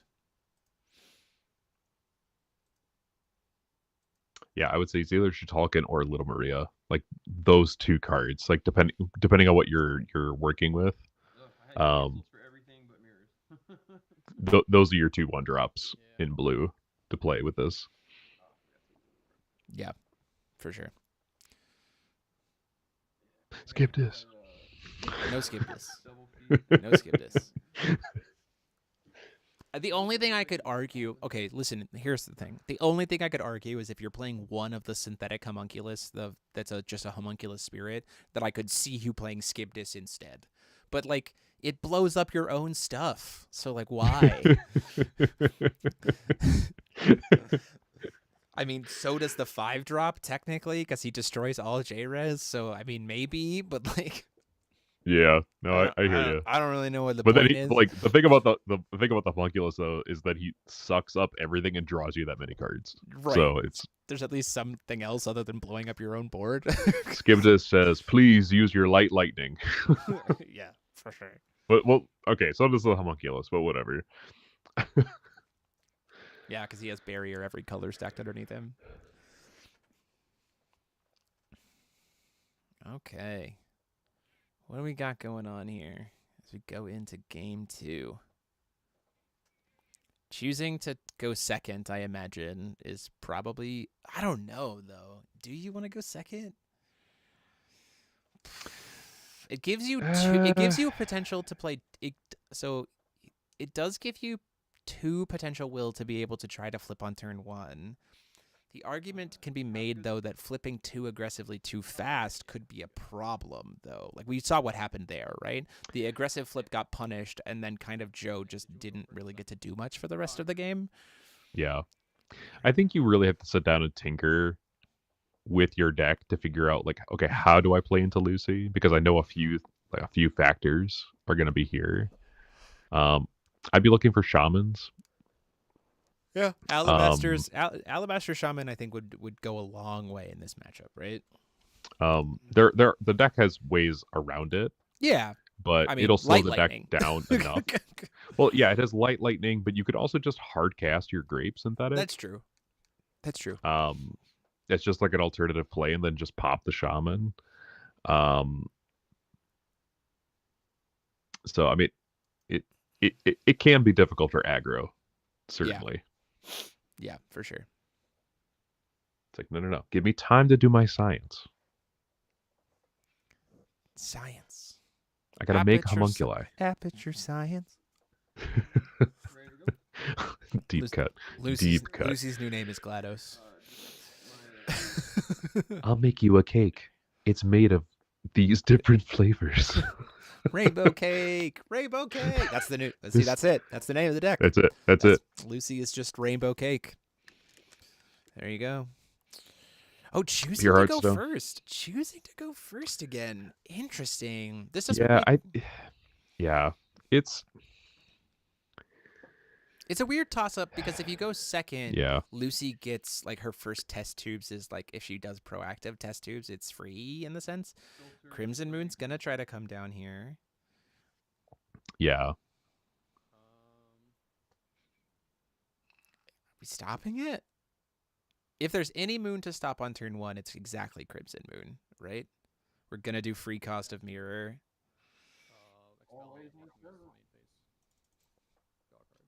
We'll get rid of our second copy of Cinnamon. We are locked to main phase only now. Both modes, right now. Yeah, they're both modes, yes. Take spell and locking up the main phase and drawing. Locked to main phase here. Draw Call Stone, Crystal Barrel.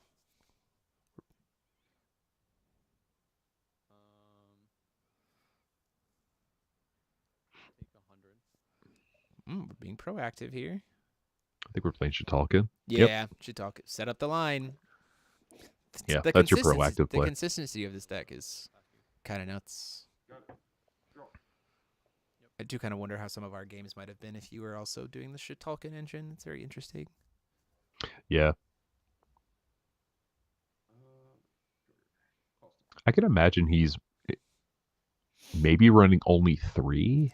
Yeah, that's a possibility. Because, like, you really only need 1 to do that much work, right? Like, having 2 is not necessarily better. I mean, dig. If Yeah, you see more cards. If you were playing Skibdus. Oh, man. Oh, this gets around Mirror. But does it get around new plan? Are we new planning this? Glorious Little Moon. We're going to cycle. Nope, we are not canceling this. So it's happening. Yeah, for sure. In response to Enter Sphinx. That would be just awful. We're just discarding 1, so we're only getting +2/+2. Can't shoot Shitalkin with Little Red. This is also just feels really risky because if he has a way to shoot the Little Red again, it's gonna get he's holding up test permanent tubes. killed. I think if you're Ayush, you're just hard mulliganing for grape every time. So they're nothing to target. So Little Red's Enter doesn't trigger. She's currently a 14-4.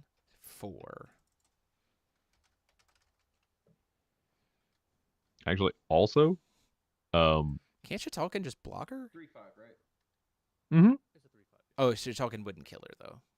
Yeah, she wouldn't kill her. You could just play a Cinnamon, and also burn it for 6. Yeah, we have 2 things that can kill her. Yeah, so I mean, she has options, and it's as you go into combat. So he definitely does have a synthetic spirit in hand. Yeah. Oh, light.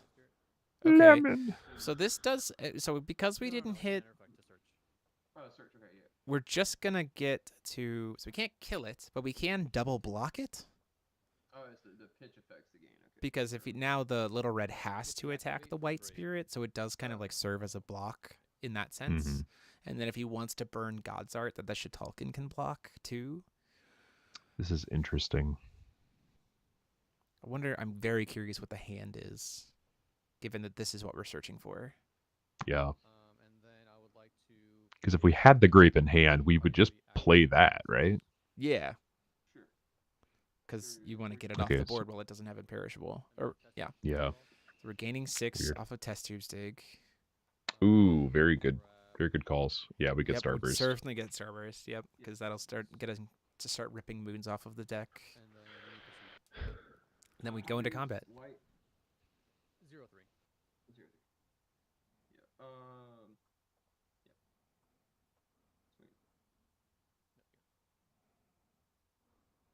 So if he wants to burn God's Art, then you're like, okay. Now, hear me out. I think there was a world where you were supposed to, as soon as that synthetic spirit came out, you were supposed to go after the Shitalkin. You have precision. Yeah. So if you're versed in playing against Lucy, you definitely go against the Shitalkin. Yeah, like I think you hit the Shitalkin and like you let him keep the white spirit, and then you get the Shitalkin off the board, and then that value engine is gone. I think people mistake the fact that like you have full precision, so you can just attack whatever you want.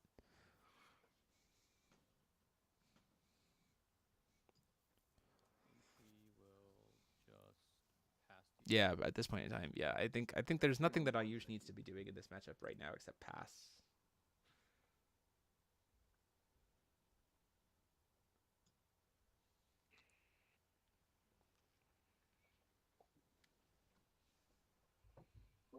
Sorry about that. I had to talk to my wife for a second. Yeah. So I will draw.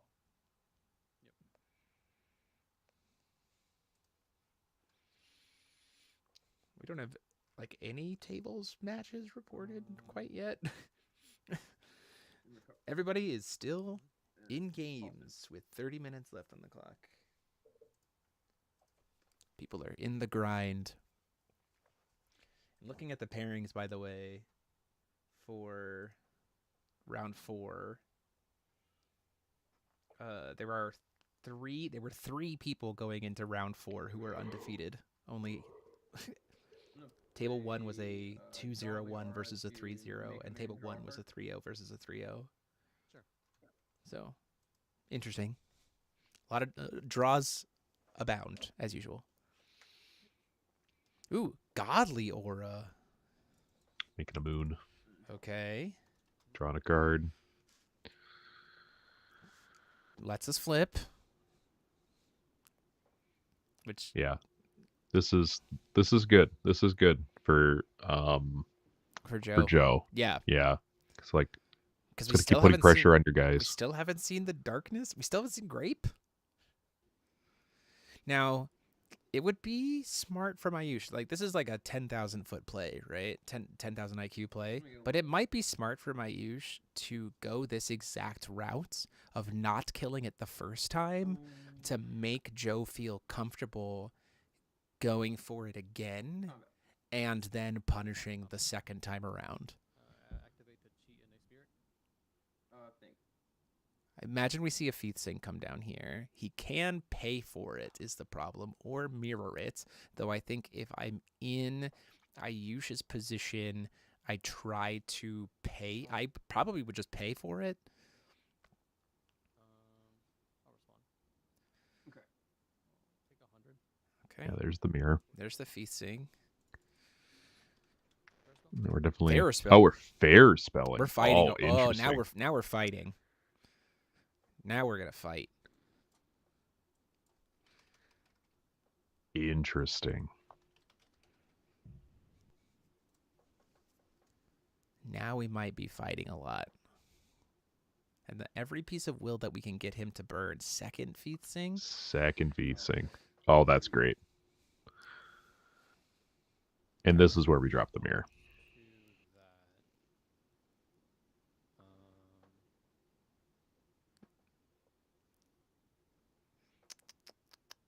Pitch the spirit to test tube effect. Pitching the look. So this is See if we dig. can find a This mirror is off the pretty. top. This is find a mirror off the top, shift it to bottom, grab it off your token. Nope. Has to grab the spirit. She's a spirit, right? Talking? Synthetic homunculus is a spirit. Ayush, synthetic homunculus is a spirit. You do have to grab that. I apologize. Grab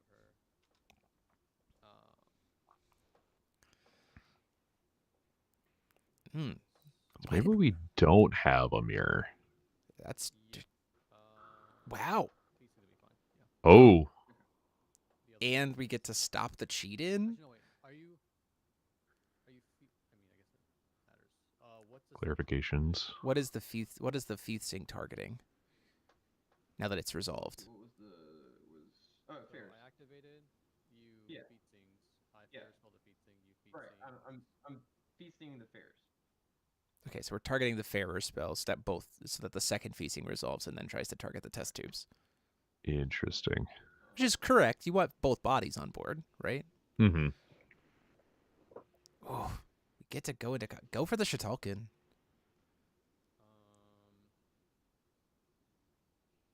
I'll block. Block. We just block with the Shatalkin, which is fine. Okay. I think there was a world where we were supposed to use the. Well, you were either going to get Blueberry or second copy of Shatalkin. Oh, we knew both of the bottom cards at that point in time? Yeah. Yeah. So that's not as good. I mean, Shatalkin, grab Shatalkin when this Shatalkin dies. We're going to take Fort 12. Okay. Makes me really wonder why we didn't get the Darkness Boy. Blackberry? What do you call him? Grape? Grape. You call him Grape? Virgil! What? Oh, God. Swing, God's We've already done a God's Art this turn. Oh, then we're fine. So we're we even, get to we're even better. drain 2,000. We get to drain 1,000 here. Ooh. That is a Oof. huge hit. Unless we have Light Lightning. We did not have Light Lightning. Yeah. Oh, did Oof. he miss the drain trigger? It looks like they both missed the drain trigger, so we're gonna go reset that. They don't catch it. We don't catch it. Oh, whoops! I did the life total list wrong. This is my argument for Little Maria, right? Every single one of your spirits with a Little Maria on field, This is a blue-green stone. is a mirror, right? Yeah. Yeah. And it cannot be targeted by light lightning because it doesn't have barrier. It doesn't have any keywords. So it's still like very good. It's the interesting element of like Shitalkin versus Little Maria, right? Like, oh no, what are we doing? We found him. We're certainly going to pop the Virgilius now. Well, he's tapped out, so I don't hate this. Well, the fact that he gets to do, I mean, like, Joe only has 2 cards left in hand, right? So, like, there's a world where we're trying to do this now so that we pop the Virgilius, get it off the board before he recovers the Virgilius and can use it to start popping stuff. Yeah, I guess that's why what my play here would have been to dump with test tubes, increase my hand advantage, go to their turn before they draw anything, flash in my guy. I want to get right? 2. I want to get 2 activates out of it. Is the other reason too. I want to get. That's fair. Alchemic during my turn and Alchemic during your turn. Yeah, we're popping Virgil because now we also don't have to deal with the little red because the little red is dead. Yeah. Right, because it was made astral. So that's the other reason I think there's a reason to just do it now. Yeah. Shitalkin again? Yeah, there we the go. value engine is back. Because now we're at a position where the problem is our life total is really low. And we do know that the bottom of the deck has now been modified at this point in time. So that's relevant because of the shuffle from the search.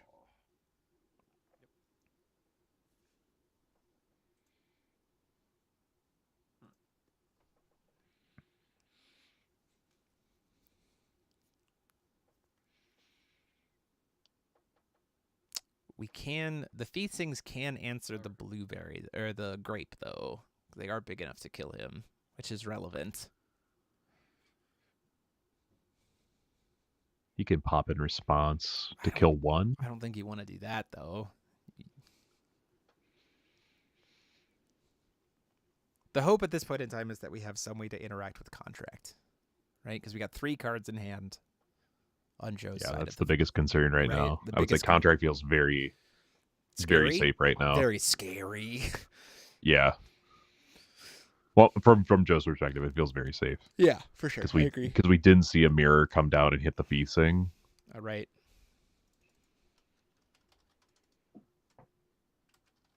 Here it comes.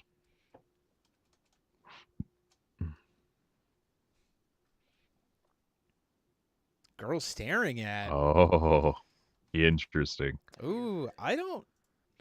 So now we pop a feasting. This. I mean, you might as well pop a feasting, right? Oh, we're getting a new plan. Okay. So we had at least new plan.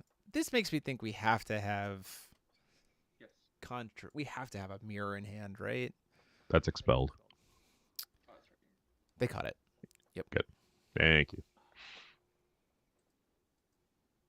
They heard me through the power of the internet. They knew. We got another shuffle. So that's helpful. 3 cards in hand.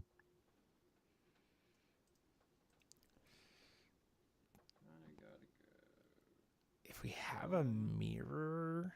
Filter a red and make a white, so we'll go to 37. 37 is life total. Okay.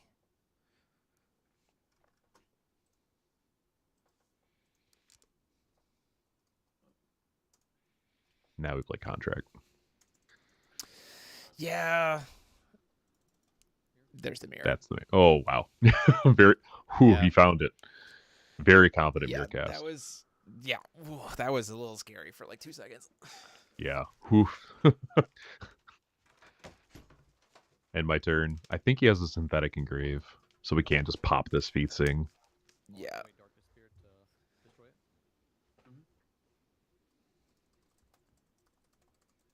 And if you want to hit me with the other one, I can just block with Shitalkin. Yeah, exactly. We're safe there.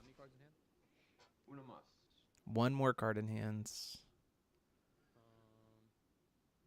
You just block with the Shitalkin, yeah. So they just bounce off each other. Yep. Both players have almost no resources, but Ayush has kind of seemingly stabilized from a suboptimal opening. Mm-hmm. Right? Now it's a We matter of find like, something in upkeep. Can we? nope, we're just moving to No, we're recovery. recovering. Okay. So no synthetic off the top.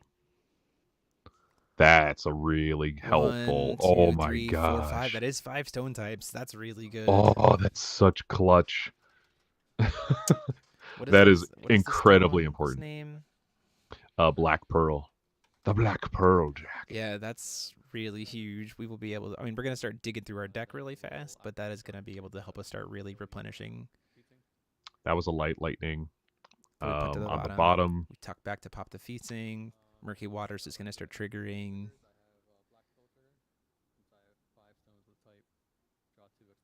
Oh my gosh. Black Pearl is such a good card. What a hit there. Jeez Louise. That's such a good. That's really such a good stone in this really deck. Big hit. Interesting. Second Starburst is gone.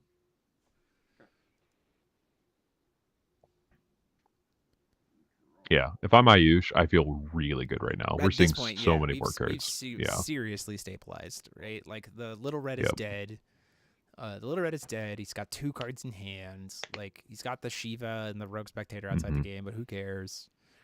Right? Anything he plays, even if he doesn't have synthetic engrave, he can just Shitalkin, find the light lightning he put on the bottom of the deck, and just pop whatever Joe plays.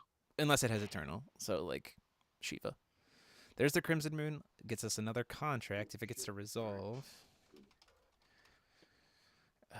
I think you let this resolve. And hear me out as to why. I think you let this resolve if we have a response to the contract, because you'd rather him burn the contract. Right? Like, because the little red is already dead, unless he's playing the first lie, there's no way to heal it. I don't think you care about... I mean, actually, Light Lightning is pretty good because it gives you another... Both of these are pretty decent.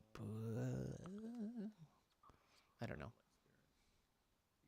The ability to gain life, I think, is actually really relevant. Yeah, although he's very relevant. Nope, he's going to take it's taking it. All right. Okay. That's relevant too.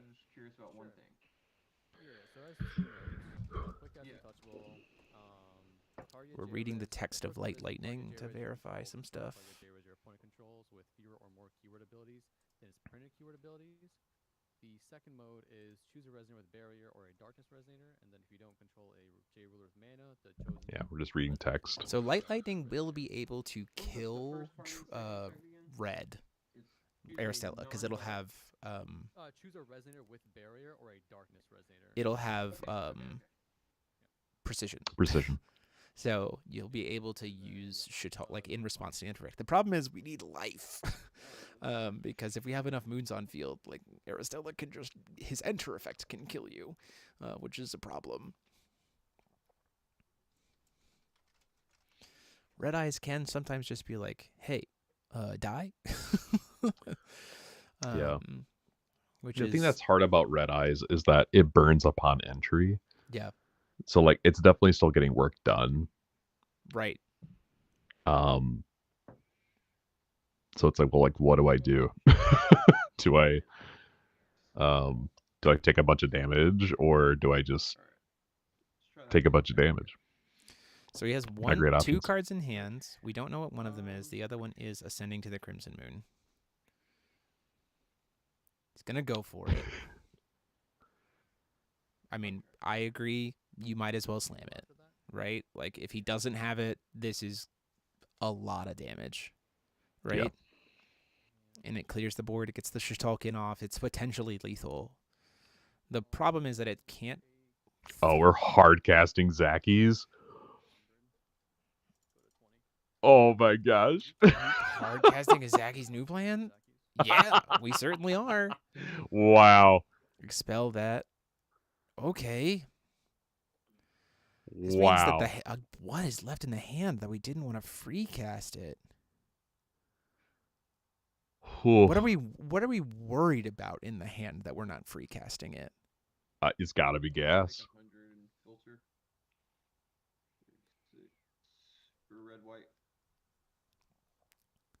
Opening of a Fairy Tale was last card in hand. He's got to try to dig into something. I think you do not care about this card at all. Oh, look, another copy. Wait, Fairy Tale Human Little Girl? Nope. Yep. Little Red Riding Hood is a little girl. Hold on 1 second with Awakening. That spell. 1 sec. I'm gonna pause your timer real quick.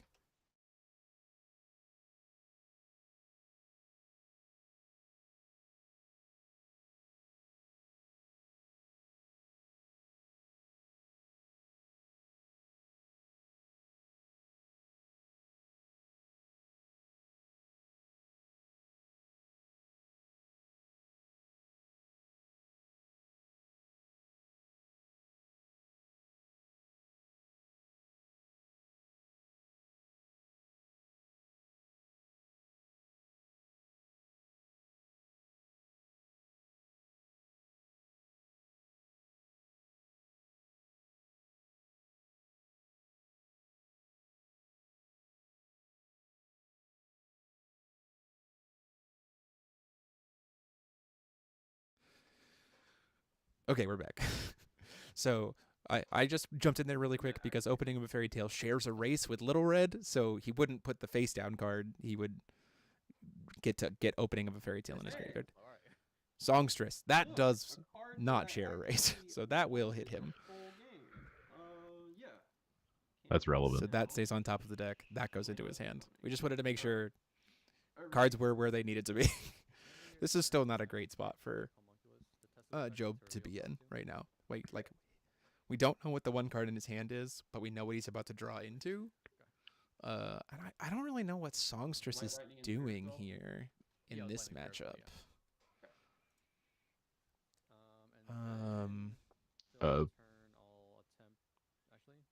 Kind of. Nothing?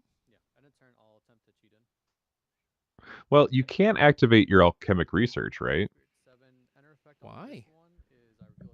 Because they're You can't play dual attribute multi-attribute? non-resident. You can't play dual attribute non-resonator spells. Doesn't say anything about activate abilities. Oh, then never mind.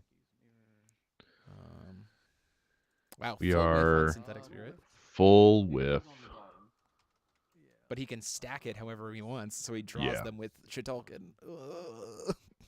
Yeah, I'd be hard slamming a mirror on the bottom of this. Yeah, for sure. Absolutely. The mirror is definitely going on bottom. Yeah, this is actually incredibly good because, like, the more oh my gosh. gosh. The more I see the Shitolkin line, the more I'm like, dang, I gotta start. This card makes a lot of sense. This card makes a lot of sense.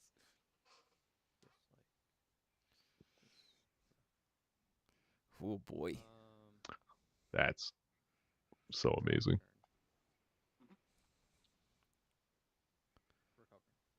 Okay. Move into recovery. Yeah. Put the rest on the bottom of the deck in any order. It's immediately setting them up for Shitolkin. Why is the Shitolkin not tapped? Or tapped? Is it locked for some reason? He he forgot. recovered. Yeah, he forgot. To recover.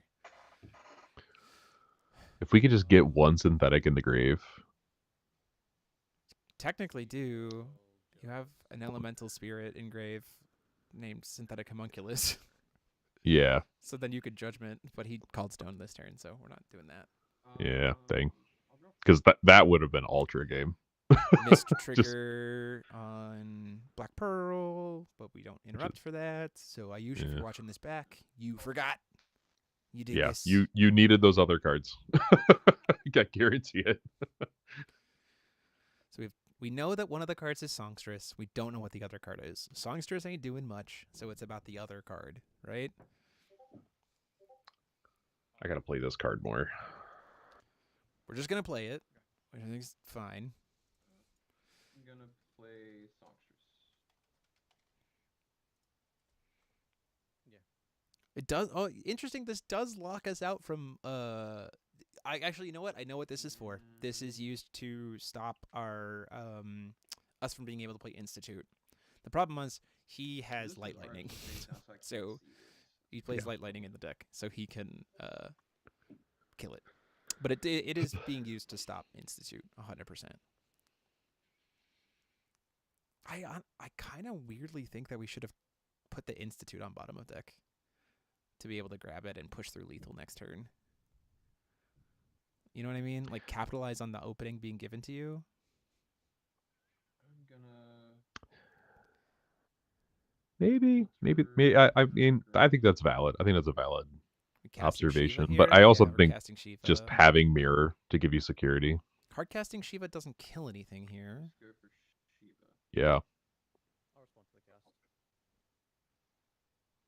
We have Girl Staring At on the bottom of the deck. Did we keep Girl Staring At on the bottom too? We did. Okay. So we're gonna Girl Staring Got rid of At. new plan. Okay.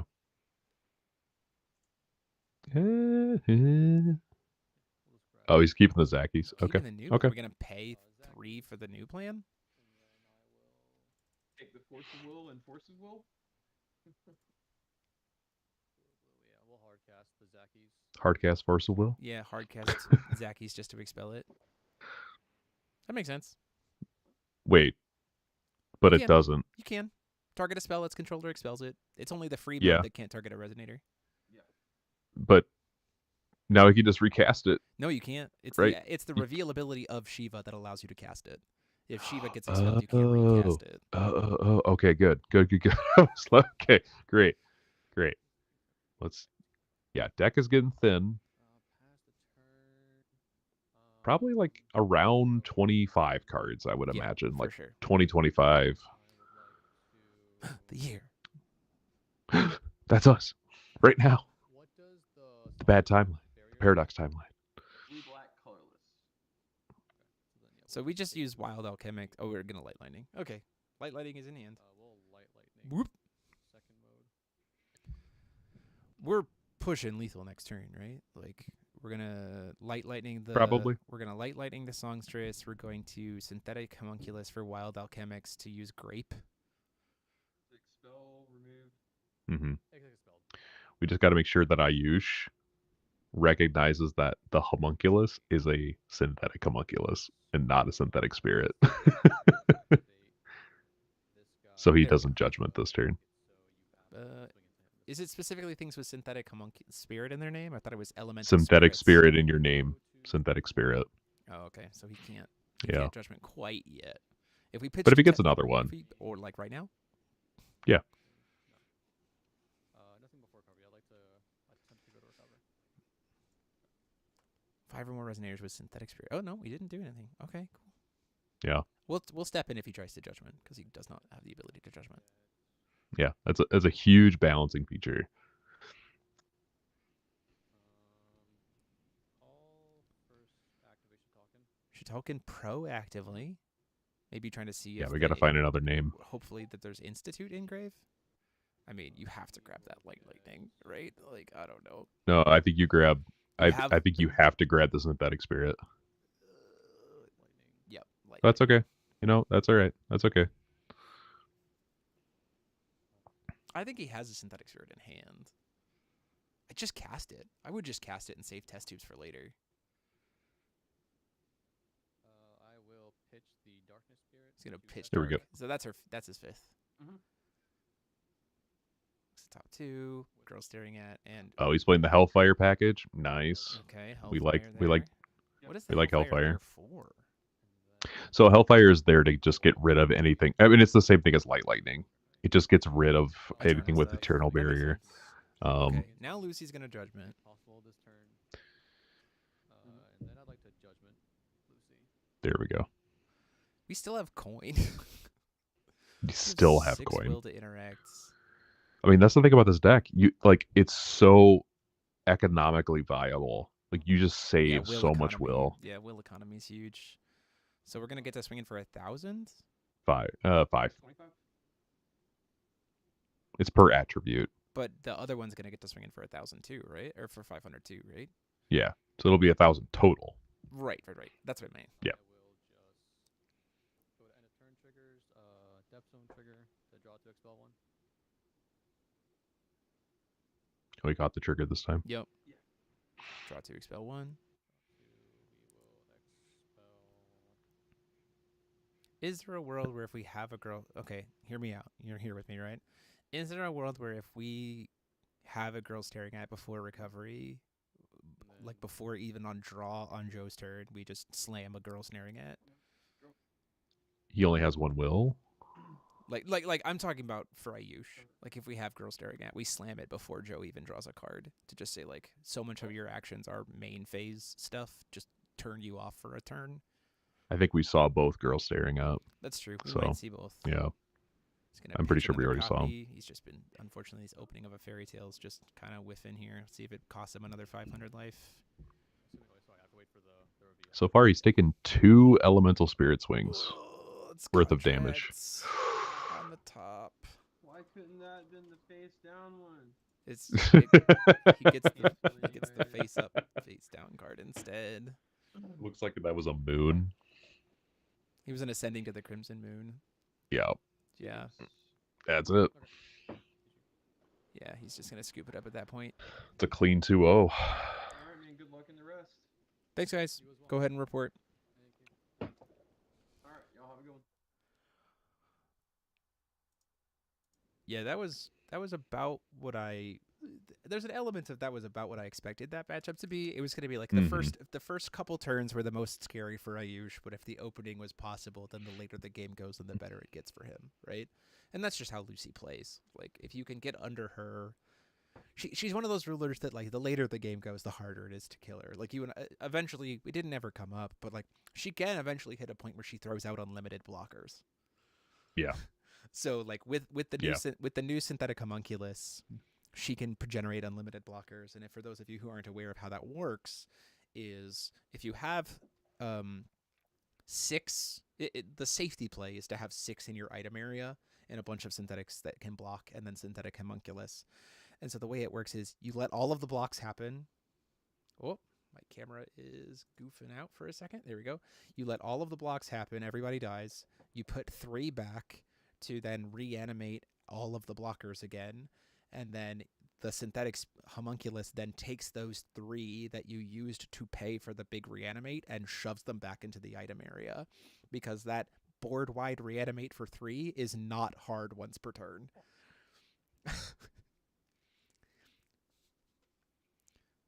So you just can't ever die. So that's fun. Paul, did you know that? The board reanimate for 3? Yeah. From Lucy? Yeah, it is not once per turn. That's not once per turn? It is not.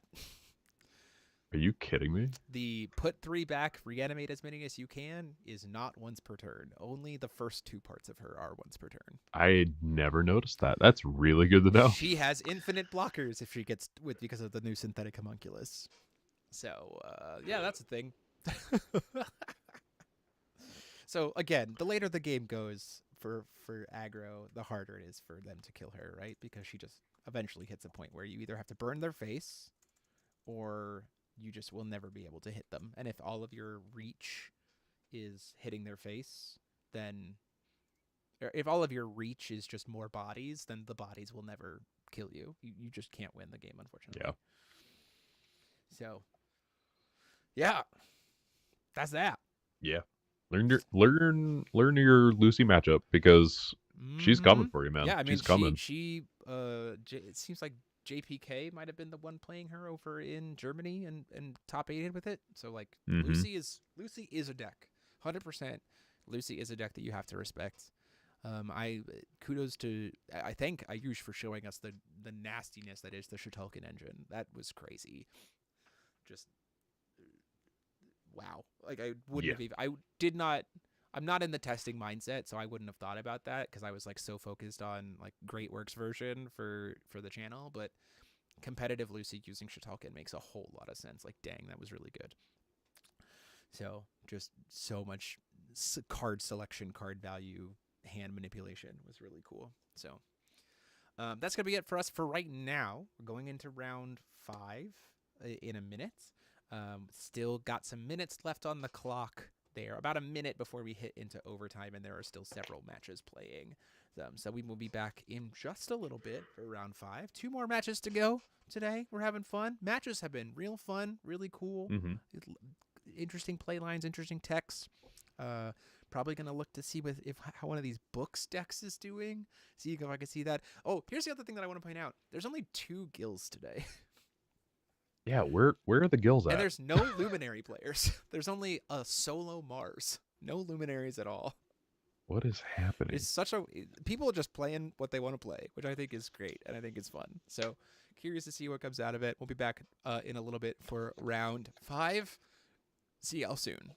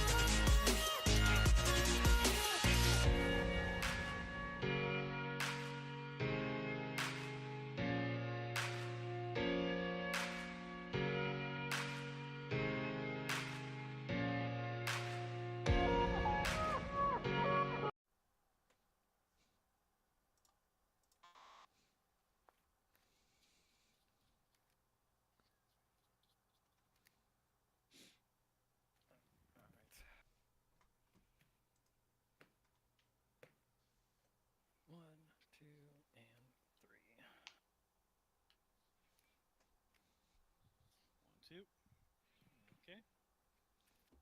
And gentlemen, welcome to round 5. You have 60 minutes on the clock. You may begin. All right. Best of luck. Okay. Any game triggers? Alice Dracula I have versus Roach, Order Trap Gnarly, and Team. Order Gnarly has to go first. Makes sense. Unfortunate. Go. Derek was a little traumatized about die rolls and then realized, oh wait, I actually wanted to lose this die roll. I'll pay 3. Yeah. Ebon Home, interesting. Okay. And then I will Judgment of Solari, okay. Was the card we hit off the top. Let's pay a red. Red Riding Hood. Pass turn. A Red Riding Hood, unordered, unassuming. Interesting. I mean, every stone does still hurt you, even if it's not ordered. Call stone. Heaven forbid we order a second one next turn. Right? Like, Not what I like to see against red decks, but guess this is the life we've chosen. Probably want a search of some kind here to... honestly, I think we try to flip Alice this turn and burn the Red Riding Hood if we can for red. We'll pay 2. 38. 38.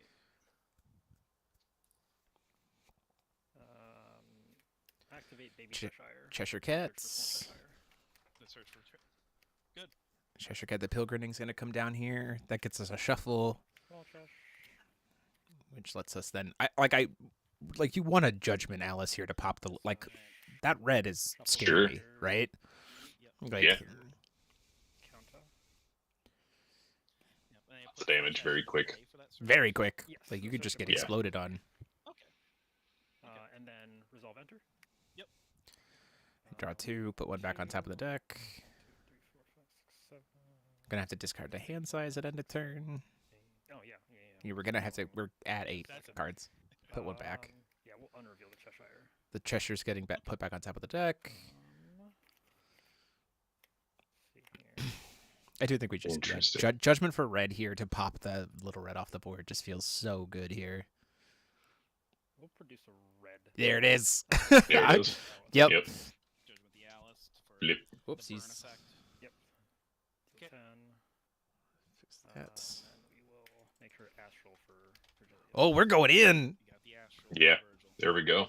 I mean, you can keep healing her, so I don't hate that, right? Yeah. Come on. Sweden. Come on in for Yeah, 10. this is why I think 27. Alice decks have been popular as of late, because we got Virgil back. Mm-hmm. A very Very cool easy to tool. do. A very cool tool. Very great tool. Okay. Draw. After draws, we will take a peek at what you got going on. Ooh, this is so good. Yeah, uppercut to try to see if we can get any other little reds out of the game is really smart. Yep. Hit that one. Naming that one. 'Cause the only one 2 others in hand. Oh, Ooh, that's so devastating. rough. Is that his own in hand, or is that Look of Corruption? I can't tell. That is an Obrazuki, and an Explosive Withdrawal are 2 of the cards. Yeah, it's the one in the middle that I'm not sure of. It is his own uppercut, it does look like. Yeah. No, that's Look of Corruption. You're right. It is Look. Wow, what an opener for Derek. That's really what you wanted in this We're particular very far matchup. ahead now. Hitting 3 copies of Little Red after draw before recovery is just gross. Because like we can order the oboe, right? Which is not terrible. It'll have swiftness, right? And it's flying, but it's not going to be very big. I will make a black. Yep. Order oboe. Yeah, ordering oboe. Yeah, that's the way to go. Deck. We're going to energize. Use Virgilius to pop it. So when the Yeah, in response to the enter though, we can use Virgilius to use the energize to kill it. No, it deals 4. It's gonna be getting 2 from this, so it's a 4/4. Yeah, it'll be a 4/4 because you can't chase to it, so she'll automatically have swiftness and plus. Virgil is dealing 4 damage. Robert. Okay. Yeah. That's what I'm making clear here. Yep. Yep. Okay. Yeah, and then you're good to resolve the enter. So before it gets the +1/+1 counters, we use Virgil to shoot the oboe, so that it does like, oh man, what an opening. Because it's just +2 attack and swiftness, right? +2 attack and defense, right? But then it would have gotten +1/+1 counters because of the cards getting RFG'd. So it would have been too big for Virgil to shoot. So being exactly a 4/4 when it's ordered. Might as well Look of Corruption just to try to see what you got. The only card left in hand at this point is whatever he added and Look of Corruption. Okay, hear me out. I probably would have responded to this Look of Corruption by doing uppercut on the oboe. Taking the monument is an interesting hit there. So we have explosive withdrawal and 1 unknown in hand for Robert at this point in time. Third Virgil, second uppercut, and Chesh. Yeah. Okay. And now an unknown at this point in time. Not taking the Virgil feels weird because if we have the Chesh, because hear me out, this is just lethal, right? Because we can swing with the Virgil, we can shuffle and then use that shuffle to heal Alice and then Judgment and then we're 1 wheel short. Apologies. We're 1 wheel short to be able to do lethal. If we had 1 more wheel, we could use the shuffle to heal, or if we get 2 shuffles, I suppose. A small Cheshire put into play. Okay. Because we could flip the Alice and then make her astral again for the second Virgil in our hand and swing with that and leave Robert at 4 life. Oh, gotcha. Yeah. But we're 1 wheel short. If we had 1 more wheel, we could do all of that and then have Virgil ping Robert for lethal. But even putting Robert down, like leaving the 1 wheel open, I think is the correct play here, so that if he tries to order another oboe, we can just shoot it again, right? Like you just... I think I will actually put this on top, keeping this in hand. Okay. Keep forgetting that oboe is a 2/2. Yeah, base 2/2. Who It's very becomes a small. 4/4 from her effect. Yeah. She's very shootable. Very shootable. Draw. Yep, draw is good. For recover. Before recover, we will use Uppercut. pitching a Look of Corruption. To name a card. Name the oboe. Yep. Oboe's gone. Yeah. 2 explosive withdrawals and a Look of Corruption. I mean, that's just scoop it up, go to game next game, right? Yeah. Like, why even? I mean, I yeah, guess I'm not sure what else you do. I guess you can. Well, you have a card RFG'd, so but we don't have any green, so we can't do Shiva. We can order a Rogue Spectator. We're going to game 2. Alright, sounds good. Yeah, he's just gonna okay, we just scoop it up. That's what I thought. Yeah. Thinking Fair about enough. it. 52 minutes left on clock, gentlemen. Sounds good. Thank you. Sounds good. Yeah, that was gross. That was like, truth be told, Disgusting. There is a world where for Derek that like ordinarily could explode too fast and like just yeah. absolutely like kill you that quickly.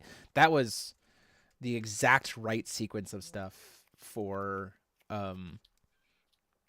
Derek to be in a position to just really like run away with that game. Hitting 3 Alices with uppercut or 3 Little Reds with uppercut is just like, I do think that there's a world for Robert where I don't even know if I like, because he has the Alice always available on turn 1 to possibly Judgment and pop the Little Red.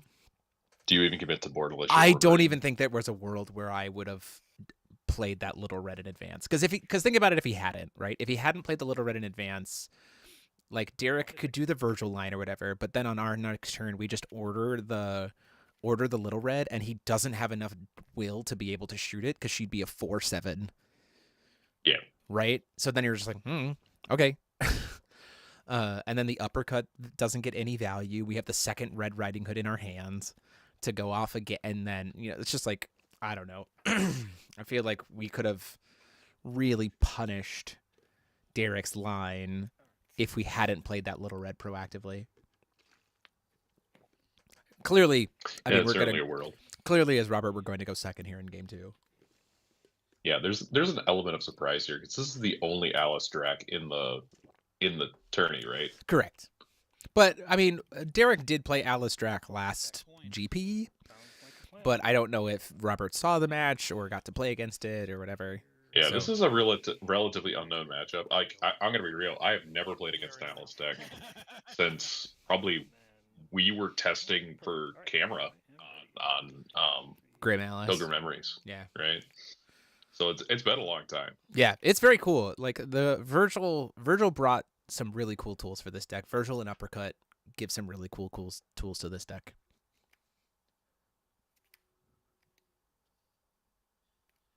Not to mention the Dracula package. Probably no one has any idea what it does. I believe he is playing, I think it's just Rhea and the spot removal spell.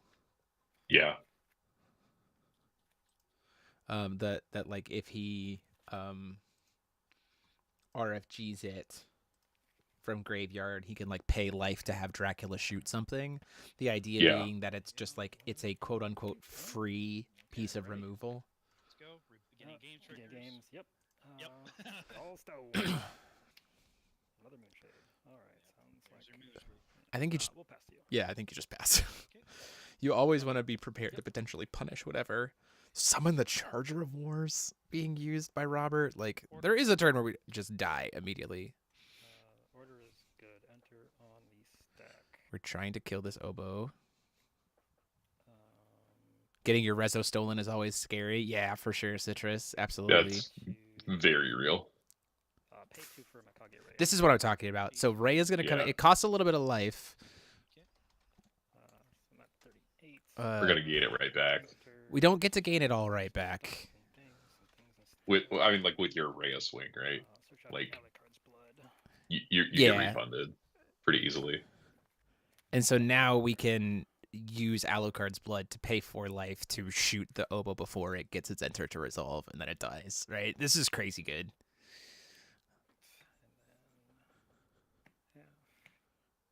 This is the spicy tech. Why you've been doing Alucard? Yeah. And then and still in response to the enter, I will activate target her. Pay 4 life. And if it resolves, then I will pay the. She's the 4/4. It's 4/4 right now. You pay life at resolution, which is also very interesting. So if it doesn't resolve, you don't lose any life. 34. You don't get to gain any of it back, but that's still, I mean, anytime an order you can punish an order deck's enter effect before it actually gets the enter effect to resolve is always great, because now it has to call stone, tap to call stone. Rebirth of Flaming Disaster. Removed. Call stone. Like in blood. I'll pay 1. Paying 100. 39. Make a black. Another Borozuki? Look at corruption. Look yeah, at corruption. like that Okay. makes sense to me. That's pretty good. Mirror. Judgment Solari. I think you take the Cheshire. 1,000,000% you take the Cheshire Cat. I'm tempted by the uppercut. I disagree with you wholeheartedly every single time. We took the Judgment of the Solari. We were both wrong. But no, Wow. absolutely disagree with the Judgment of Solari take there. I think you take the Cheshire Cat hands down. It is the shuffle enabler. It is the dig piece for, Start off with Cheshire. Yeah, So Cheshire it's a Cat. one-drop Cheshire. Pay 100. Yep. You like the Judgment of Solari? Shuffle puts this to 2. That's jeez. You did pay the 100 life for that, right, Derek? Did I not declare 34? Sorry. I have you at 33. 33. Yeah. 33. Perfect. Thanks. Yep. Pure Heart does cost life to do any amount of life loss. Any amount of will. I'm excited to try to get those Pure Heart Stone promos. Those look really nice. Woo. Why did we take Judgment of Solari? Yeah, that's very strange. Why did we not take the Like- Cheshire? I agree. Like there's a world where you get rid of enablers. I also agree that there's like a world where you get rid of the thing that gets rid of my cards that are win conditions. But he didn't have any other darkness cards in his hand is the problem. Right? You sure about that? He didn't. His only darkness card in his hand was the We'll poke for 4. was the and then gain back some life. He only had Yeah, 3 look cards. at corruption, didn't he? He didn't have look at corruption. Getting late, guys. It's getting real late. He had 3 cards. He had 3 cards in his hand. I thought he had 4. Well, I don't think there was any darkness cards. 5 cards. Okay, yeah. Okay, well, We'll pay 1 for a blue. neither here nor there. Or remove a counter to produce a blue, pay the blue to judgment to draw a card. Okay. Alice here, drawing him an extra card. Oh, look who it is. And then from here, we got 6. We will pass to you. Alice, where is she at? Where's the? Nope, all good. I can't find it. Okay. Drifter. There it is. Alice the Drifter in the world. Still have a will open to be able to interact. Do we have another turn 1 orderable card? Like 1-drop orderable card? If not, we're in bad shape.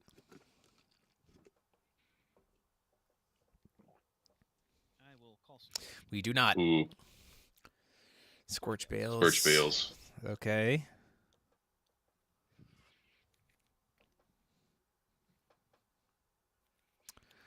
So if I'm in Robert's position here, I know that there is an uppercut. I didn't take it before. I know there is an Alice. 2 red. Okay. Use it for Thoth. X is 1, using only red. Why are we using Thoth here? Because using red, it gains barrier. Yeah, sounds good. Bring back the oboe? It can't. It only can bring back mono attribute fire cards. Go to combat, but there's no. Yeah, it triggers. Yeah, okay. I mean, it has barrier, so it gets to stick around for a turn. So maybe next turn is the idea. Sounds good. Yeah. Pay 2. Going to 35. Yeah, I think if you're Robert, you just pass. Cheshire to put on top of the baby. The overlay him. Yep. We created the overlay network with Cheshire Cats. She's just a 5/7. But it also has the ability that I get to draw 2 cards and shuffle a card back. Oh, okay. Yeah. So basically, I'm just upgrading. She's Okay. evolving. Basically, that's Okay. We are evolving the Cheshire Cat. I got nothing. And then we'll shuffle a card away, get a shuffle trigger. Yep. Now in this position, with him being tapped out, Instead of hitting for 0, I get to hit for 5. do you uppercut the oboe? But then she gains barrier, so like it's like not having not barrier, but barrier was like Having super barrier. Situationally better. Don't get hit by like random cards. Cut in half. Yep. If we're going for like a strictly value argument, All right. And then I would wait until after Robert draws. Yeah, that's true. Like next turn after drop before recovery, right? I'm gonna try to, because it's in the remove play, uppercut the Alucard's blood. Oh, that is I think you're okay with Alucard's blood getting hit here. gonna happen. I mean, this is a good play for Robert, but We got double uppercut, double mirror, double Cheshire. Oh my gosh! Double uppercut, double mirror, what double an chesh. absolutely goated hand! Oh my gosh! Jeez Louise. And then here's the rest of the deck. He only plays 2 Alucard's blood total. So And then there's one more. wow. Alucard's blood. Oh, 3 Alucard's blood. And then yeah. Just plays the 3. Absolutely Okay. goated hand! Oh my gosh! Wow. Double mirror, double uppercut. I was right. I told you didn't have any other darkness cards in hand. And then he did. And now he does. And then he drew 1 card, and he did. Yeah. Well, using an uppercut for an uppercut always feels a little. Eh. I mean, it's a little unfortunate, but he's also got like so much draw power. It's also in this really deck. funny that this is round 5 and it's our first using of uppercut. It goes to show that like in Wanderer, uppercut is not nearly as obnoxious as it is in Paradox.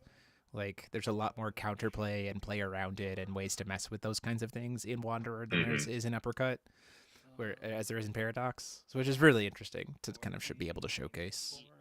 4 for everyone I paid in. I paid only 1, so he's a 10-6. 6. Okay. Yeah. Thoth is not big. He's only a 10-6. Yep. He's all brawn, no speed. Yeah. Falls over in the wind.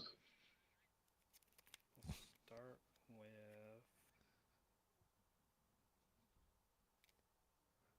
What did we draw? We're gonna get a new Cheshire. 34. Search for a baby Chesh. Okay. Cheshire Cat, Yeah, the pilgriming in Wonderland. Get 2 pilgriming, 2 mirror, 2 And uppercut, two and now an uppercut. unknown. And now an unknown, and now we're gonna have And then cut in half. a lot of variation here because we're gonna draw 2 and put 1 back on top. So we don't know what he puts back on top of the deck, and he could just redraw it. 1, 2. And reveal. And what do we have going on next? What's the next step, Derek? If you drew a Virgil, I could say even just swing it out, right? Oh yeah, wholeheartedly. Combat. So the Rhea is safe. We're coming in 4 in the air. I'll take 4. That's good. Yeah, 4/4. 31. Drain trigger 38. Yep. Because we can possibly heal and Judgment Analyst this same turn, I do think there's a world where we're doing that. Like, Yeah, I think you if you drew swing. Virgil, I don't even think you swing with the Alice first because the Thoth could kill it. Yeah. Combat. How does the Thoth kill it? It's a 10/6. 7 on the ground. I'll take 7. Oh, okay. Never mind. We're just gonna take the 7. Do we has Virgil? I will move to clean up. We do not. Okay. Or if we did, we're not using it right now. Getting rid of the Cheshire from hand. Yep, that makes sense because Cheshire Cat the Pilgriming can be reanimated from the graveyard to upgrade. I will go to draw. Gosh, I What a love this card. cracked card. I love this card so much. Can we get Grim Contract and Cheshire Cat unbanned, please, for Wanderer? Like, it's fine. We have enough anti-life gain stuff now and ways to punish life gain. Like, come on. And ways to punish, draw power. Like, come on. Let it happen. Bring it back, you cowards. From your lips to I Spy's ears. They're listening right now. Alejandro, you're hearing me. Bring it back. Seeing and listening. Ordering Rogue Spectator. This feels unfortunately like such a desperation play. Yeah. I feel like getting rid of that Uporizuki just ended all momentum Yeah, for sure. right at the top of the game. Concerning. It does have an answer effect. So Derek, you have the opportunity to respond. Okay. We have a million blockers. Why are we concerned about this, Derek? Since we're on this deck, we're going to I think he's calculating to see if he just wins. Lunar Life Form. Okay, we drew a Lunar Life Form. Mode to prevent non-battle damage. This is smart. And gain 15. He's gonna not be able to be burned for the turn and gain 15. I think this is really Because we get smart explosive withdrawal. because of explosive withdrawal. But he's doing it now to say, like, if you want to burn explosive withdrawal, you have to do it right this very minute. Non-battle damage. Correct. Okay. Which I think is really smart. And then the answer. And then he can, Yes, and then enter can resolve. because now he can't gain life anymore, but he like proactively gained the life. This was really smart from Derek. Mm-hmm. Eben Holmes. Evan Ohm's gonna pay 3. I'm at 21. Cheshire. Yep. That's really good. That's a really good hit. Yeah, well, there's one in it's you'd think, but there's one in graveyard that can be animated, and they shuffle themselves back into the deck. I'll go to combat. Cheshire So Wall. the reason I say that is because we know that Well, I believe there's an uppercut in Robert's hand. That's true. He So could. that's a good way of like getting rid of the enabler. To It's a little late for that, but it's a way for him to claw back. He's gonna block with the 5/7 so that the two of them will bounce off each other.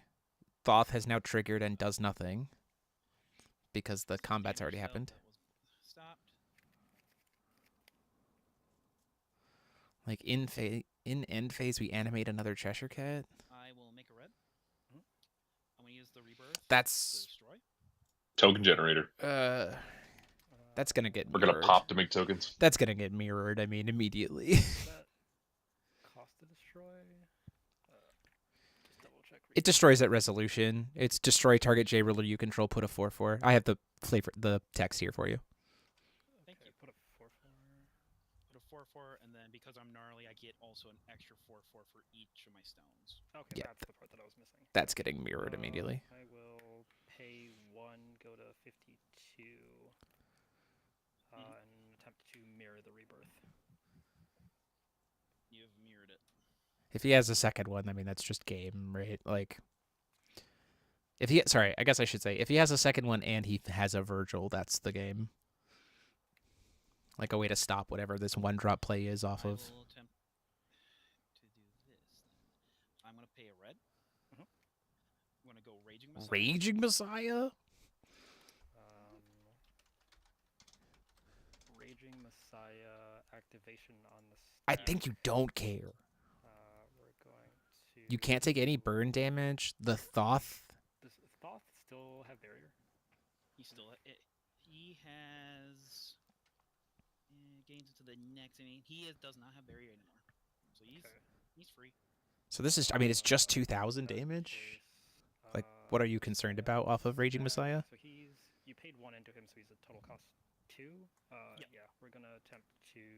We can also just uppercut the Thoth and kill it. Mode targeting Thoth. Kill Thoth. And they both gain 200 life. Destroys and Thoth. And then we don't gain 2 actually. Because they can't, because of Rogue Spectator. Yep. And then Raging Messiah can resolve. Raging Messiah must resolve. I mean, that's game. Pretty sure. Yeah. If we had, like, there's 21 damage on board when we animate the Cheshire at the end of the turn. It's 5, 5, 7, 4. Pass turn. End of turn. Yeah, that's lethal. We'll... Unless, I mean, like, I guess he could have uppercut to kill the Rhea, right? Like, Cheshire on Baby Cheshire? but because the Cheshires themselves, like, everything on board, if there's not spot removal in hand, on board is 21 damage. So that would be lethal.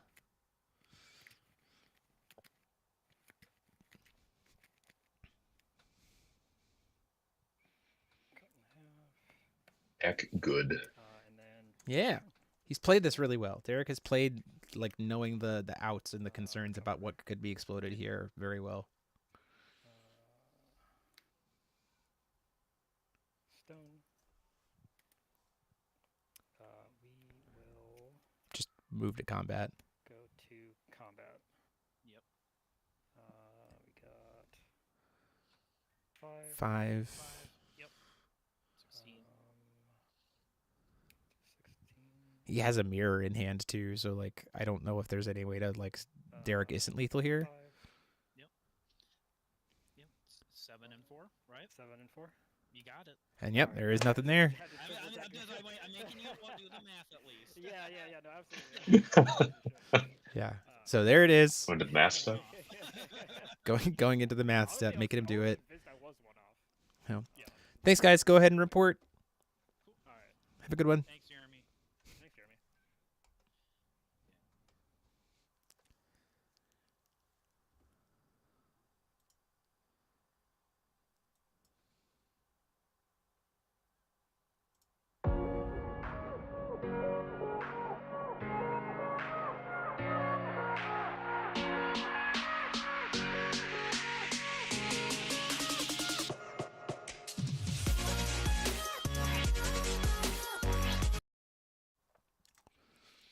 That's another one of those matchups, as much as it was over very quickly. That's another matchup that, based on the hands, that could have gone way different.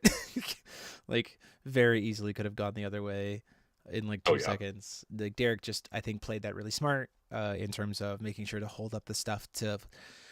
That was a good showcase to me of, like, understanding decks' pain points and, like, when to interact, because, you know, if you can figure out a deck's pain points and the moments where it has vulnerabilities and then always capitalize it, it can be really easy to knock them off their rhythm.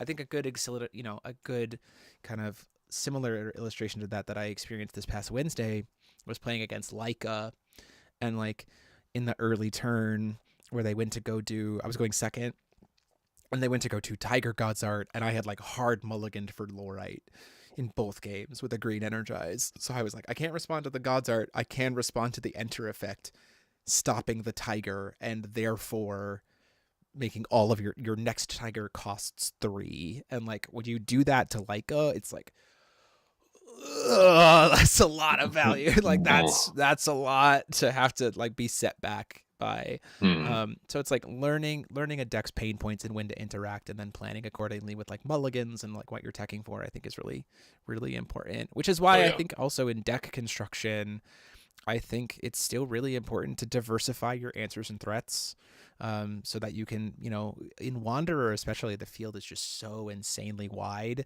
that like you can't just like play cancel deck, right? You can't just play, I'm going to stop you from resolving anything. You have to play removal. You have to be mindful of J rulers. You have to be mindful of hand value. There's so many things that you have to be able to at least be cognizant of and plan to play against, and either be good against them or recognize that they are your weaknesses, and then how do you play through that weakness, right? So I don't know. I said this before. I said this before you came on board. Like, I'm having so much fun with FOW right now, just because the game itself is just so engaging on so many levels and so fulfilling to like really dig in and get to, that it's just like, love it. I don't know if you're having the same experience. I mean, I'm definitely hitting the deck building wall. In the sense of like how am I building this to meet the locals scene that we're playing? And so there's a little bit of frustration there, but I mean, that's the case in like any new environment, right?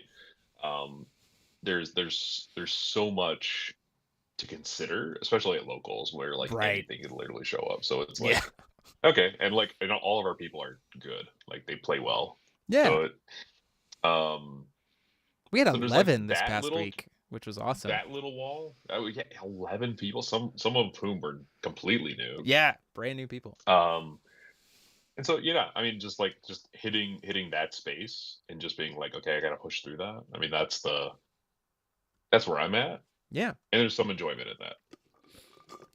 Yeah, just figuring things out is fun. It's just really rewarding, and I think it's a lot of fun to play stuff. I am at this weird point where like I'm just kind of hoping that I can let other people have decks that I want to record, so that I can keep the decks I have sleeved. Because I'm kind of enjoying them too much. Yeah, no kidding. But we have a little bit longer to wait, and I know that you and I will be able to like probably soon-ish get to try our like recording for getting the starter deck battle recorded for the new starter decks, and like getting into all that stuff. So with event coverage coming up and everything else, we still got one more GP left to go this season so far. In Caseyville, which is Paradox, which is going to be fun. I'm probably going to try to play in the side event for Paradox again. So I probably at some point need to re-sleeve up Reflect and Refrain, because I still think that deck's really good. Yeah, I think that deck is. I think that deck is still really good in Paradox. Undervalued. And I'll have guest commentators for top 8 of Caseyville. So excited to see how that goes out. But yeah, we've got about, let's see, we've got 25 minutes left on the clock before next round, which is not enough time for us to really do any kind of like exhibition game, at least not with the decks that you and I have currently built. And so I think we're going to go on a little bit of a longer break here as we get ready for the last round of today. As always, if you guys are liking what we're doing and want to consider supporting the channel, you can click that link down below to join the channel as a member. Click that join button. You get access to all kinds of cool perks like the emotes and the name badges and everything else. Plus, it just goes a long way to help what we do, and we really appreciate it. But even if you can't, we appreciate you being here and sticking around. And I hope you've enjoyed the feature matches today. And if you're watching after the fact, hope you are watching the live coverage or the playback of it and enjoying the matches. Yeah, we'll be back as well. Also, check in the links in the description to get your pre-orders in for Evil Cluster Set 1, Descent into the Raven's Catacombs. I'm just going to call it Descent. It's going to be a very cool set. Very much looking forward to it. And we'll catch you all in a little bit. So until round 6, Demo73 saying class is on a break. See y'all in a second.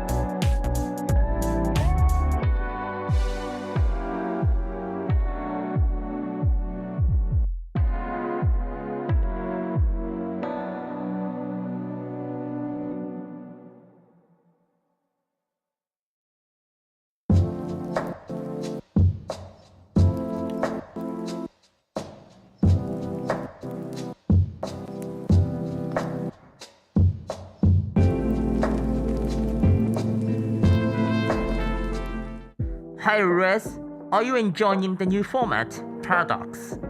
3 weeks ago, we released the new set, Masterpiece Collection 02, Fates Reunited, which has been a blast, but the story has to continue, and we left the world of Protopolis on the brink of war. It is time to announce the fourth set of the Trinity cluster.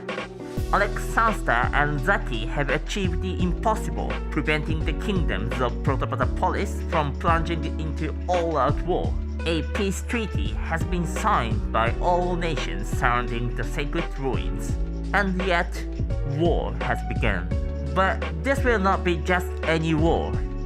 From the depths of the interdimensional void, the conqueror, Gil Lapis, has descended upon Protopolis, and he does not come alone.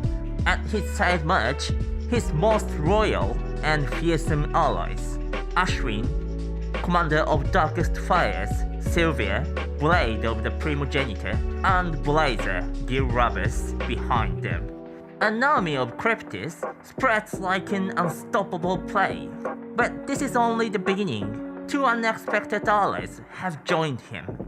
Thoth, a god wielding the power of Sandora, commanding the undead hordes of sand, and the ultimate calamity, Helen, the Witch of Forgotten Memories. The enemy of the first Witch War of Protopolis disappeared long time ago, becoming nothing more than a whispered ghost among the survivors.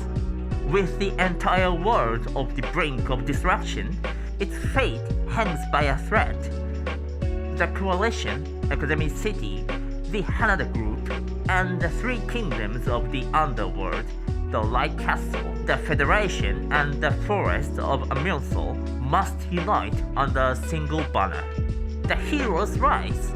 Lucy, Laika, Alex Sansta, Goliath Hanada, Hachiska Sansta, Moonglow 8th, Ruchiel, Yobze, Utnes, Echo, and even Wu Xiaofu, who must finally uncover whether he is truly just a cat. Before the end, 10 North will be sworn. 10 North that will shape the fate on an entire world, and one snap. The final battle between light and darkness is about to begin. Who will emerge victorious? The war is here. It is time to pick a side in the finale of the Trinity cluster. The fourth and last booster pack of the Trinity cluster, 10 North of the Protopolis War, will be available in late May 2025. We will know soon more about the story of this set. 4 new rulers, Queen Hachiska, Robomaeda, Ashwin, and Helen, and 1 returning ruler, Gil Lapis, which will be included in the Memorial Collection, will appear in this collection to take a part of the war. As with every end of the cluster set, T4 will support all rulers released during the Trinity cluster, with new support cards for each ruler of the Trinity cluster, enhancing the new strategies for them. This set also introduces a unique new ability, Oath, a way to express determination to win the war through cards. We will know more about Oath and this part of the story very soon. Stay tuned for the videos. Alright, before we finish for today, we have a question for you. We were preparing for the WGP 2025 prizes. We'd like to know what would you like to receive as a prize for the most important event of the year. We'd also like to know what would you like to find in the official WGP store. To do so, leave us the answers to these 2 questions in the comments and go to the community section of the same YouTube channel, where there will be a poll where you can vote for the options you like the most. With this information, our development team will prepare the WGP 2025 prizes, but don't worry, even if what you voted is not the chosen one, we will use the result and comments as reference, not to decide exactly what we're going to do. That's it for today. Thanks for watching, see you in the next video.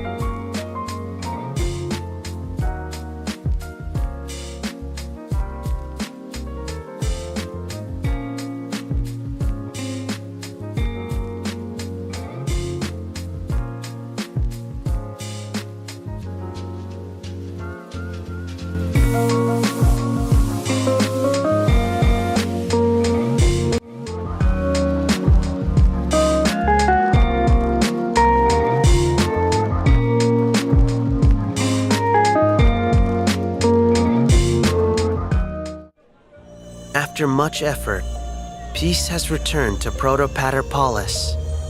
But while exploring what remains of the sacred ruins, Lucy, Laika, Zaki, and Robomida discover a magical seal, a glyph. Hidden within it, they discover Wanxia, the witch of Tower Number 1. Wanxia, is that you? I thought you were dead. Wanxia is the missing piece of the puzzle. She knows the truth about Helen. She is the Witch of Calamity, the powerful villain against whom all of Protopaterpolis fought during the First Witch War. Her power is to erase the memories of others and give them new, twisted memories to control them. Lucy, that means Helen isn't your mother. And if the Calamity is to return, we must be prepared. I will find all the help I can get. My master Yokoshima hid many secrets. I will seek out his secret laboratory and his Imaginarium, the places where he retreated to unleash his creativity. I'll leave now, but I'll return with an army. I'm sure Master Yokoshima left everything prepared for the return of the Calamity. She murdered Master Yokoshima, and I couldn't do anything. This time, I'll make sure she never harms the Hanada family again.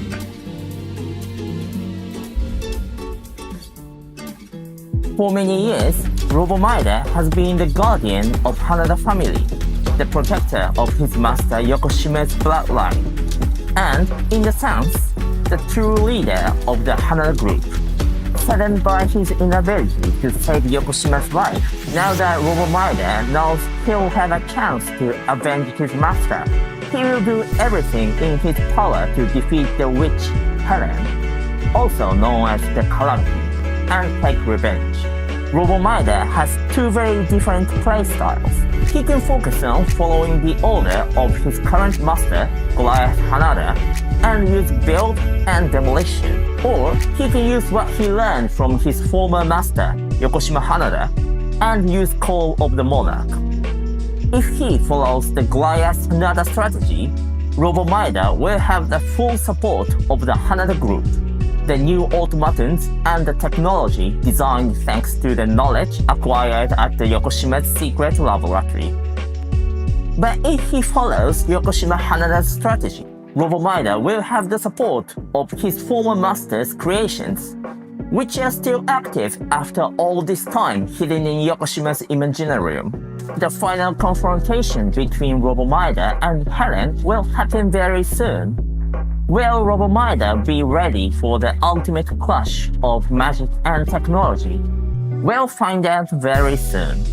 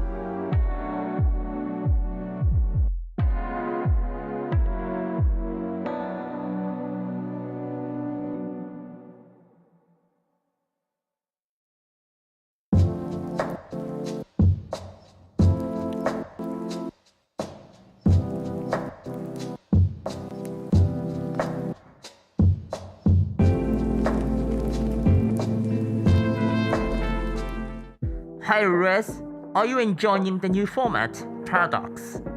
3 weeks ago, we released the new set, Masterpiece Collection 02, Fates Reunited, which has been a blast, but the story has to continue, and we left the world of Protopolis on the brink of war. It is time to announce the 4th set of the Trinity cluster. Alex Sansta and Zaki have achieved the impossible, preventing the kingdoms of Protopolis from plunging into all-out war. A peace treaty has been signed by all nations surrounding the sacred ruins, and yet war has begun. But this will not be just any war. From the depths of the interdimensional void, the conqueror, Gil Lapis, has descended upon Protopolis, and he does not come alone. At his side march, his most royal and fearsome allies, Ashwin, Commander of Darkest Fires, Sylvia, Blade of the Primogenitor, and Blazer, Gil Rabus, behind them. An army of Cryptis spreads like an unstoppable plague. But this is only the beginning. 2 unexpected allies have joined him.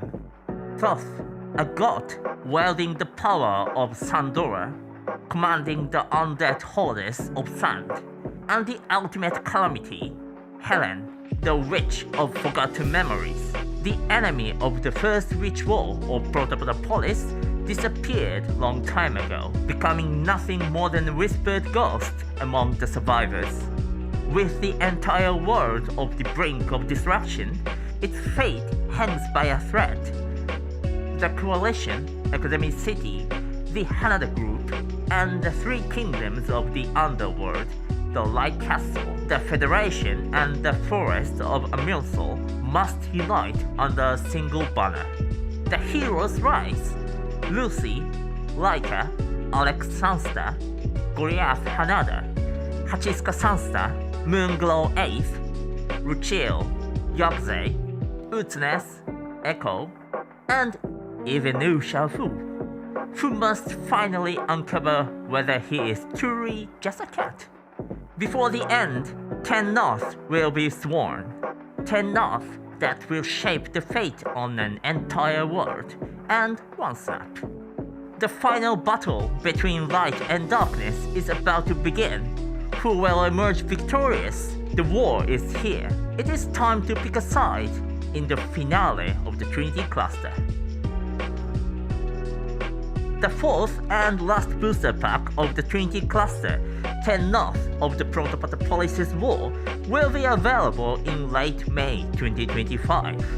We will know soon more about the story of this set. 4 new rulers, Queen Hachiska, Robomaeda, Ashwin, and Helen, and 1 returning ruler, Gil Lapis, which will be included in the Memorial Collection, will appear in this collection to take a part of the war. As with every end of the cluster set, T4 will support all rulers released during the Trinity cluster, with new support cards for each ruler of the Trinity cluster, enhancing the new strategies for them. This set also introduces a unique new ability, Oath, a way to express determination to win the war through cards.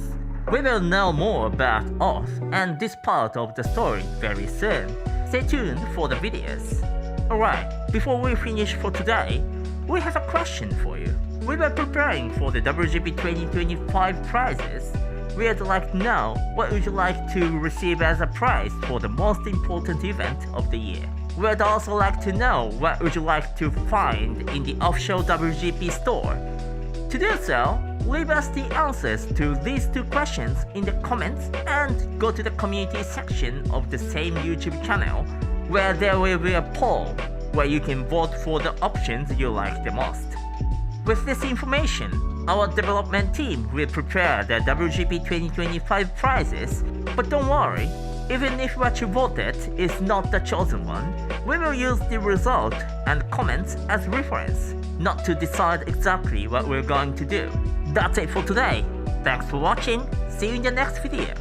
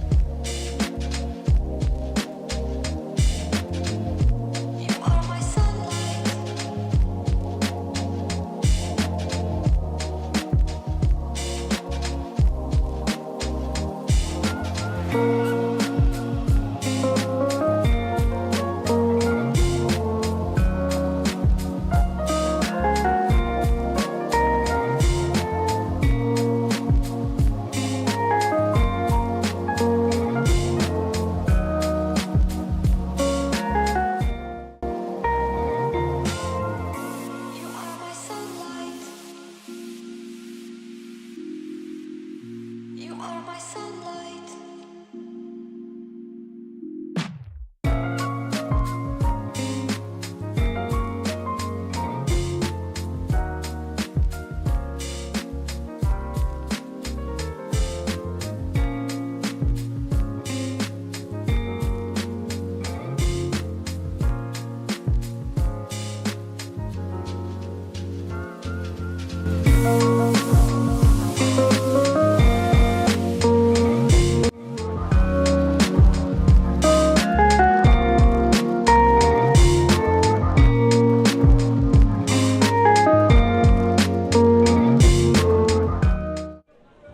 After much effort, peace has returned to Protopaterpolis. But while exploring what remains of the sacred ruins, Lucy, Laika, Zaki, and Robomida discover a magical seal, a glyph. Hidden within it, they discover Wanxia, the witch of Tower Number 1. Wangxia, is that you? I thought you were dead. Wanxia is the missing piece of the puzzle. She knows the truth about Helen. She is the Witch of Calamity, the powerful villain against whom all of Protopaterpolis fought during the First Witch War.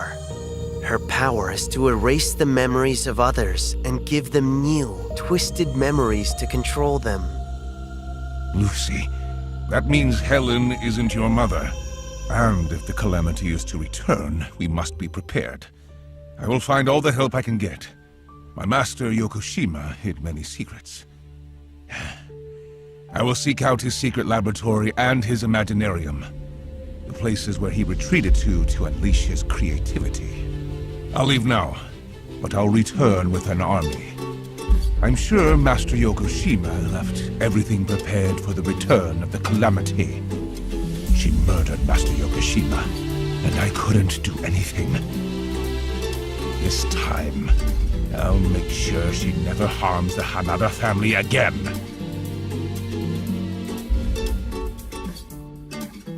For many years, Robomida has been the guardian of Hanada family, the protector of his master Yokoshima's bloodline, and, in a sense, the true leader of the Hanada group.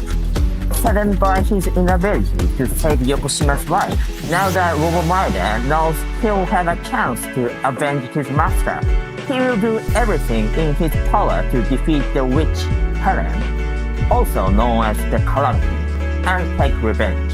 Robomida has two very different playstyles. He can focus on following the order of his current master, Goliath Hanada, and use build and demolition, or he can use what he learned from his former master, Yokoshima Hanada, and use Call of the Monarch. If he follows the Goliath Hanada strategy, Robomida will have the full support of the Hanada group, the new automatons, and the technology designed thanks to the knowledge acquired at the Yokoshima's secret laboratory. But if he follows Yokoshima Hanada's strategy, Robomida will have the support of his former master's creations, which are still active after all this time hidden in Yokoshima's Imaginarium. The final confrontation between Robomida and Helen will happen very soon. Will Robomida be ready for the ultimate clash of magic and technology? We'll find out very soon.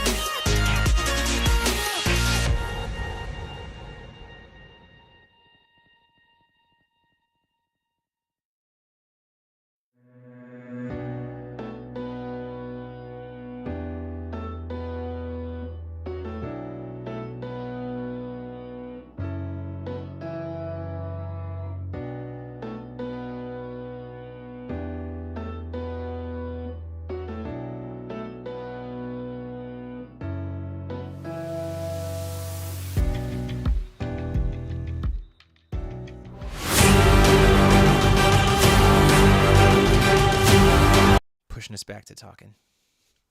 Hey there, rulers. We are here getting ready for round 5. So I just wanted to give you a quick update. We just went into overtime. We currently have 3 matches that we are waiting on. The tail end of table 1 with the 0 mirror, and table 3 with 0 versus Alice Baja, and then table 10, which is Giotto versus Dragonflame.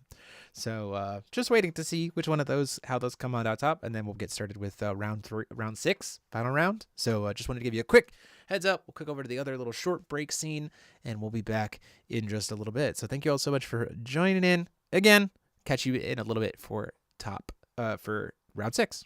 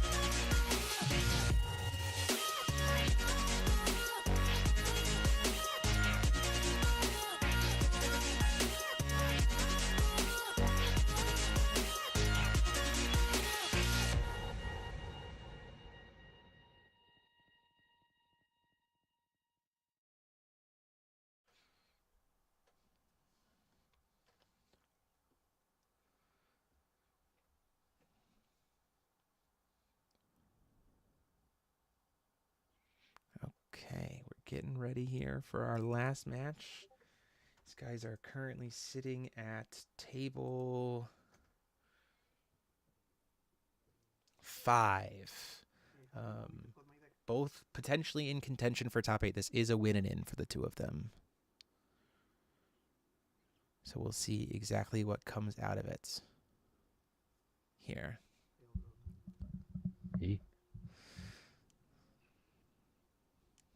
It's good to see another Water Deck at streaming. Water Boys are here. Okay, Water gentlemen, Boys. welcome to the last round of Swiss. Again, we will follow sudden death rules at the end of 60 minutes, which starts now. Okay, Luminaries is going to be going first. This is a potential real uphill battle because it's very hard for Luminaries to go aggro Mars Uranus stuff when Ruchiel says you're taxed. That is a big problem for Uranus, for sure. Every single attack is taxed by 1. We're going to start with a...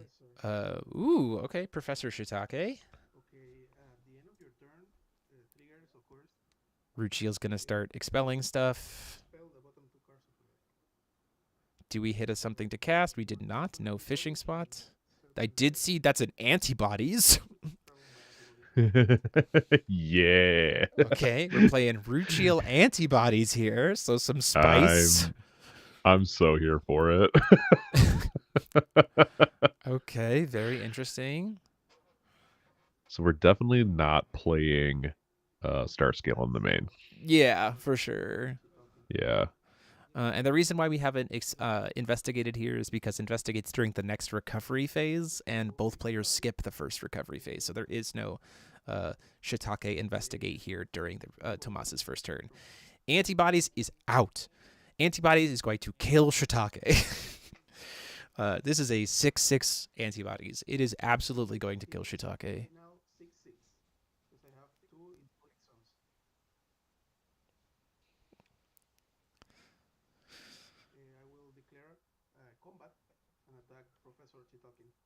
Yeah. The antibodies is going to eat Shiitake. Oof. Nom. Nom nom nom. Was not what I was expecting to see with Ruchiel, but I'm here for it. Yeah. This is pretty cool. I mean, it's here. It's a thing you can do. We're floating some will, at least. So we're gonna float a blue. What do we do with this blue? We don't have mirror in Just hand, nothing? obviously. Otherwise, we would have used it probably on the antibodies. Yeah, I'm not sure. We could cast in a Pluto or a Neptune because she does cost only 1. Vacuous at another antibodies, so now antibodies is 8/8.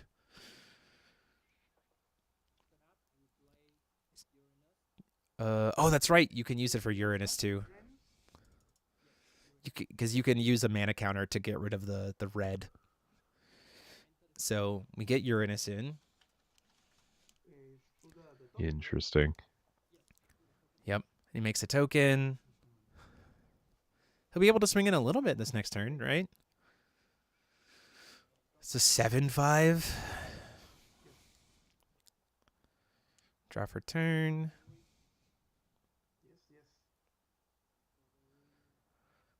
But if we want to play anything else, we can't attack with anything, so that feels kind of mid. Yeah, I think if you're on, you're probably pivoting toward like invitation.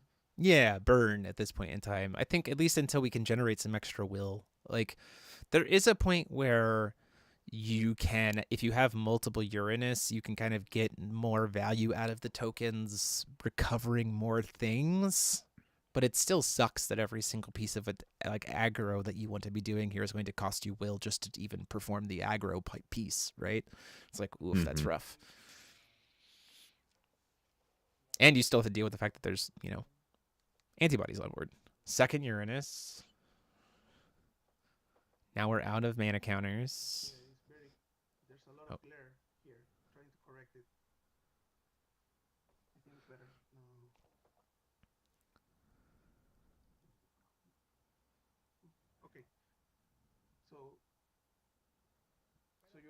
you're playing another Uranus. Oh, he has stepped.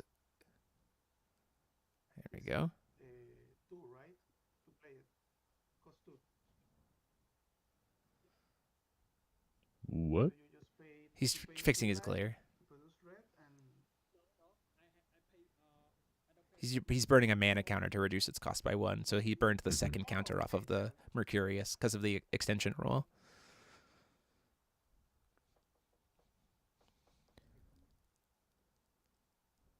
okay, cool. Makes another token. So we can produce the will with the tokens to be able to attack. But the problem is then you won't really get the recovery value from them leaving is the biggest problem.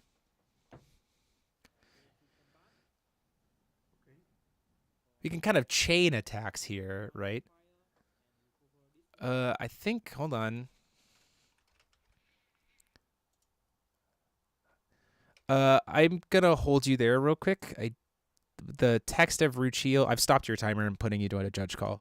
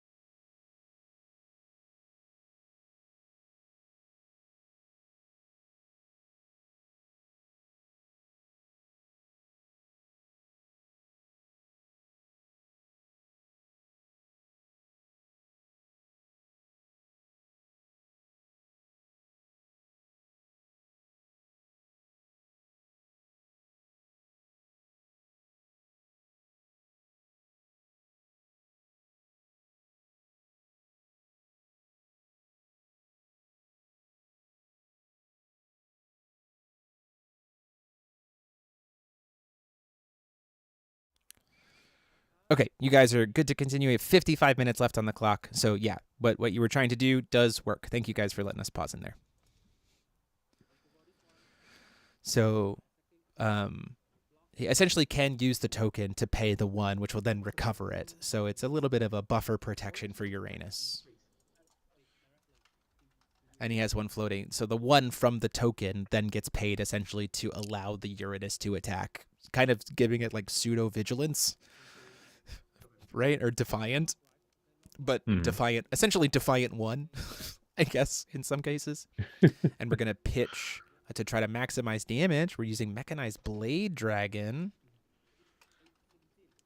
to be able to pump up and maximize the amount of damage we're going to do there. I don't hate this. This is a lot of damage coming in quick. This is going to be 1700, and he can use the other token to hit him again.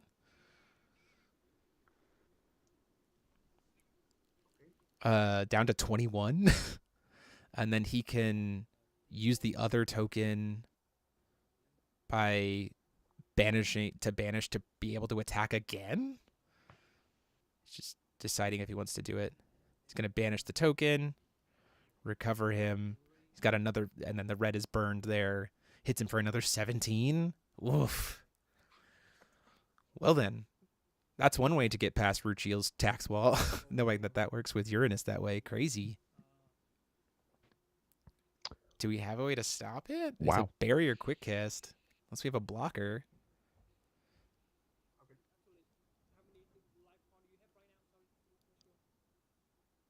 21.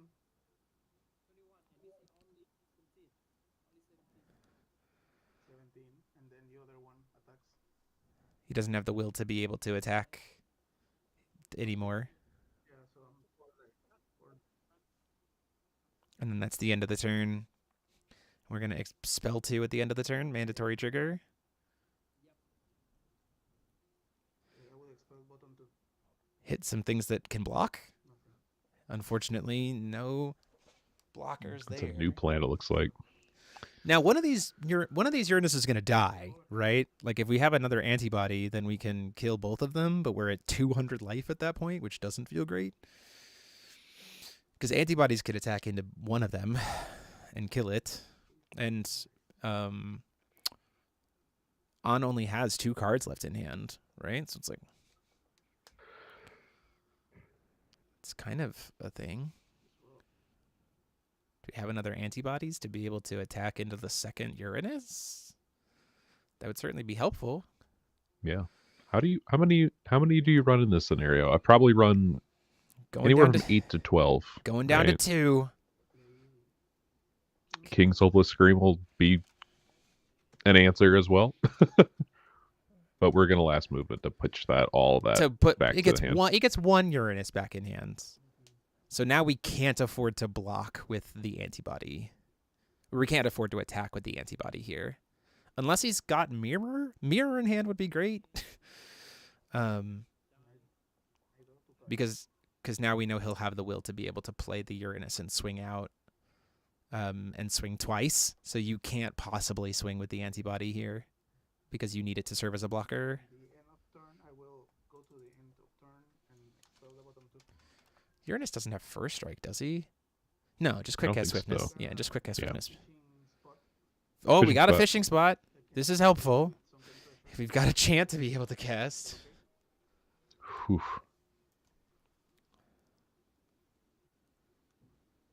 Maybe next turn.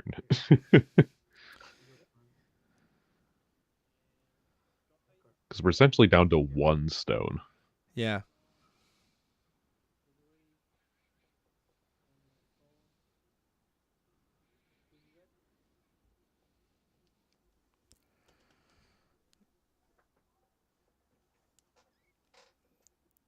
If we have a new plan in hands, or like if you have a mirror in, like any chant, we need to be able to cast here.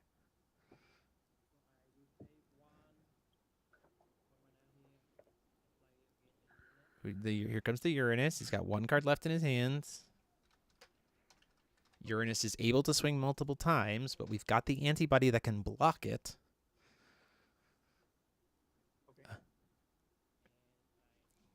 Pay 1 to swing with the token. Take him down to 100. Does he have another Blade Dragon in hand? The tokens are 1/1, right?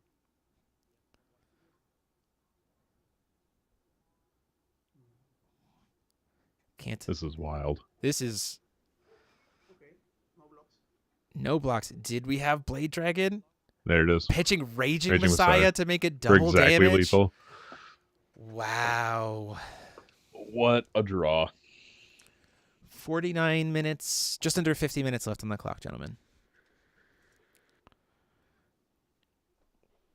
Wow, that was crazy. The Blade Dragon, was like something. I didn't realize that ruling with when attackers are declared, I think is interesting. That I think single-handedly gives on some playroom, right? The fact that the token generated can pay for essentially one swing is relevant for being able to pressure down damage, right?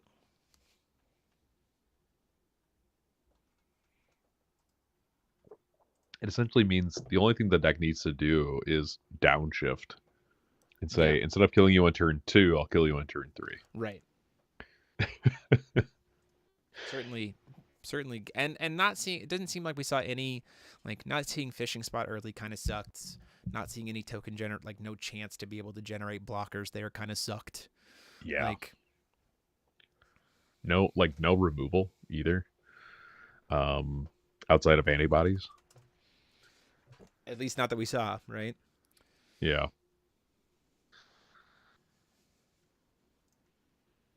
Oh, we did see 2 spoiled cards here. They came up, so we might talk about them after this game. Just kind of give our first pass on them, show them off. Yeah, one is the principal art of the set of a I think it was the buy the box promo for Symphony. Yeah. Oh, it's taking attendance. Yeah. Yeah. And then but we do get to meet her sister. Oh, cool. So there's a little preview for y'all out there. So we'll see how this goes in game 2.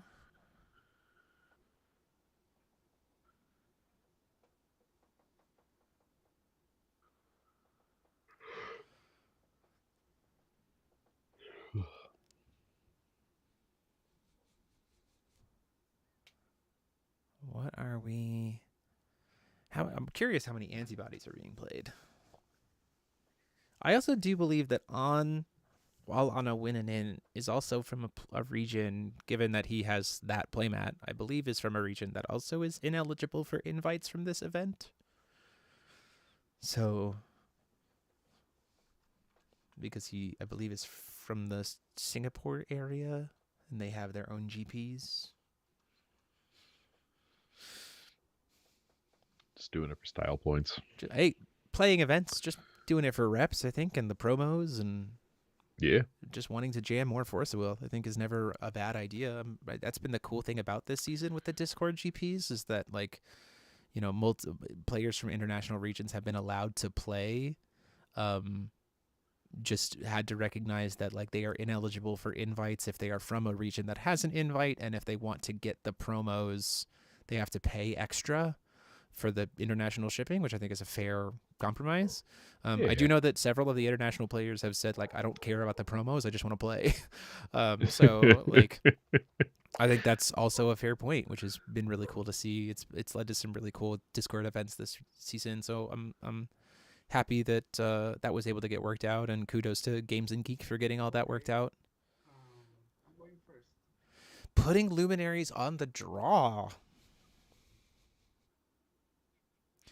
Interesting. Quite.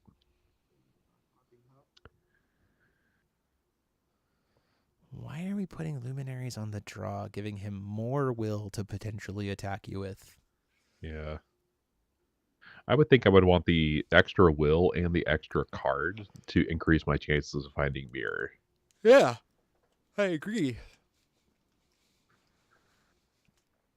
Maybe the idea is that I want fishing spot. Like, I want more chances to, more chances to see fishing spot before or I want a chance to put out a fishing spot before my opponent can cast a card. But you get to do that anyway, because Ruchil expels on either player's turn. Yeah. Maybe the idea is I want fishing spot to be able to start making me tokens at the end of my opponent's first turn. I could see that being the argument, right? You want like, if you expel fishing spot at the end of your turn 1, then you can use free spells on your opponent's turn 2, or your opponent's turn 1 to start getting tokens into play. Ooh, Pain Land is not fun to see. We saw Moonshade on turn 1 last time. Ooh. There's an antibodies. I don't think you attack. I'm gonna attack, declare attack Okay. at you. 400.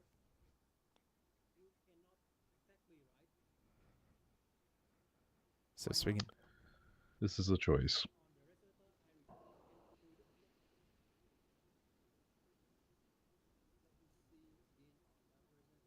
I cannot attack on as long as they control a J/Resonator.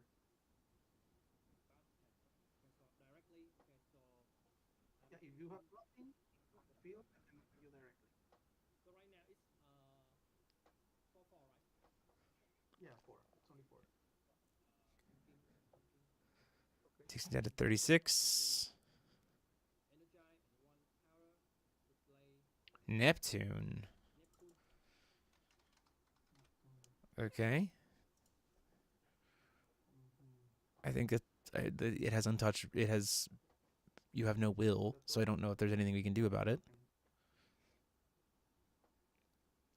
Neptune is going to block that antibodies and kill it. Okay. Yeah, I don't know why we attacked with the antibodies. Yeah. I would want to, given that we know he can get at least a few attacks, I would want to leave up a blocker more than anything else. So I have 1. Yeah, no kidding. Another antibodies, like that could have been a 6/6, which could have killed one of. Activate the sun treasure effect. Well, we do get Did you get the sunken treasure, the Dead dead Eye. eye? Yeah. It's not the one we necessarily wanted, but it's there. You can hand sculpt, which is helpful to find mirrors and stuff.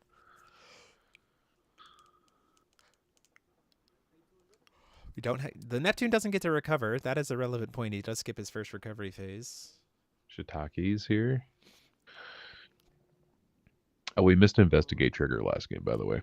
Oh, that's true. But we don't interrupt from investigates. We're just going to pass the turn. Do we see a fishing spot here? Nope. Another antibodies, though. And a fairer spell. So we're clearly bug. Black, blue, green.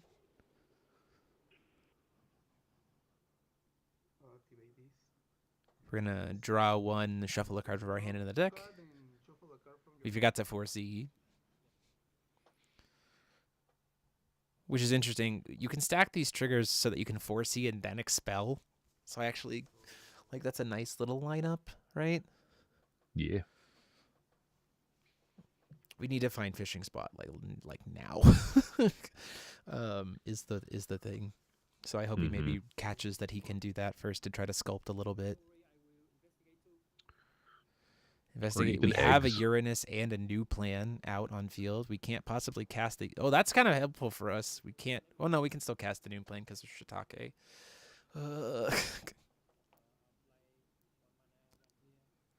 Well, and Uranus too. Before recovery's gonna. That's what I'm saying. We can use the Uranus. We can use Shitake and a mana counter to play the Uranus before we move to recovery. And then he gets to draw the new plan. Gross. There's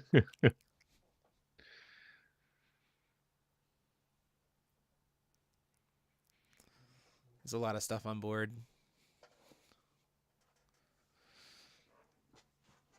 He has 4 cards expelled. He has 4 cards expelled. Yeah. We've been counting it. Tyler, he's got it. He's just got it all stacked up in once. There's an antibodies. Don't attack with it.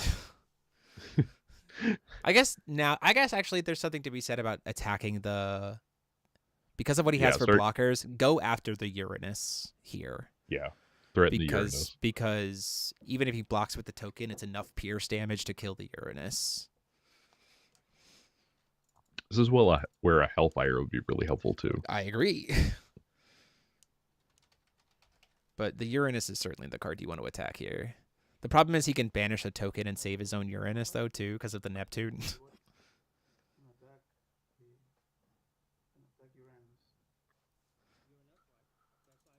Yeah.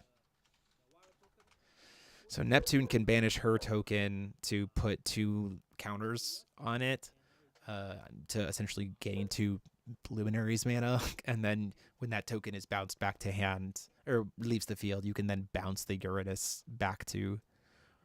Oh, you don't control, so it bounces the antibodies back to hand. Pay 2. So now we're probably going to play the antibodies again, and then that's going to try to kill the Uranus at this point. So at this point in time, we will be able to kill the Uranus. Outside of a last movement, we're safe here. This is Precision Pierce, yeah? Yeah, Precision Pierce. So even if he blocks with the token, it's enough damage to pierce through because the token's only a 1/1, and this is an 8/8. Last movement to save his own Uranus. So rough. That's pretty good. Yeah. This is a strangely aggressive root shield deck. Because of the antibodies, yeah, for sure. Yeah.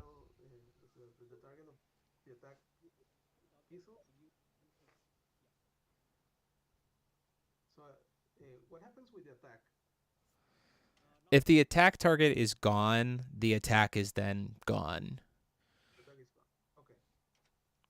Thank you. So because he was targeting the there's no like replay like there has been in other games. So because the attack target is no longer there, your attack just whiffs.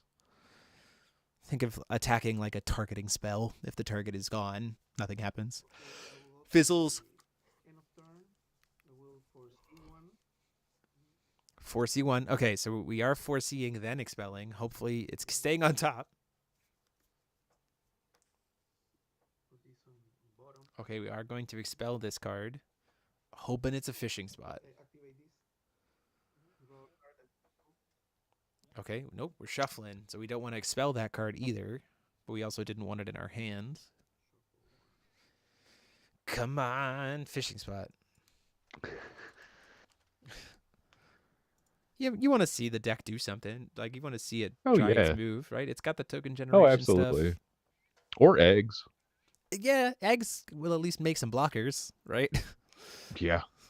Very relevant. We need some blockers. Then Rochille's effect triggers. Manage the bottom 2. 2 more antibodies. Not what we wanted to see. Okay. Whew.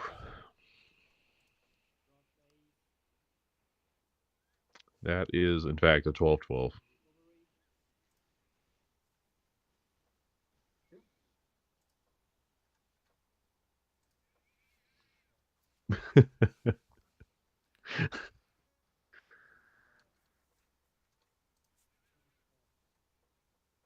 Who would have guessed that we would be saying ban luminaries?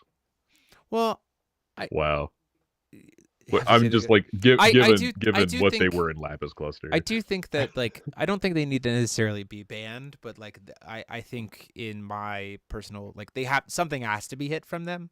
Yeah. I think I think what I recommended was just let's just get rid of Uranus. I think he's just overtuned, unfortunately. He does just a little too much. Yeah. Especially since he stacks. Right? Yeah. Because multiple Uranus stack, I just think Uranus is unfortunately just a little too good.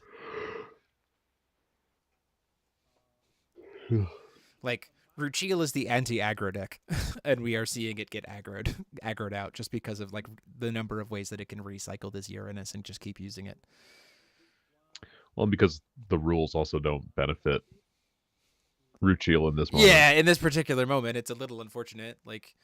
If he has a Blade Dragon right here, this is lethal because he can do 3 attacks with this Uranus, even though there's a Ruchil on board. Yeah, Blade Dragon, that's lethal. So 17. I mean, this is gonna get to hit 3 times, and he only needs to hit twice.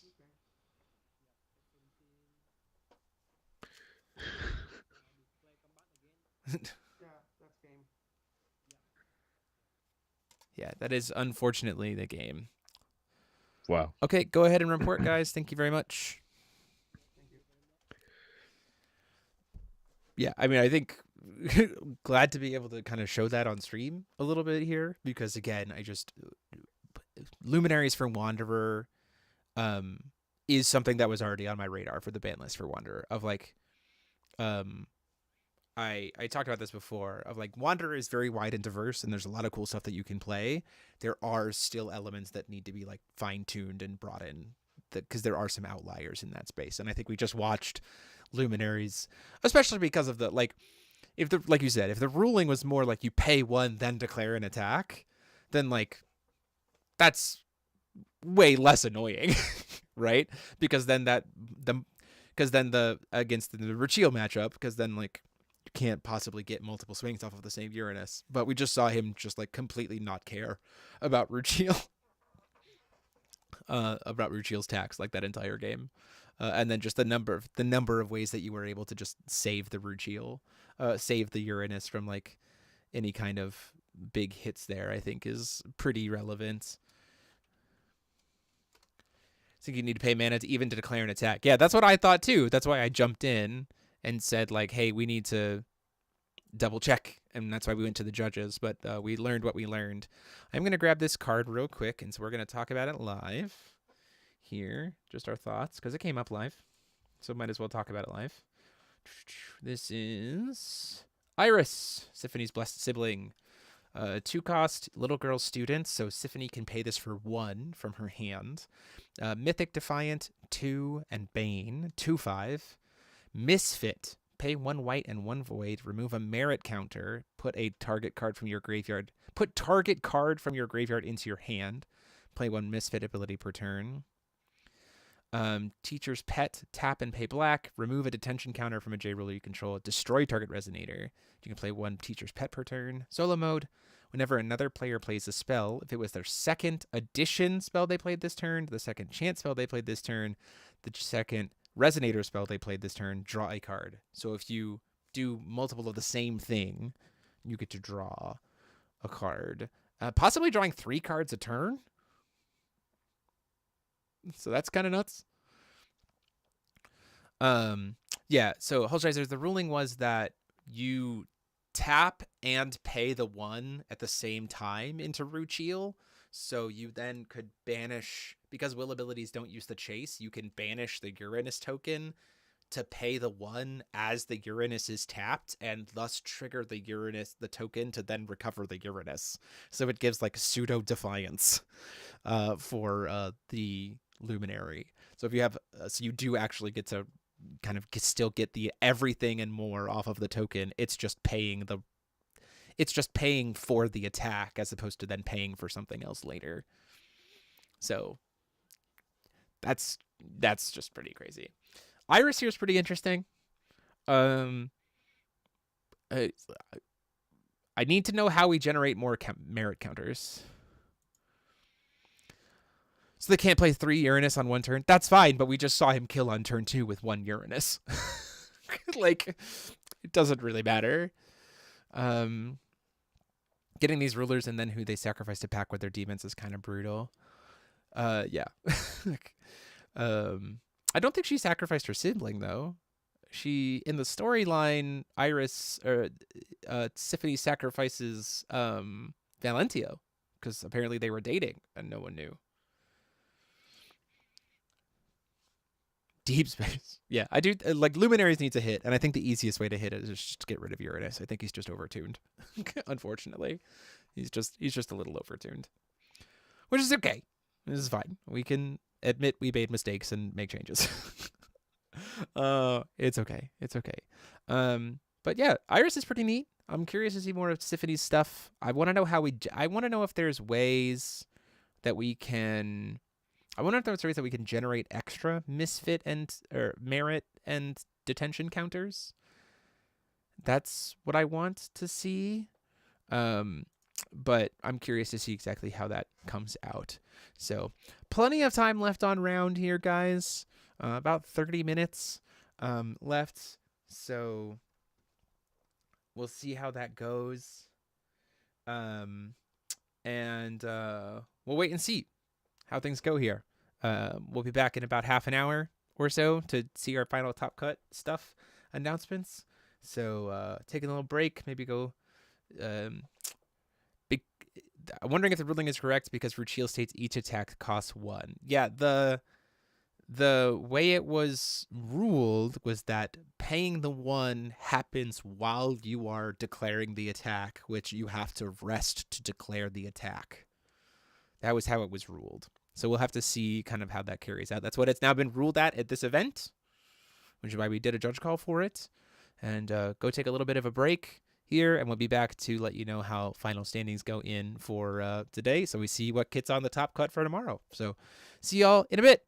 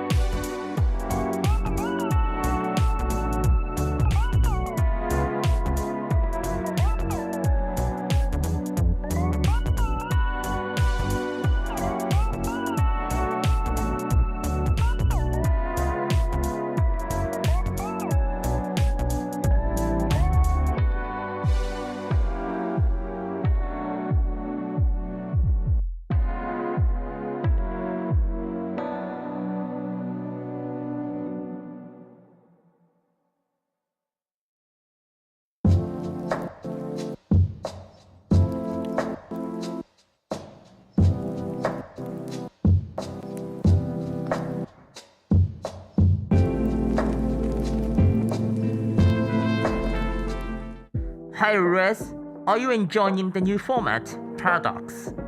3 weeks ago, we released the new set, Masterpiece Collection 02, Fates Reunited, which has been a blast, but the story has to continue, and we left the world of Protopatopolis on the brink of war. It is time to announce the 4th set of the Trinity cluster. Alex Sansta and Zaki have achieved the impossible, preventing the kingdoms of Protopatopolis from plunging into all-out war. A peace treaty has been signed by all nations surrounding the sacred ruins. And yet, war has begun. But this will not be just any war. From the depths of the interdimensional void, the Conqueror, Gil Lapis, has descended upon Protopatopolis. And he does not come alone. At his side march, his most loyal and fearsome allies, Ashwin, Commander of Darkest Fires, Sylvia, blade of the primogenitor and blazer gear rubbers behind them. An army of Cryptis spreads like an unstoppable plague. But this is only the beginning. 2 unexpected allies have joined him. Thoth, a god wielding the power of Sandora, commanding the undead hordes of sand, and the ultimate calamity, Helen, the witch of forgotten memories. The enemy of the first witch war of Protopolis disappeared long time ago, becoming nothing more than a whispered ghost among the survivors. With the entire world on the brink of destruction, its fate hangs by a thread. The Coalition, Academy City, the Hanada Group, and the 3 kingdoms of the underworld, the Light Castle, the Federation, and the Forest of Amilsol must unite under a single banner. The heroes rise. Lucy, Laika, Alex Sansta, Goliath Hanada, Hachiska Sansta, Moonglow 8th, Ruchiel, Yogze, Utnes, Echo, and even Wu Xiaofu, who must finally uncover whether he is truly just a cat. Before the end, 10 North will be sworn. 10 North that will shape the fate on an entire world, and one snap. The final battle between light and darkness is about to begin. Who will emerge victorious? The war is here. It is time to pick a side in the finale of the Trinity Cluster. The 4th and last booster pack of the Trinity Cluster, 10 North of the Protopolis War, will be available in late May 2025. We will know soon more about the story of this set. 4 new rulers, Queen Hachiska, Robomaida, Ashwin, and Helen, and 1 returning ruler, Gil Lapis, which will be included in the Memorial Collection, will appear in this collection to take a part of the war. As with every end of the cluster set, T4 will support all rulers released during the Trinity Cluster, with new support cards for each ruler of the Trinity Cluster, enhancing the new strategies for them. This set also introduces a unique new ability, Oath, a way to express determination to win the war through cards. We will know more about Oath and this part of the story very soon. Stay tuned for the videos. Alright, before we finish for today, we have a question for you. We were preparing for the WGP 2025 prizes. We'd like to know what would you like to receive as a prize for the most important event of the year. We'd also like to know what would you like to find in the official WGP store. To do so, leave us the answers to these 2 questions in the comments and go to the community section of the same YouTube channel, where there will be a poll where you can vote for the options you like the most.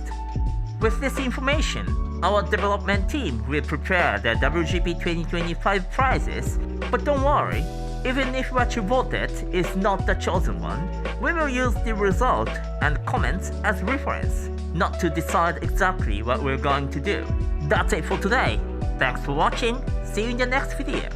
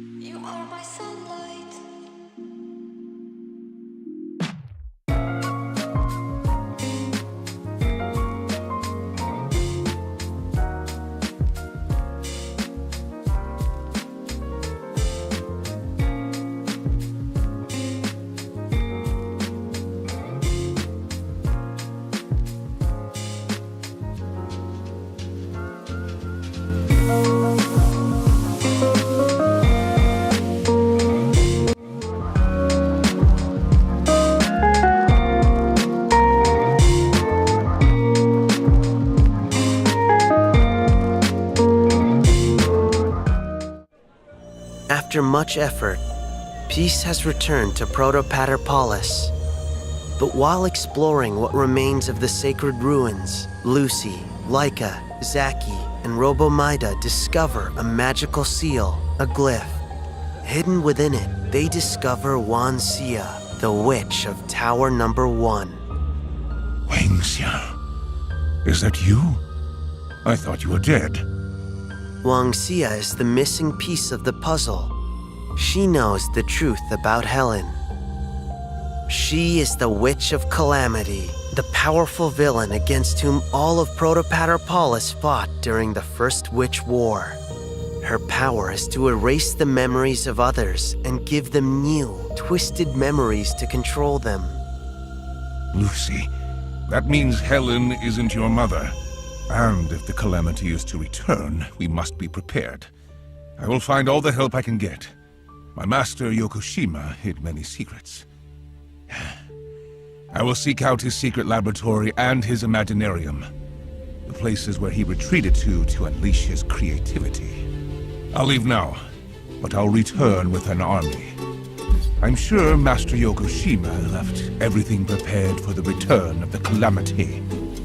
She murdered Master Yokoshima, and I couldn't do anything. This time, I'll make sure she never harms the Hanada family again.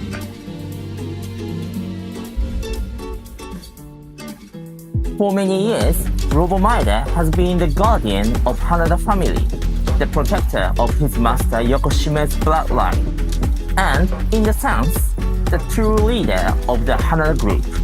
Saddened by his inability to save Yokoshima's life, now that Robomida knows he'll have a chance to avenge his master, he will do everything in his power to defeat the witch Helen, also known as the Calamity, and take revenge. Robomida has two very different playstyles. He can focus on following the order of his current master, Goliath Hanada, and use build and demolition, or he can use what he learned from his former master, Yokoshima Hanada, and use Call of the Monarch. If he follows the Goliath Hanada strategy, Robomida will have the full support of the Hanada group, the new automatons, and the technology designed thanks to the knowledge acquired at the Yokoshima's secret laboratory. But if he follows Yokoshima Hanada's strategy, Robomida will have the support of his former master's creations, which are still active after all this time hidden in Yokoshima's Imaginarium. The final confrontation between Robomida and Helen will happen very soon. Will Robomida be ready for the ultimate clash of magic and technology? We'll find out very soon.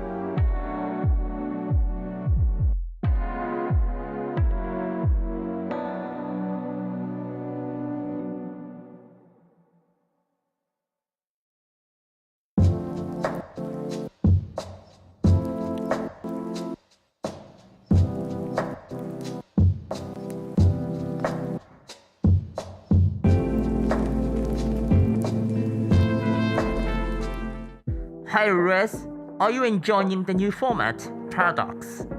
3 weeks ago, we released the new set, Masterpiece Collection 02, Fates Reunited, which has been a blast, but the story has to continue, and we left the world of Protopolis on the brink of war. It is time to announce the 4th set of the Trinity cluster.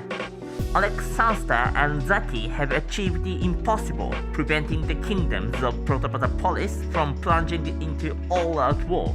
A peace treaty has been signed by all nations surrounding the sacred ruins, and yet war has begun. But this will not be just any war.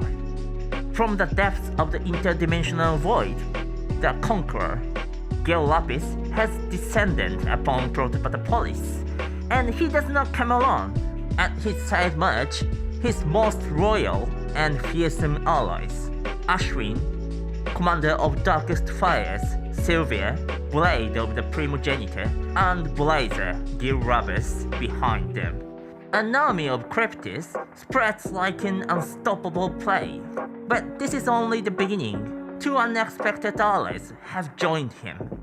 Thoth, a god wielding the power of Sandora, commanding the undead hordes of Sand, and the ultimate calamity, Helen, the Witch of Forgotten Memories. The enemy of the first witch war of Protopolis disappeared long time ago, becoming nothing more than a whispered ghost among the survivors.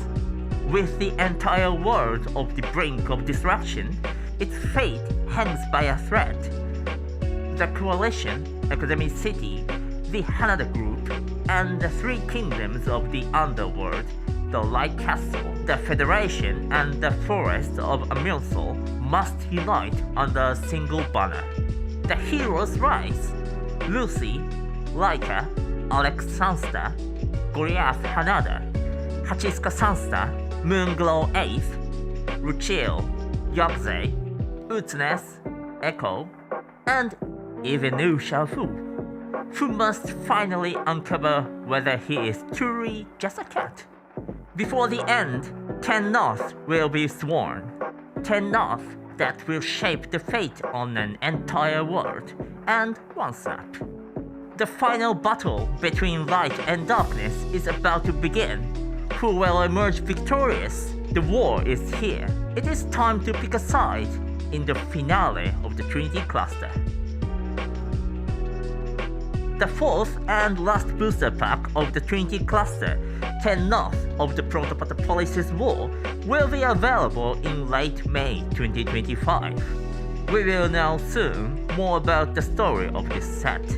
4 new rulers, Queen Hachiska, Robomaeda, Ashwin, and Helen, and 1 returning ruler, Gil Lapis, which will be included in the Memorial Collection, will appear in this collection to take a part of the war. As with every end of the cluster set, T4 will support all rulers released during the Trinity cluster, with new support cards for each ruler of the Trinity cluster, enhancing the new strategies for them. This set also introduces a unique new ability, Oath, a way to express determination to win the war through cards. We will know more about Oath and this part of the story very soon. Stay tuned for the videos. Alright, before we finish for today, we have a question for you. We were preparing for the WGP 2025 prizes. We'd like to know what would you like to receive as a prize for the most important event of the year. We'd also like to know what would you like to find in the official WGP store. To do so, leave us the answers to these 2 questions in the comments and go to the community section of the same YouTube channel, where there will be a poll where you can vote for the options you like the most. With this information, our development team will prepare the WGP 2025 prizes, but don't worry, even if what you voted is not the chosen one, we will use the result and comments as reference, not to decide exactly what we're going to do. That's it for today. Thanks for watching, see you in the next video.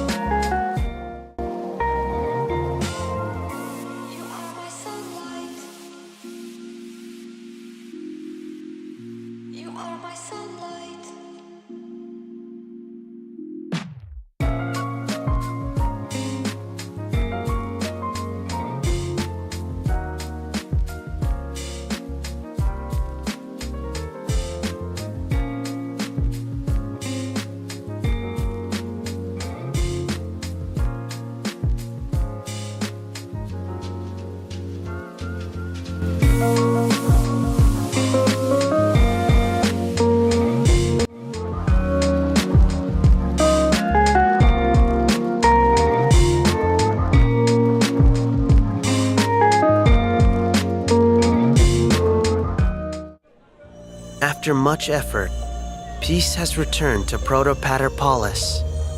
But while exploring what remains of the sacred ruins, Lucy, Laika, Zaki, and Robomida discover a magical seal, a glyph. Hidden within it, they discover Wan Xia, the witch of Tower Number 1. Wang Xia, is that you? I thought you were dead. Wang Xia is the missing piece of the puzzle. She knows the truth about Helen. She is the Witch of Calamity, the powerful villain against whom all of Protopater Paulus fought during the First Witch War. Her power is to erase the memories of others and give them new, twisted memories to control them. Lucy, that means Helen isn't your mother. And if the Calamity is to return, we must be prepared. I will find all the help I can get. My master Yokoshima hid many secrets. I will seek out his secret laboratory and his Imaginarium, the places where he retreated to unleash his creativity. I'll leave now, but I'll return with an army. I'm sure Master Yokoshima left everything prepared for the return of the Calamity. She murdered Master Yokoshima, and I couldn't do anything. This time, I'll make sure she never harms the Hanada family again.